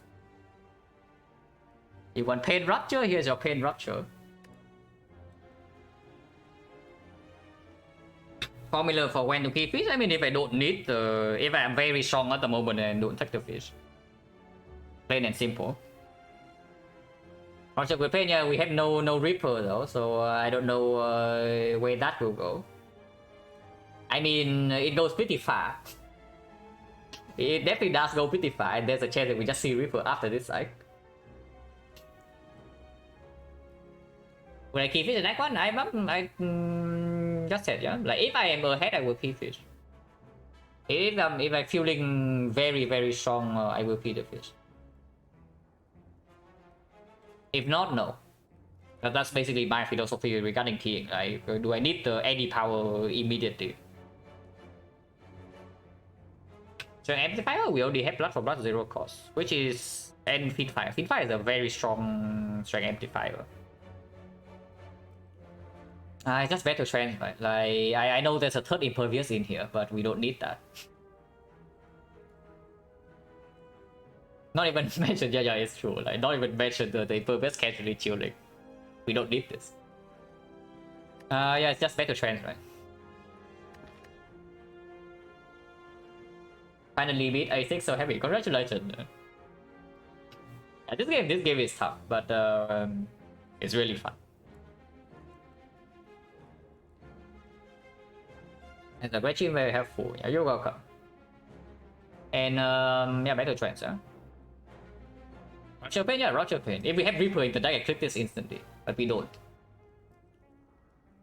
And the deck doesn't even use Strength that way. I mean, it's good. We have Vulnerable. We have like 0 cost, so yeah, sure, it can use Strength. But we also cannot afford to burn so much HP every fight. Not yet at least.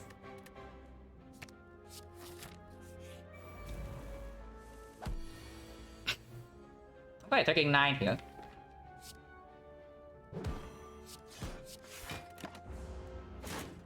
I think if I kill this turn, or what?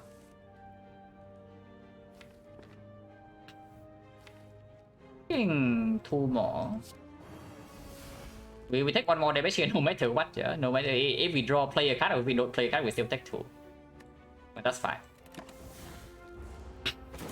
Limit Break? No. Limit Break with Pain Rupture is not a combo. Like, if you have Pain Rupture already, like, why do you need the Limit Break? Like, what enemies do you need 40 strength instead of 20?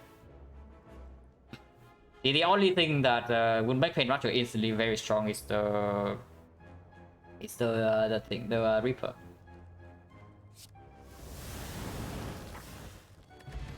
Mortal Flame, yes, exactly what we need, guys. The Demon Form, yeah, cute, but this arm is fine. Unless you tell me we actually need Demon Form against something. So do we need Demon Form against anything? Because we already have 2 strength in it, permanent vulnerable. And eventually we have Blood for Blood 0 cost, can play every single turn with the Battle Trance. So we play 2 Blood for Blood every turn with some angles with vulnerable with 2 strength. Yeah, no way we need more damage, right? If anything we pick like maybe a Body Slam. Not the Demon Form. On the other hand, this arm is just good. It's late in the run. We just fought the book, so this arm doesn't really play here, but Demon Form doesn't play either. Do we want Mortal Flame or anything? No. So we skip the relic. Demon Form and then skill with strike. We have only 2 strikes though.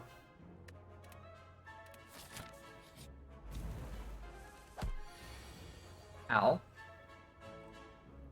We can also not play any card here. I guess playing 1 card is good.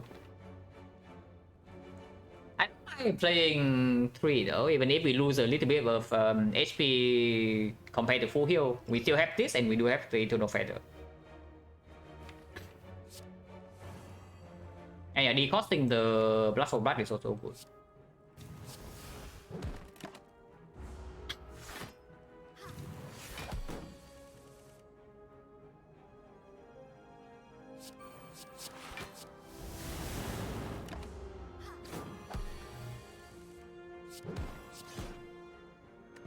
Attack Potion, I don't even know. Do we want any of these? Because some of them are green. Seeing Red in theory can perform. In practice, I don't know how much it will perform. Because I have a feeling that it will not actually perform anything relevant. At least right now.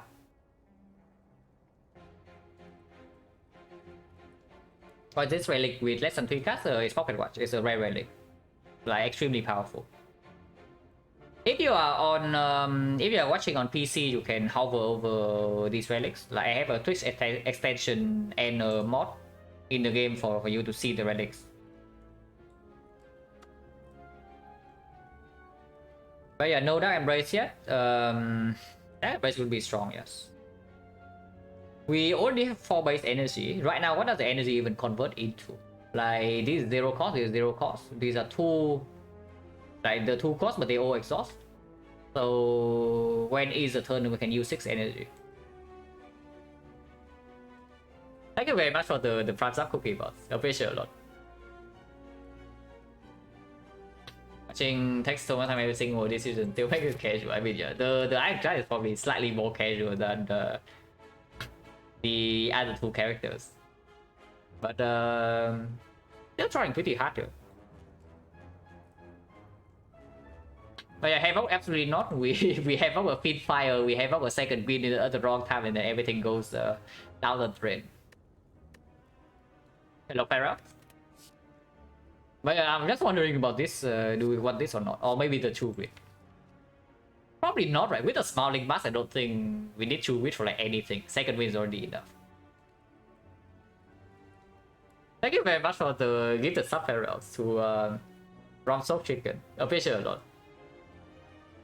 Yeah, no way. I also don't see it. Like, even assuming we get some synergy later, like, you can also ask the question like when. Yeah, I just asked just now. Like, when do we actually use 6 energy? That is relevant because yeah, sure we can use Seeing Red. And then play double impervious shockwave. Yeah, okay. When do we need to lock 60 weakness? Yeah, probably never. Even in the hut, we don't need to block that much. And one of these can also be upgraded with a tongue to block for 40. Yeah, no way. Right? Don't get baited by green. The upgrade right now can still go on either the evolve or the disarm. Upgrade evolve is good in the sense that I can break pocket watch more often and I still draw a full hand. Upgrade disarm doesn't really matter until I don't know, maybe you get Exhume or something, and then it matters a little bit in time meter, maybe. Yeah, Awaken one doesn't really matter there. Yeah, it's also Suctons one, it's true. I think I take the attack force because this is slavers potentially, but I don't know. Because Blood Potion healing 15 is also kind of good. How much do we heal at the fire? Assuming we take no cut. So 20, we heal 12. So we heal 18 after this fight. 18, 33. Strength levels, for example, if we save the 1 hit on turn 1, that is already saving more than 15. And Gremlin Leader, if we fail to kill Gremlins on turn 1, turn 2, she attacks for like a billion, even hit on crit, we can still suffer. And it's not even like it's 15, like we're only wasting 13 here because we heal 2 immediately.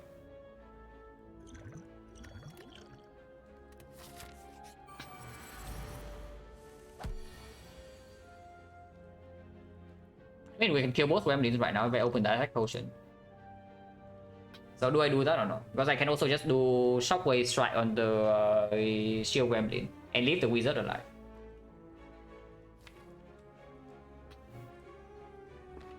And if she attacks next turn, it's not even the worst thing, yeah, because these two do not attack and next turn have Horn Clean. Don't even kill the Shield Gremlin. Yeah, maybe I don't even kill the Shield Gremlin. I let her attack next turn. It's only 24, and I'm already blocking 14. Yeah, I should just let her attack next turn, right? The moment I draw to Fiend Fire, she's dead.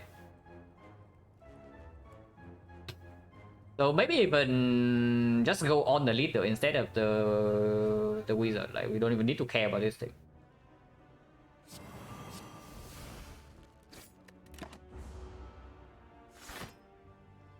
Yeah. Shield her all you want. Like, I draw to Fiend Fire right now and she's dead. Okay, no Fiend Fire, but still fine.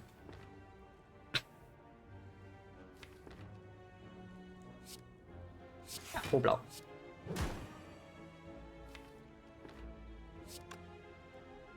And yeah, don't need to do evolve here.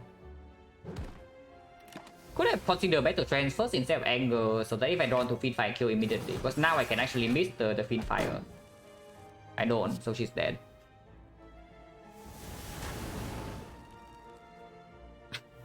And to look for it, I don't want to break Pocket Watch, but was okay. Gremlin Horn from Gremlin Leader, very fitting. Garbage. Flex Potion. If we are somewhat worried about the champ for whatever reason, we can take that. It's probably better than Attack Potion anyway, because it does not break the Pocket Watch and works extremely well with the Fiend Fire. Also, we are way over healing. Evolve upgrade, only made, so now we can upgrade this up. And I still do that over recalling, right? After card can be upgraded with the tongs.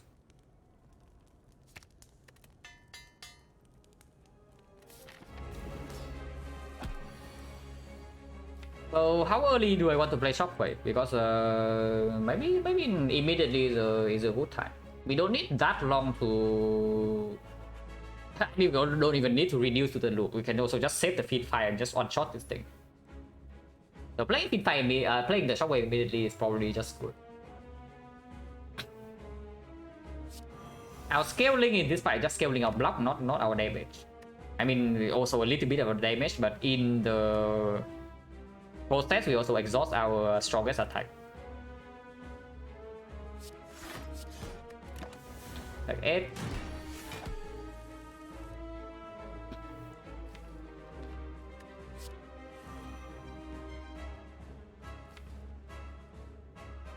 We don't actually need 2 power through, so I can even see something like bash speed fire, no, bash second wind immediately. Next turn we take a bit of damage, but that's like completely fine.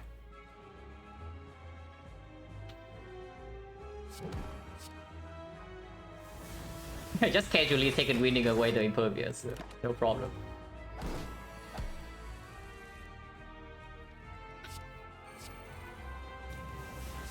Exhaust this thing because we also don't even care about it being in the deck. Okay, now black for black costs 0, and we can just kill. Not immediately, but we can kill at some point. Also, no need to lose more HP here.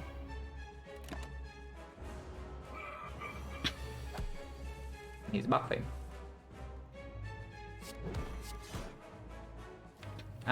Sure, more wound is good. Draw plus 2.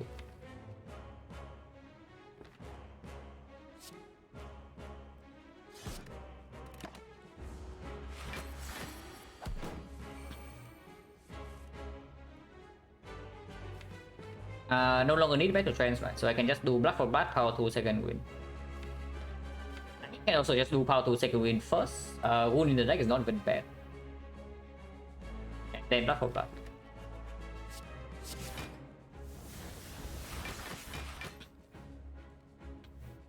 Okay, when I see the turn, pain was in my hand, so I do not want to lose a single point of HP because I did not need to.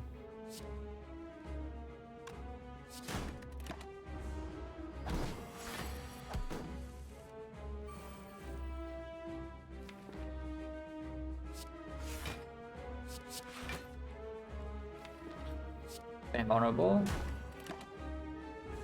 Probably need to wait like 4 more turns unless you want to go in right now. Probably just wait for 4 more turns. We already overdraw next turn, so I don't play Wild Strike here.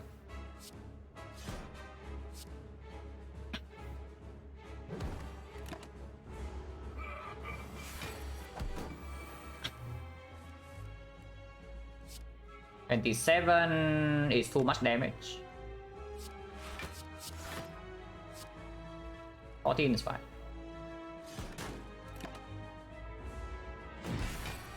Toggling out Pin Fire or we Pin Fire this turn.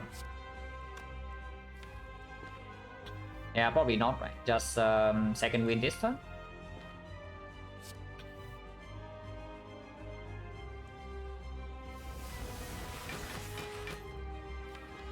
And then don't need more wounds.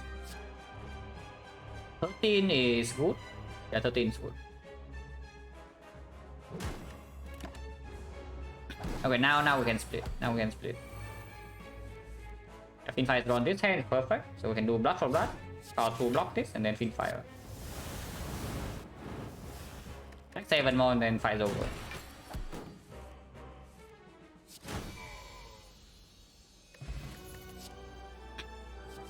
Could have a collector bonus with this thing, but I don't know, like is feed even good? It's probably still good. We cannot end the fight with Finfire if we take the feed, but it's probably okay. And what's the exhaust? And the other two we don't really care about too much. And if basically if we take the feed and we get something like 100 plus HP into Act 4, this should be fairly chill.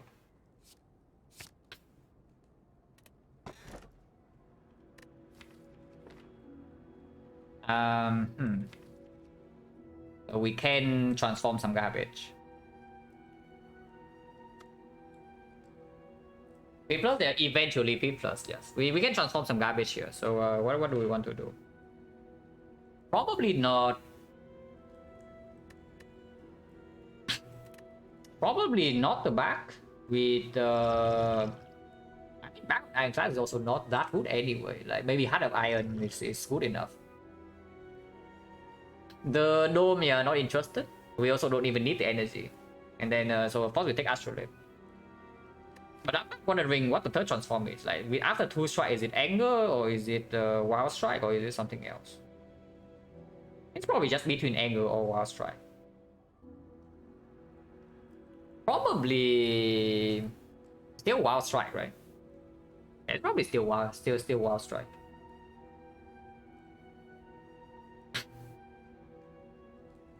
I mean, Anger is pretty bad. We're Smiling Mask anyway, so we will probably remove the other one. But maybe Astrolabe will something extremely bad. The thing about Anger is that it's better if drawn early. In short fights, if we draw it on turn 1, it's better to play than the Wild Strike before the Evolve is on. After Evolve is on, the possible Wild Strike is reasonable. So that's good.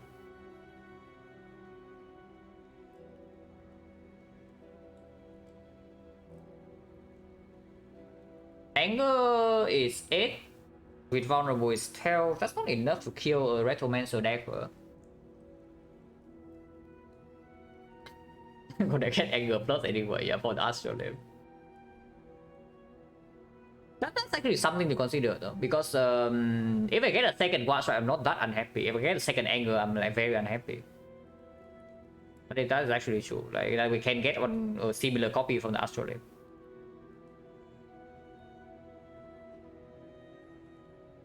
Honestly, they are probably equally garbage, but yeah, I guess.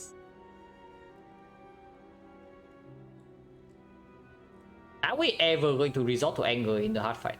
It's something I need to actually ask. Because it's going to have 2 strength eventually upgraded, so it's base 8. It goes up to base 10, which is 15 per Anger. So our off turn can be double Anger into Blood for Blood, which is like something like 80 damage, 70, 80 damage. And we do have a big finisher turn with a bunch of Angers. That's probably stupid. Yeah, that's probably stupid. It doesn't happen. But clearly, if everything plus come up, no. This deck, after it gets all the things in play, is already fine. And 5 everything doesn't solve anything that we don't already solve. Like AoE 5, we already have the Gremlin Horn and the Hourglass and the Cliff Plus. And damage scaling, we have Blood for Blood and Vulnerable. Quick Front Load, we have Feed Fire. It doesn't cover anything. It's just slow us down first deck cycle. Yeah, I guess Anger can go.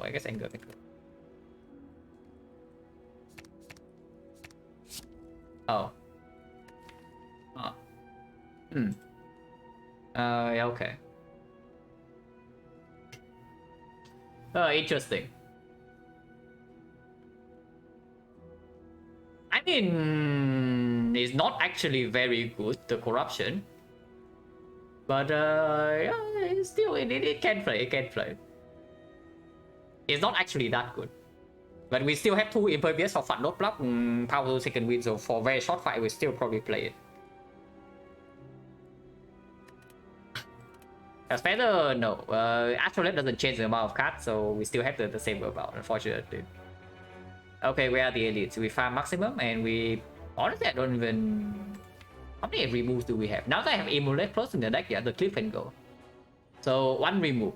And Wild Strike can still go, so 2 removes. What I'm basically asking is whether I should double shop or not. And do I have any upgrade at all? Like Impervious, maybe, you know, Feed Away is way too late. Maybe second win, but eventually it's upgraded with Talk, so it's just like Impervious. It's not that good, so... Yeah, double shot's probably stupid, right? Unless... 1000 gold here into remove normality 1 into keep normality 2 because it gives me 1 strength, and then suddenly yeah, that is so freaking insanely strong. I have 1 question mark to get that. Actually, no. If I only remove 1 normality, then I don't even need to go to 2 shops. What am I even talking about? But if I grab... yeah, that's the thing. I always remove in this shop with the spouting mask. And something OP is in here. So let's say I don't get 1000 gold here, but then I'll get 1000 gold here. I still go to 2 shops, still remove in 2 shops, and still get 1000 gold to spend in here. And in the Aqua shop. So that is still completely fine. 200 go into the shop, and then at worst I have to dodge the fire for a whole wave fight. But we also have no upgrade really. Yeah, it's not that bad, right? Double shopping. Normality 2 is a little bit too many, but 1 is fine. 1 actually has basically no downside. We use pocket watch most turns anyway.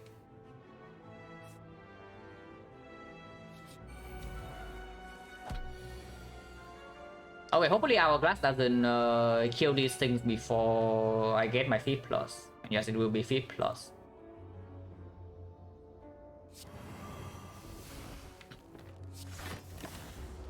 Oh, yeah, feed fire pretty cringe. I don't think I want to kill the spiker though, because feeding the spiker, I guess if I was 2 second wins, it's still easy. Hey, maybe killing these things first is still fine.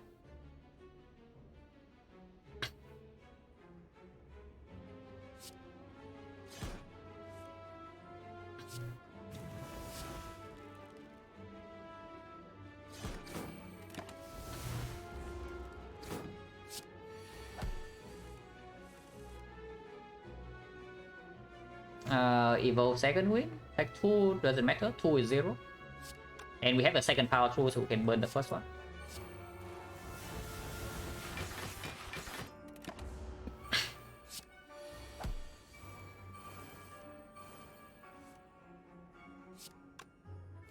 Okay, now we wait for feed plus.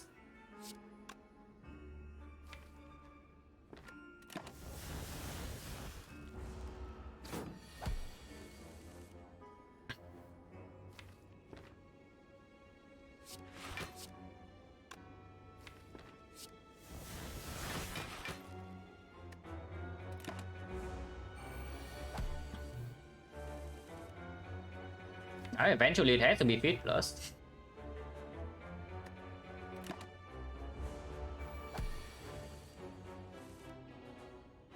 Eventually, guys.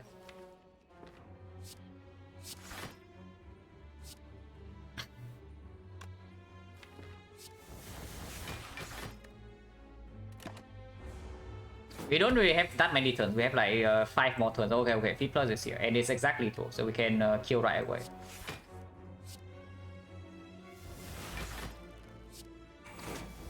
Okay, plus 4. Green with corruption.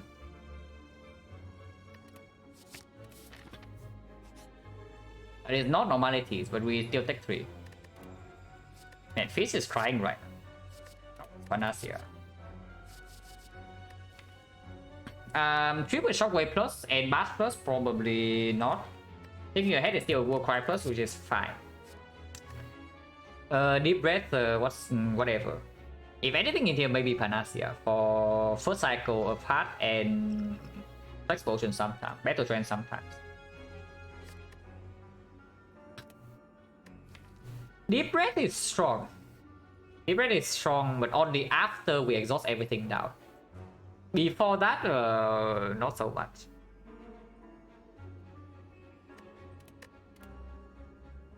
Yeah, I don't honestly. I don't like any of these. Like blind, like whatever. We have Shockwave plus. Anything in it, maybe Panacea. And this is fine. This is even with the watch, it's probably still good. But yeah, Panacea versus Deep Breath. We do have a manual upgrade.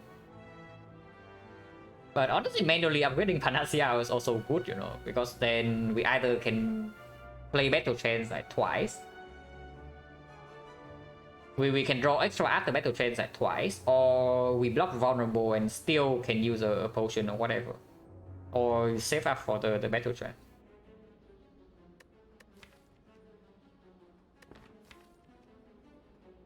If we take the deep breath, is that our upgrade or is that still the battle trends? Probably deep breath will be the upgrade.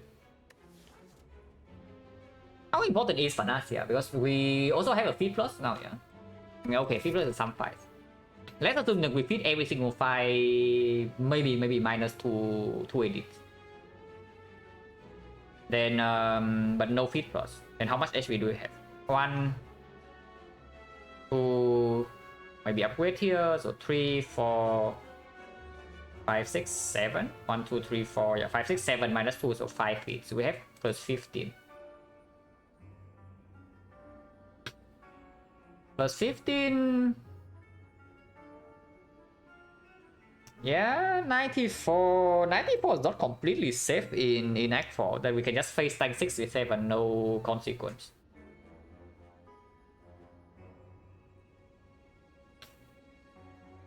Yeah, I don't mind the Panacea. I don't mind the Panacea.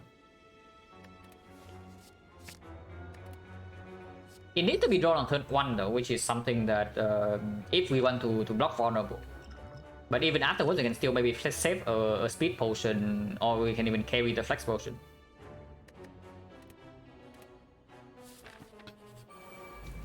Beating these guys are going to be pretty big pain, especially when they do this crap. This fight maybe I play corruption. This fight maybe I play corruption.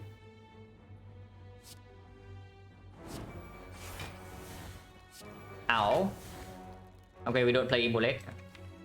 But this definitely hurts a bit. But okay, Eternal Feather.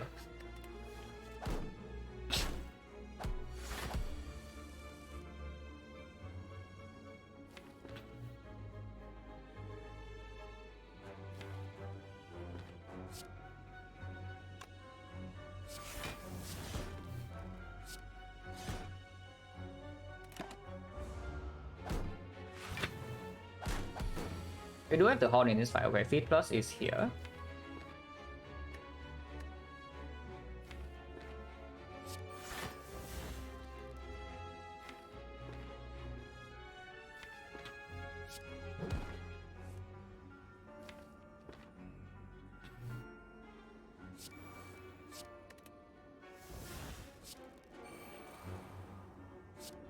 It draws into the feed immediately, but that's fine.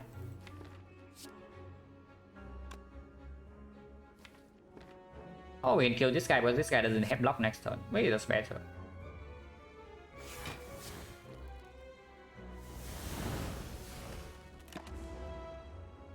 So if we draw into the feed right now, we can kill. Ow. We still can kill, but this definitely hurts a little bit more than I want to.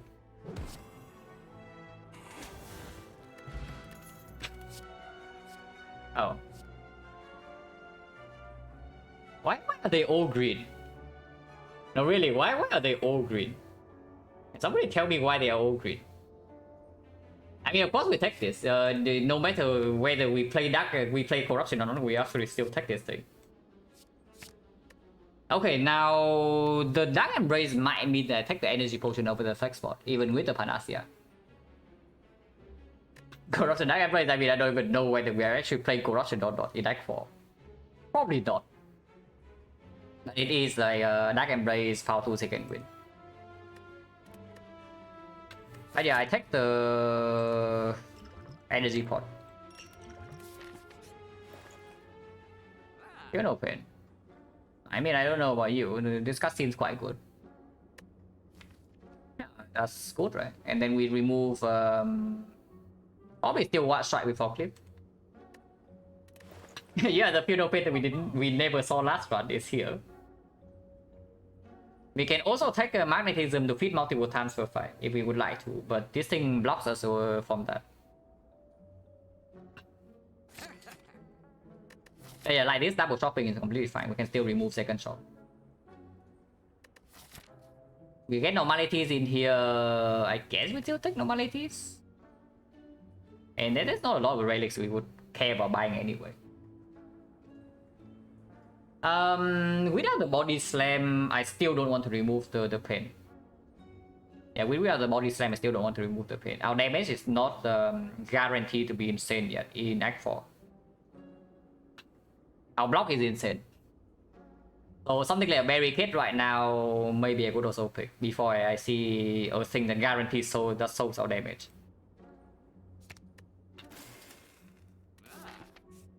So question mark, my bloom of workers normality is all very good. Red mask complete trust, but whatever. Lose bash plus. That can actually be a problem.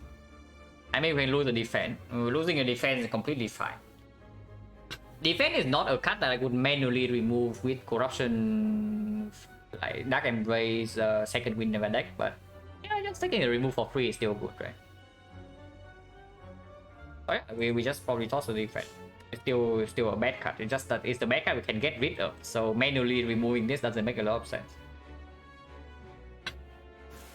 Yeah, I keep my Barge Plus. Ow.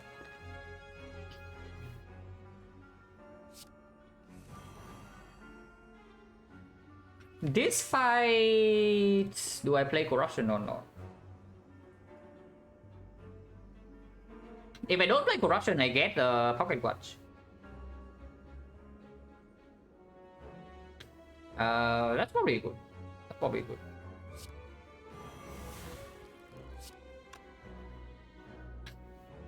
Thinking ahead? No, I'm not even playing it. Like, I'm taking pocket watch this turn. I'm just doing shockwave defense. Not even playing this. Like, this is for later.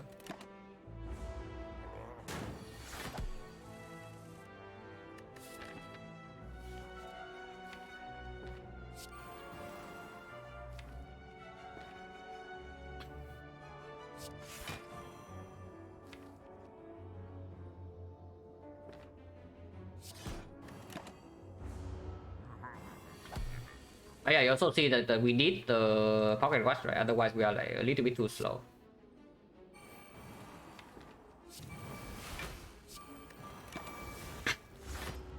Yeah, now we are almost set up exactly when it attacks big. So now we can play second wind.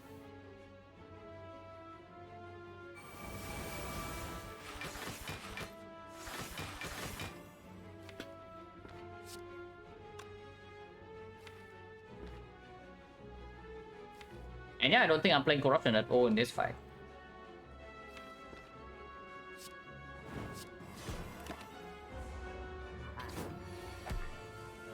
And definitely a little bit slow.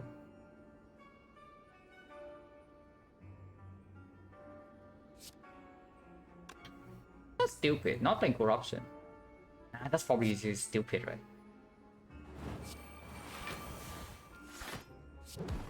Next time Witness already runs out, so we need to draw second win every single turn if I don't play the corruption. Which does not happen yet.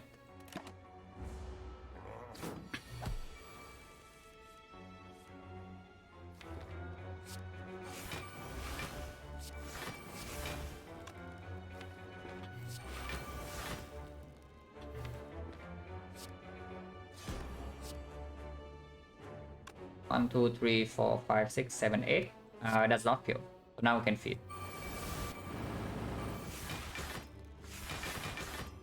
And of course we wait until next turn because then feed gets upgraded. All these three are upgraded already, so Tongs will hit this next turn.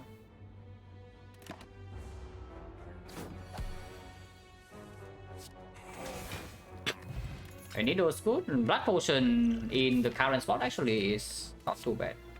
Close light plus not needed. What does liquid memories do? Yeah, pull back impervious. No, that's pretty strong.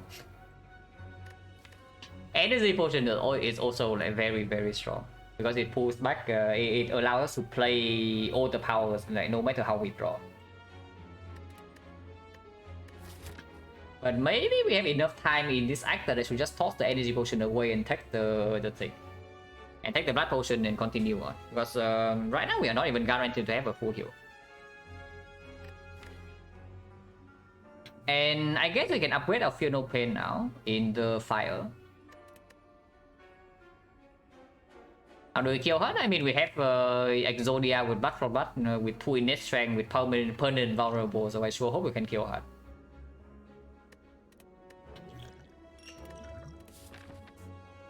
Yeah, can go to shop again. That would have been nice. Exhume would have been nice, actually. But yeah, sure, just remove. And Act 4 shop, we actually have a live shop. Yeah, missing pellets is actually a little bit sad. We could have still afforded it with rolls very cheap. But yeah, the remove now is probably on Cliff. Or another defense.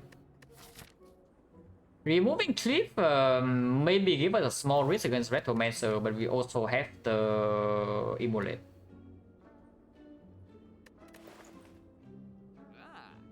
If we are really scared of damage output, maybe we can add Inflate, but I don't think so.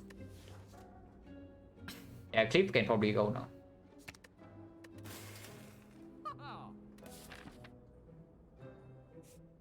And I go here upgrade Feel No Pain. If we need another fire, we can go here. If not, we just take all fights.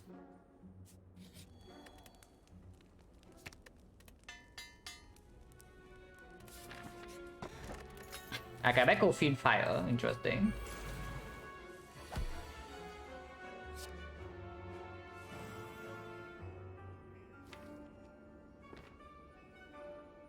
So Dark Embrace, Evolve, Shockwave. I get to choose. I mean, I can also play everything and break the Pocket Watch because next turn I have Horn Clip. And I block for 18, so it doesn't matter as much. Maybe just do that. I just play everything.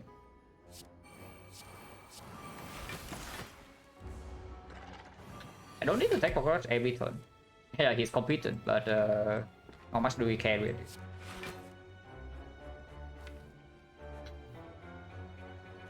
Akabeko feed fight can happen next turn that will kill the feed though. And we already played Dark Embrace, so thinking ahead will not save it. I want to feed.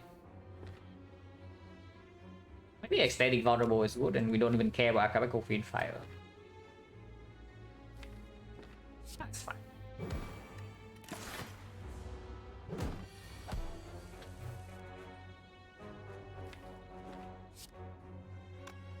Yeah, actually protect the Blood for Blood to 0 right now.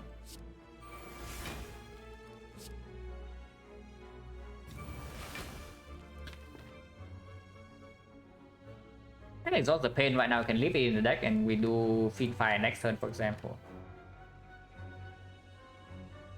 Probably it's fine to leave it in the deck. Evolve has not been played yet, so this Immolate actually puts a garbage card in our deck.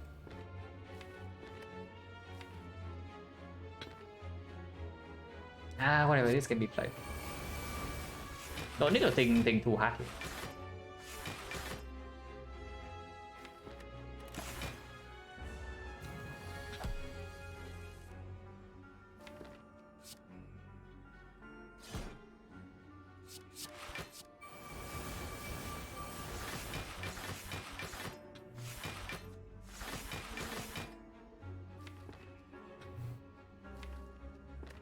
Yeah, this is our last power through, so we cannot feed fight here.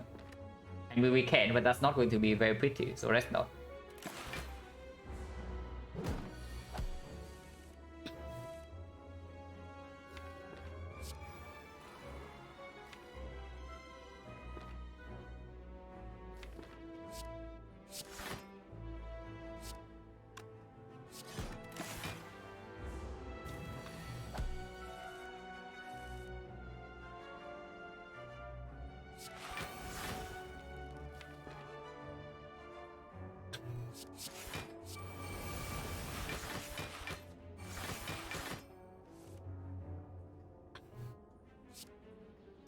When this runs out, okay, we can attack next turn. I still want Pocket Watch because multi-hit is pretty big already. Yeah, like 48.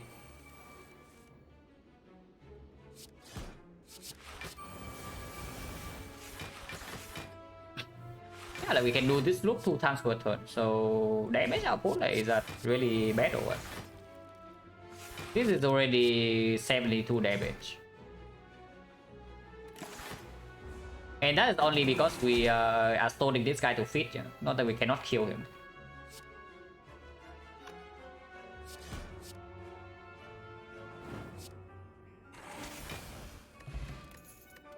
The X-Box is actually pretty good. And Trench would be nice if we actually have a barricade. But if we have a barricade, we don't need the entrench.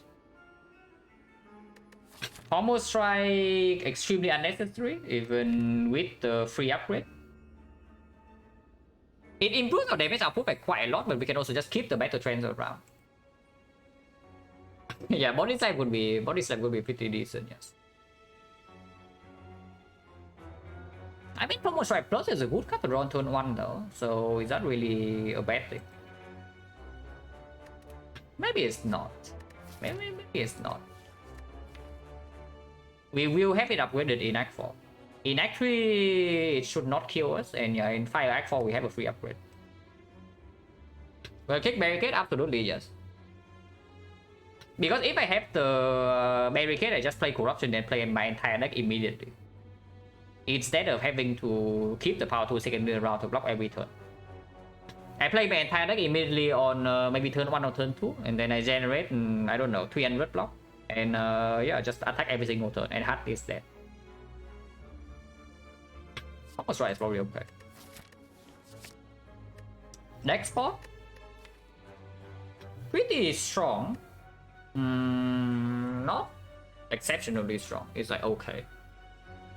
And this potion, if we have nothing better, is actually quite good into Act 4. Probably can keep it around.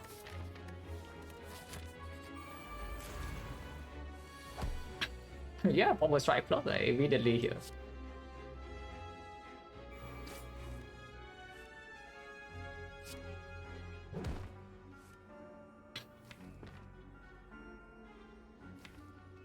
Immolate still in the deck.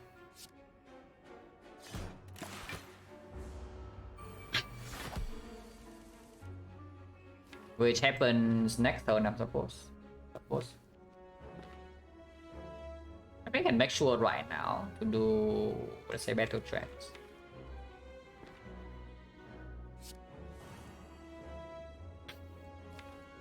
Yeah, I just do corruption deck embrace now, and then next turn they all die.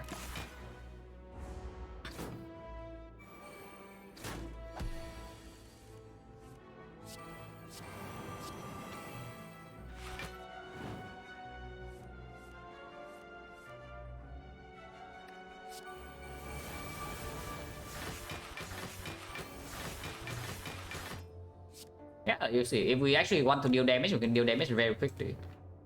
Now I'm wondering whether I can wait for the feed plus or not.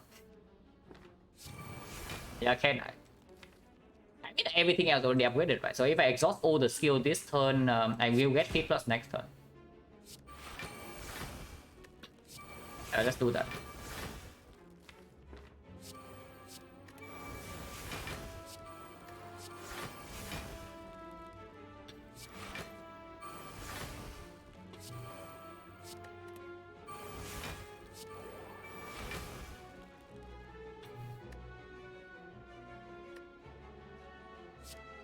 And sure. The fact, yeah, after the 50 of Ironclad, we'll go back to, wait, what? What did it upgrade? Wait, it upgraded something else, like, what was it? Ah, doesn't matter, we can still block this turn. But not really, what was that? It wasn't in my hand. No, it does upgrade it even if I draw it with Evolve. Or am I mistaken? Okay, whatever, it doesn't matter too much. Gambler 2 very good. Second feed on 45. This is a little bit too dead. There's no need to manually upgrade it for more strike right now, so we probably take more fights.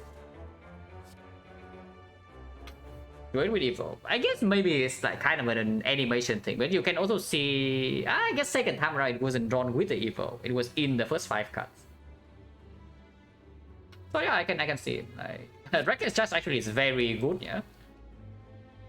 after we get everything in play. Like we have a Fear No Pain Dark Embrace Evil. So if this is not the spot for Record Charge, like when is it? And but yeah, we don't need it. Is the thing. We don't actually need it for anything. Game Dust Brew exceptionally strong. But yet it's strong enough for me to abandon the Blood Potion. His potion is way too good. Especially in conjunction with the Liquid Memories as well.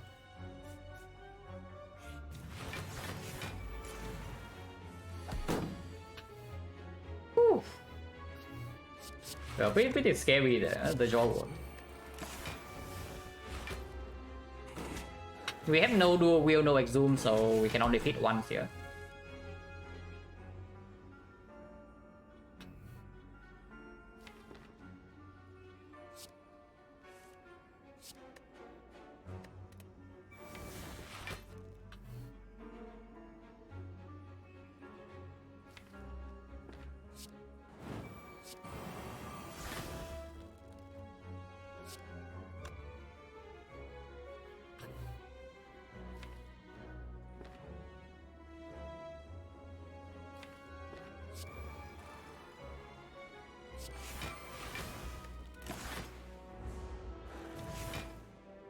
Could have fed fighter with the other fish. Yes, it's true.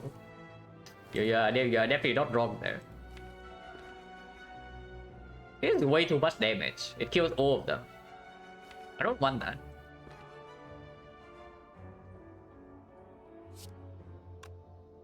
If I do not have Akabeko this 30, 45, it still kills all of them.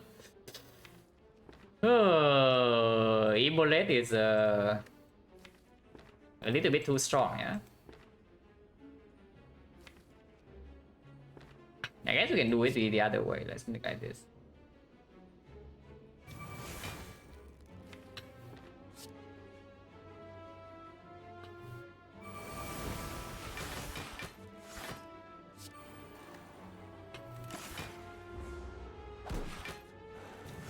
Headache fight! No, this is not the Darklings.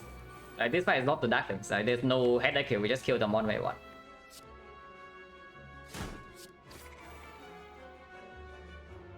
Okay, minus 1 HP.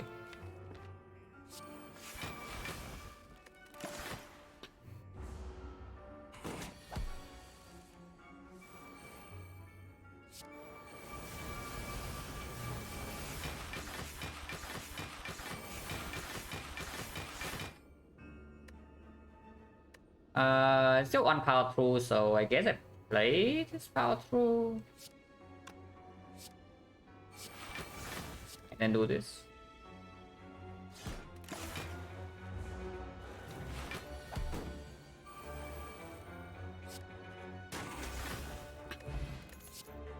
Another Dragon Embrace, we don't need it.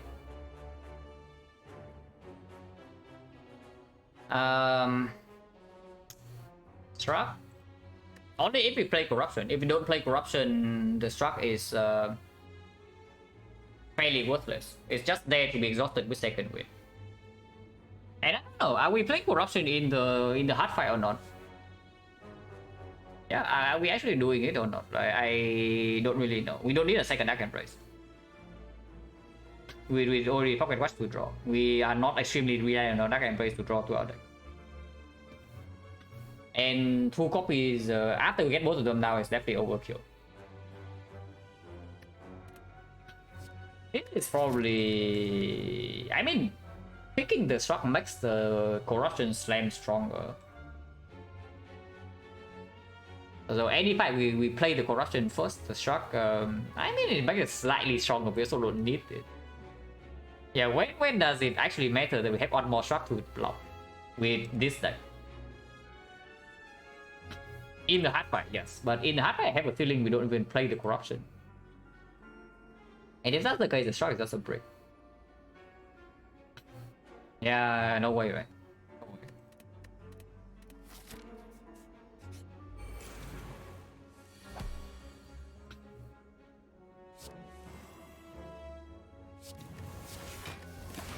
Could have just Struck instead of Impervious, but go big or go home, right?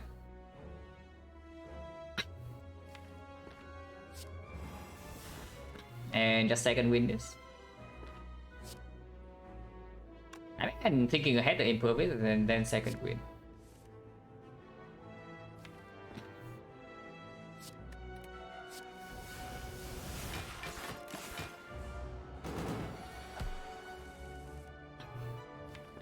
Let's play. I guess I also play this and also play this. I shuffle in 5 burns. I don't really care. At least I think I don't care. Yeah, I don't care.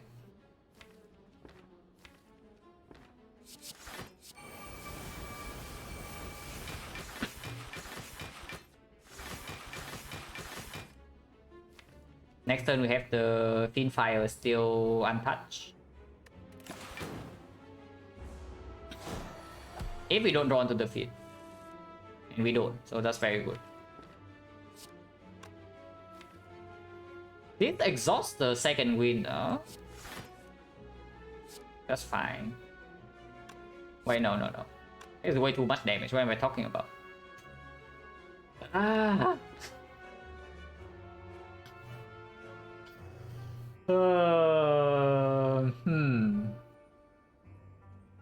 I guess we can do it with Blood for Blood instead.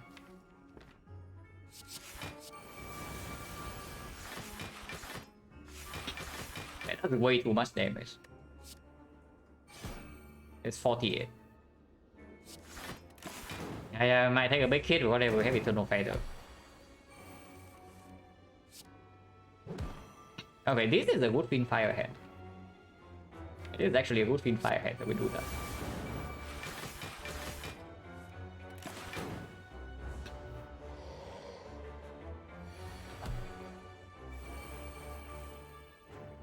Ouch. It's fine, we have Eternal Fader, so we can take a hit here.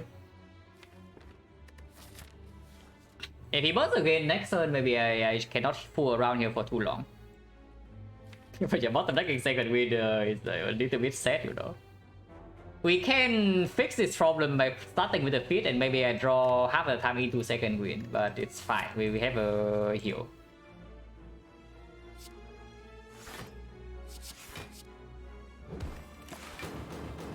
Ow. Minus 22.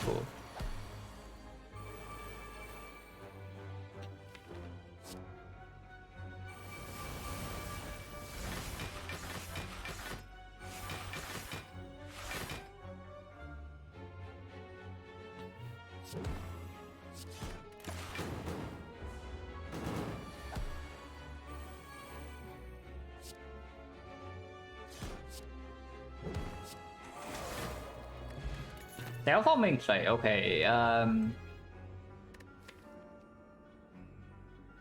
I guess this thing can hang around for a little bit. Probably doesn't actually impact the fight that much, but it's cute. Pain good now, still don't know. Because if we actually draw into block, I have a feeling we're just massively overblocking. But of course it's good for like turn 1 of the heart, it gives us 9-3 block for turn 2. So 23 with the Horn Clean and then maybe we can do something else. Oh, we cannot feed this guy. I just hope we don't get like completely destroyed by this guy, yeah? But we cannot feed him. This is on the fight that can deal heavy damage to us. Depending on what we draw. Okay, we draw Impervious, that's fine. And do I take 3? Or do I, if I don't play Dragon Embrace, is there anything I can go wrong? Let's play Dragon Embrace, take 3.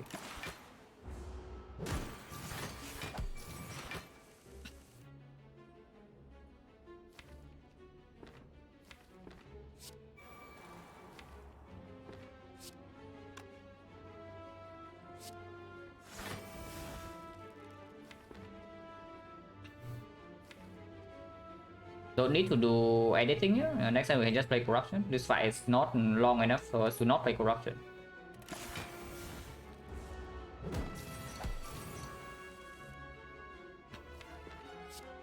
Unfortunately, the pain will be a bit annoying.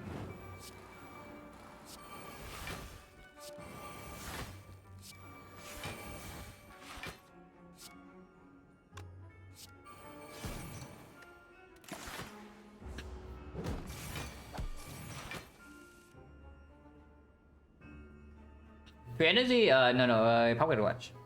I need to make sure I don't take damage turn 2. But that was why I was thinking like whether I should take 3 or not.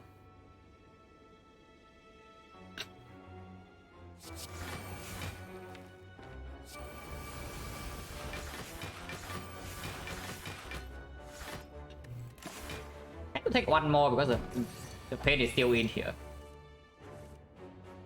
Okay, I get 2 more because Fiend Fire is not drawn on this turn.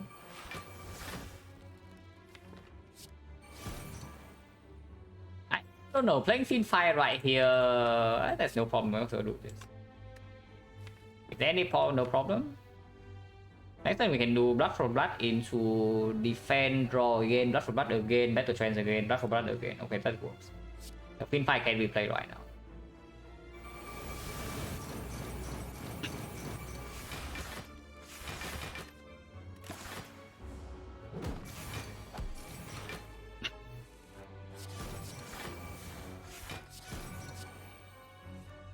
Yeah, like this is our damage really a problem in the hard fight. We can do something like this.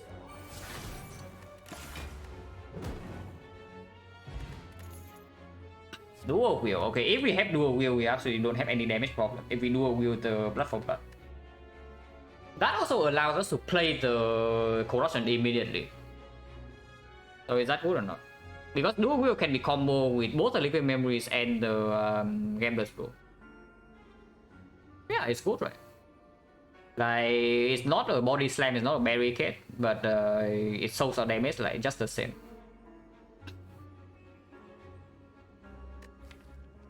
Of course, you can also just do a wheel, feel no pain, and block the heart maybe 4 or 5 cycles.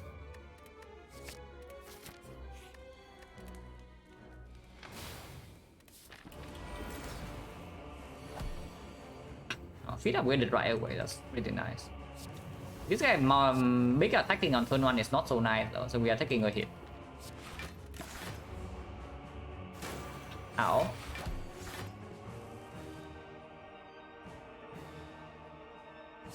Yeah, right here.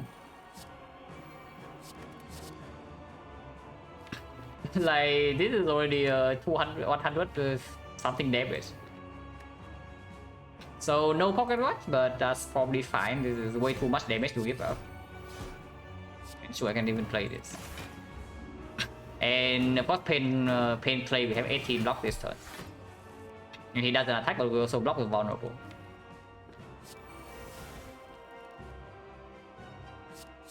And yeah, 3 cards exactly for pocket watch. That's perfect. You know, pain bottom deck. A little bit cringe. Fine.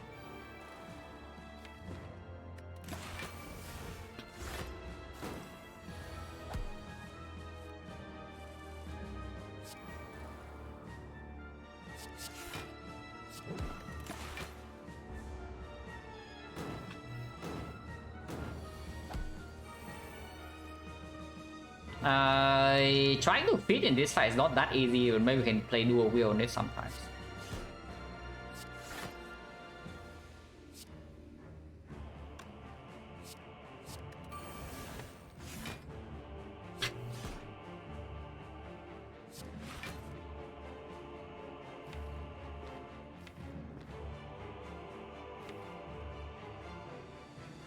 There's nothing to actually do next turn.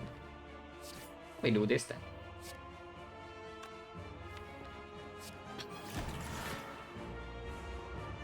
Maybe I can kill this turn, but probably not. I highly doubt that we can actually kill this turn. Oh, maybe we can. Maybe we actually can. Yeah, we actually can.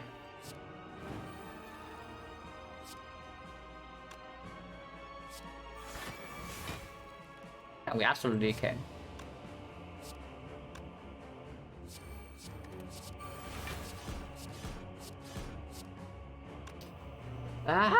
Not enough damage. So I actually need to draw into the pommel strike right now. What am I to do a wheel defeat instead?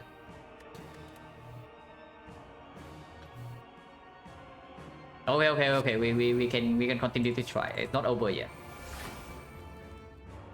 Oh my god, like one draw please, one draw.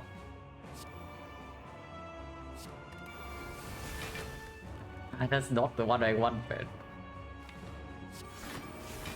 Okay, one more try. If this is not combo strike plus, we actually need to kill.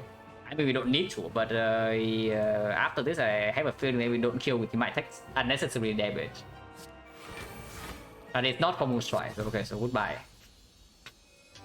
-4 because I wanted to rush thing. This fight, we play Feel No Pain, we play Dark Embrace.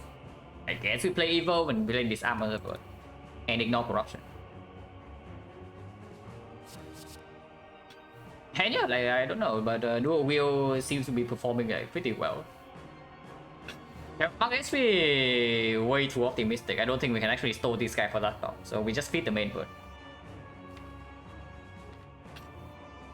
That's way too optimistic.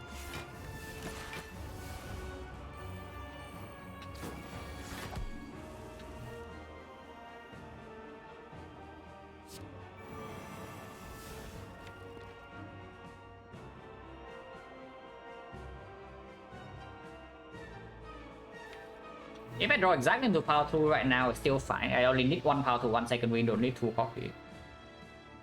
If I draw exactly to Dark Embrace again, thinking ahead it on top, and then second wind the rest. That is probably worth keeping around for now. But that kills Pocket Watch if I don't play it. I guess yeah. Whatever, I don't need Battle Traps.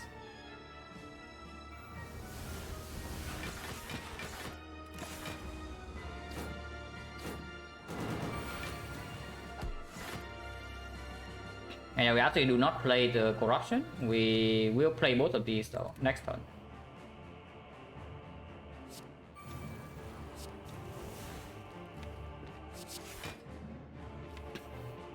I'm taking these things a little bit weird. The good thing about this fight though is that we can take any damage we want, and we also don't need to actually feed this thing. We can also feed these guys. That is also possible.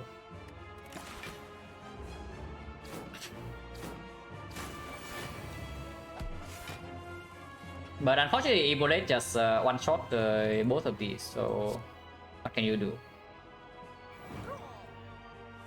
What can you do indeed?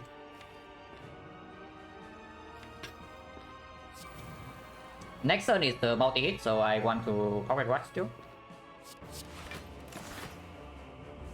-8, yeah, -8. Sure thing. No need to do a wheel more than this. First, it's still fine to keep around. 1 copy though, I don't need more.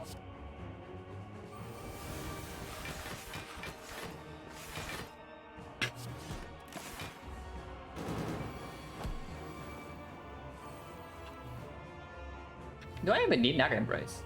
I guess Dark Embrace makes the damage faster, but we already have 3 Blood for Bloods.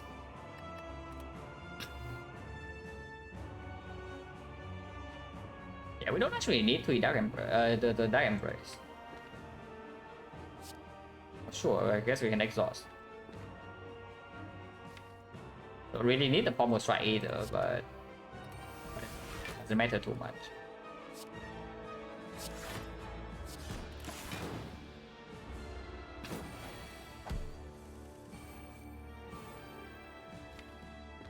Don't need more than 1 second win, yeah. So I can also just do Bash.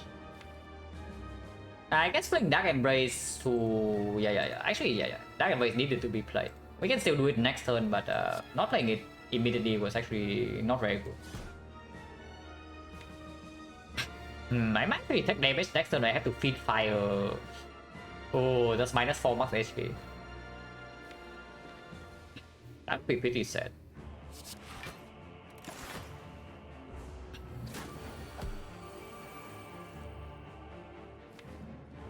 Yeah, -4 max HP or what? No way, right? We can lose a lot of HP in here. So before I lose, I take more damage before I lose my 4 max HP, basically. But yeah, I need the Dark Embrace for wound control, basically. Without the Dark Embrace, I actually cannot control these things. Like they just keep flooding my deck.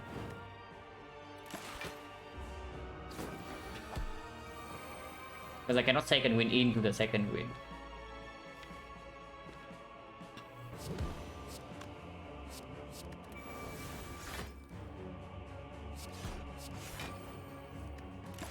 Take 9 more, but now the fight should be under control. This is still cool heal, right? This is still not real damage. So good for us.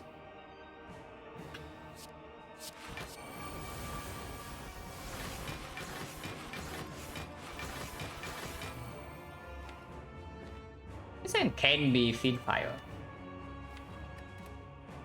No reason to.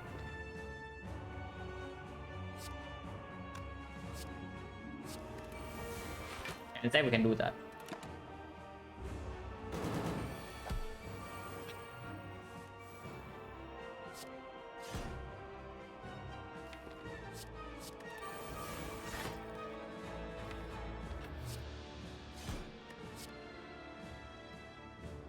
Wait a second. Oh yeah, it's 45, it's 45. I think drawing into second wind right here is fine.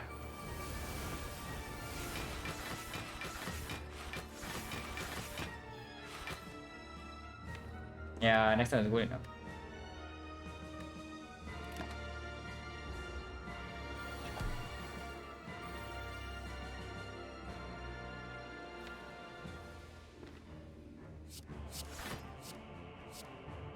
Need 3. 2 is fine.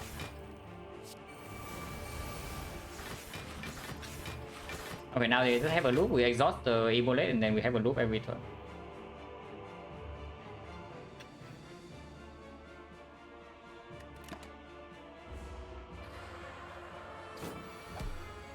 I also want to burn a few more cards.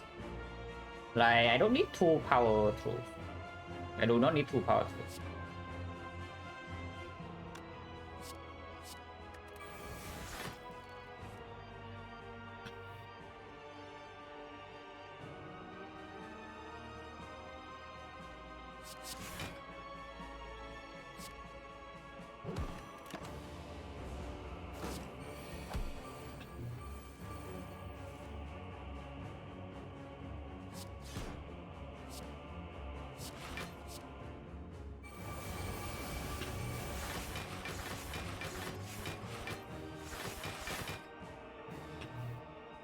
I guess 6 cards, not 5, so actually I can still break. I guess I still take the watch. No need to rush. Yeah, no need to rush.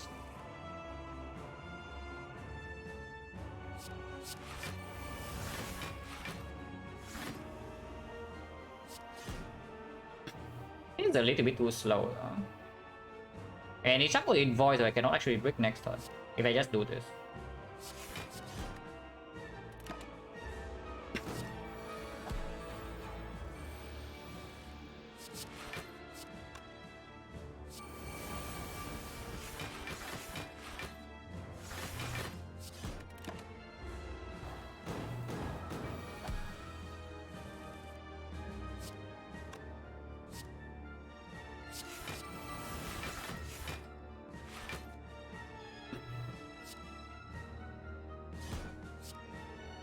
There is a hand that we break, but even if we take the full 45, we are not dead or anything. So like,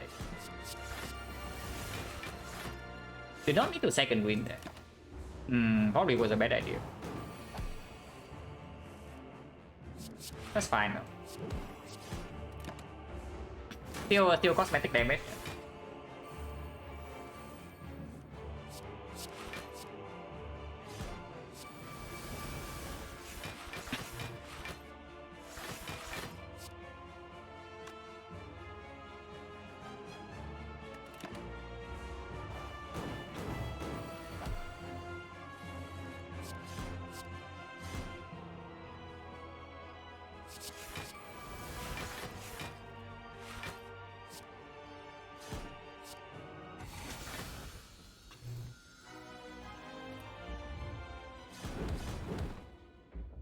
Can still remove a card and buy relic.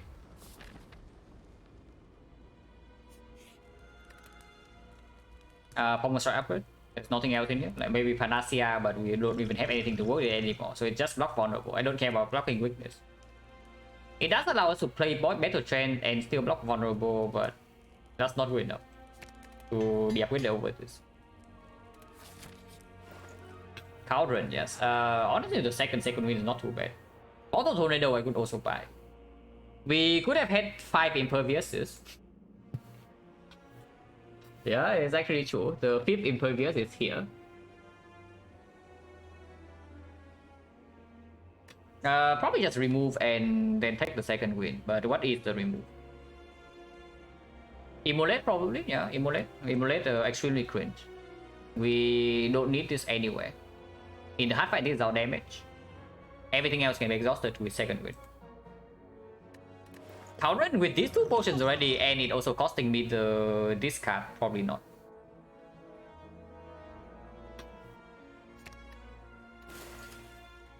I can take the evolve as well if I want to. So is the evolve good or is the evolve not good? With the pocket watch, no, right? The first evolve is already a little bit fishy. Now that we have the Dark Embrace, but the second absolutely not. So just leave.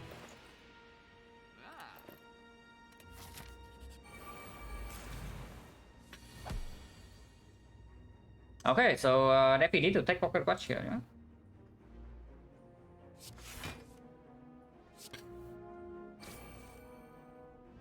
And I will take the damage for the thing while stripping artifact here. So that maybe Shockwave can land, this arm can land next turn.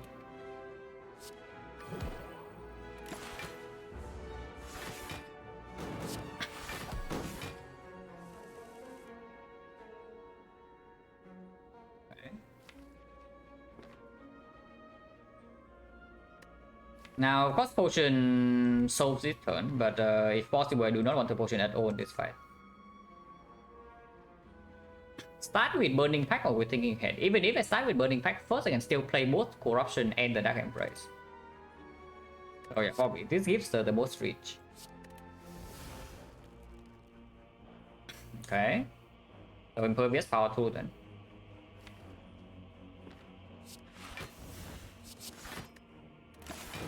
Still get Poker Watch and we are full blocking.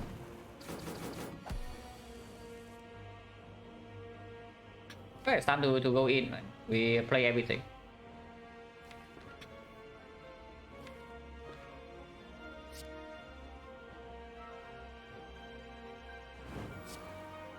In dual wield feel no pain, we have no actual energy and I want to play all of these, so we don't even play the evolve.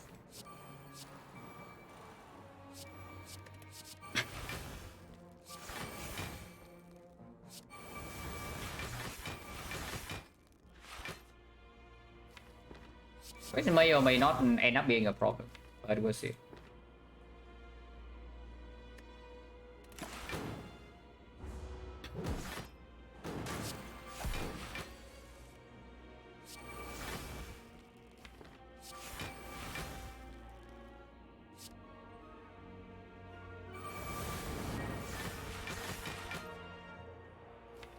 That's fine.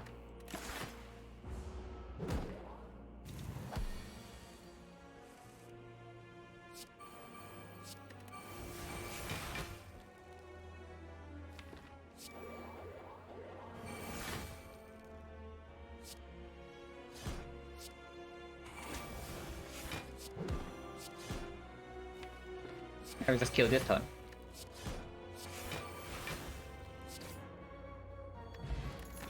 Ancient Potion, if we really want to block vulnerable, here it is. Garbage. So do we want to block vulnerable or not? Or does that like not matter? Because if we draw this turn 1, we also already block vulnerable. With 111 HP, I think these are more important, right? To put the... to not miss any of these 3 powers in the first cycle. And I think I play Corruption right away. Now that I have dual wield. So yeah, we probably don't take this.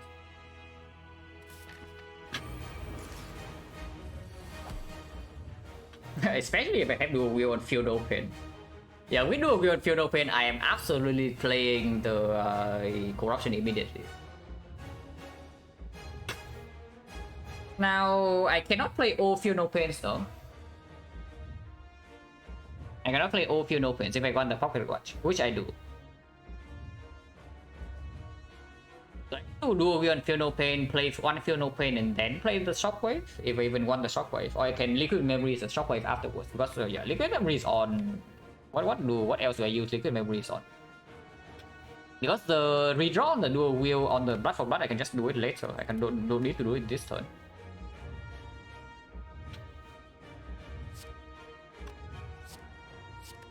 There's something like this. Play the Feel No Pain.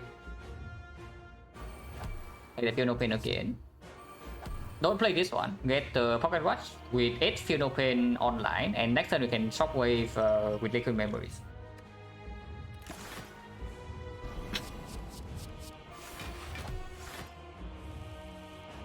Panacea just in time. Yeah. Don't need to Impervious.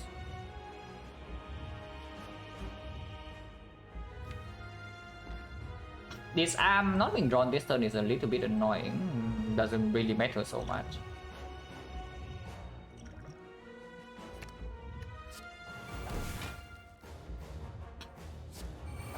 And yeah, sure, exhaust speed right away. Or do this because the feat after we get Dark Embrace in play is actually like 12 block and draw a card. Question score, yeah, this relic is ridiculous. Like absolutely insane.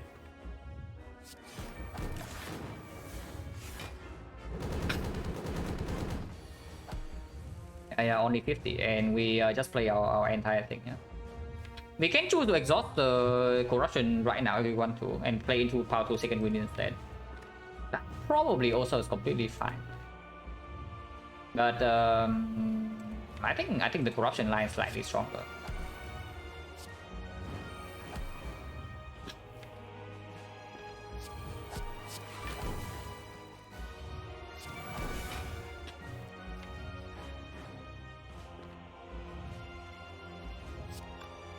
I will use this right now though. I want to save 1 second win and I want to exhaust the pain immediately. And yeah, drawing into void right now is also cool.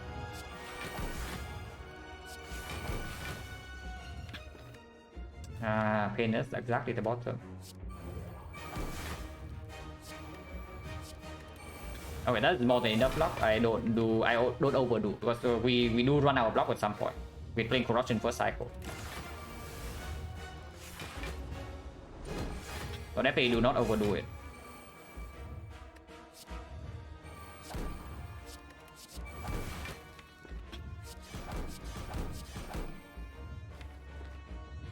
Evolve is online, we can save the Finfire for way later.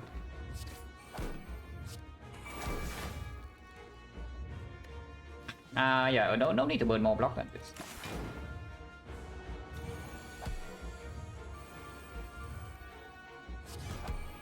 And taking more clay ping is also good. Yeah.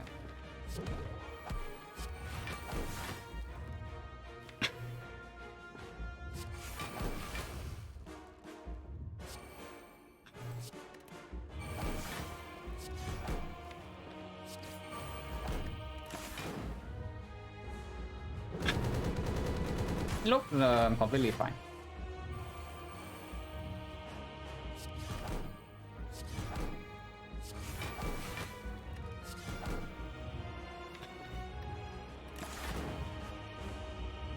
Is it? Yeah, we can still even face like next cycle if we really need to.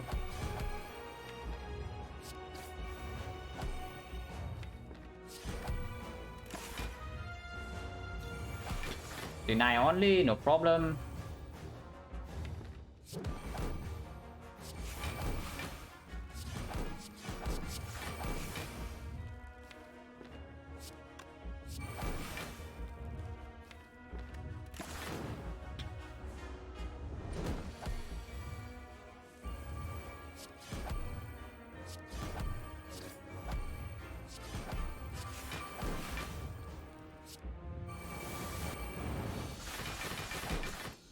Yeah, easy run. This one is actually a free one. We are basically not threatened at any point in this run whatsoever. Even I guess on floor 2 we are a little bit threatened on floor 2. But yeah, when we enter Act 2, Copy Reaper, we took Burning Elite, 3 Elites, and we are full HP at the end of the act. So that tells us all the end of this run. Okay, 10-1, pretty good.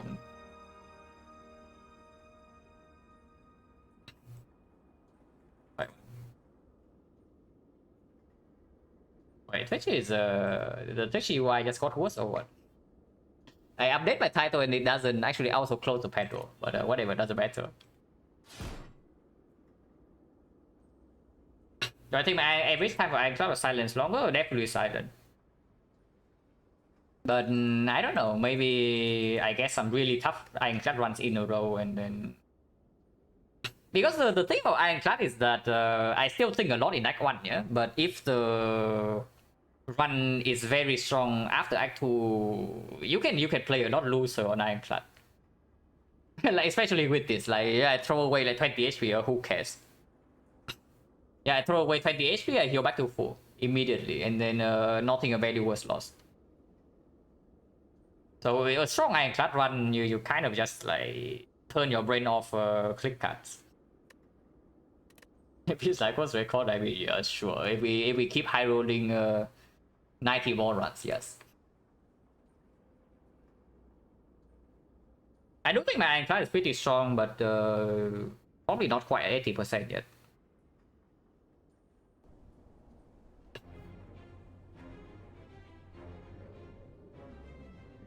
And so far you can also see the seed. There's like one really difficult seed which we barely died to the heart.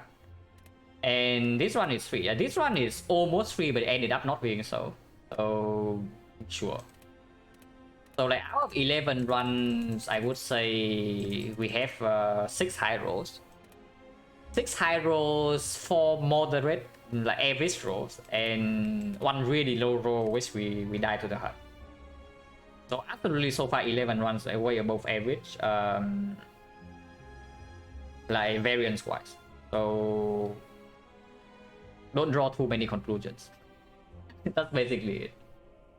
Because if you think I'm like easily winning like 10-1 here, then when I actually lose something like 3 runs in a row, you actually gotta be pretty surprised, right? And I also feel bad.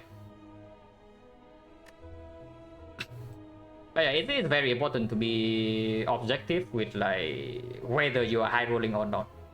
Because if you are high rolling but you don't realize it and you think your results are like reflecting your actual skill level, yeah, then you get it.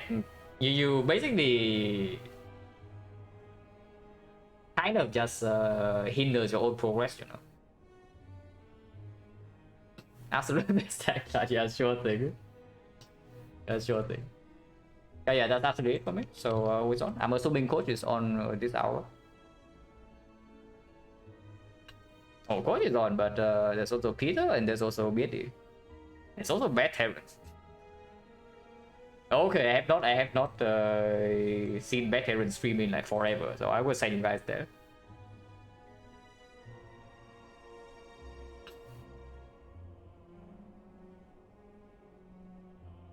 But yeah, thanks for watching, guys, as always, and yeah, see you later.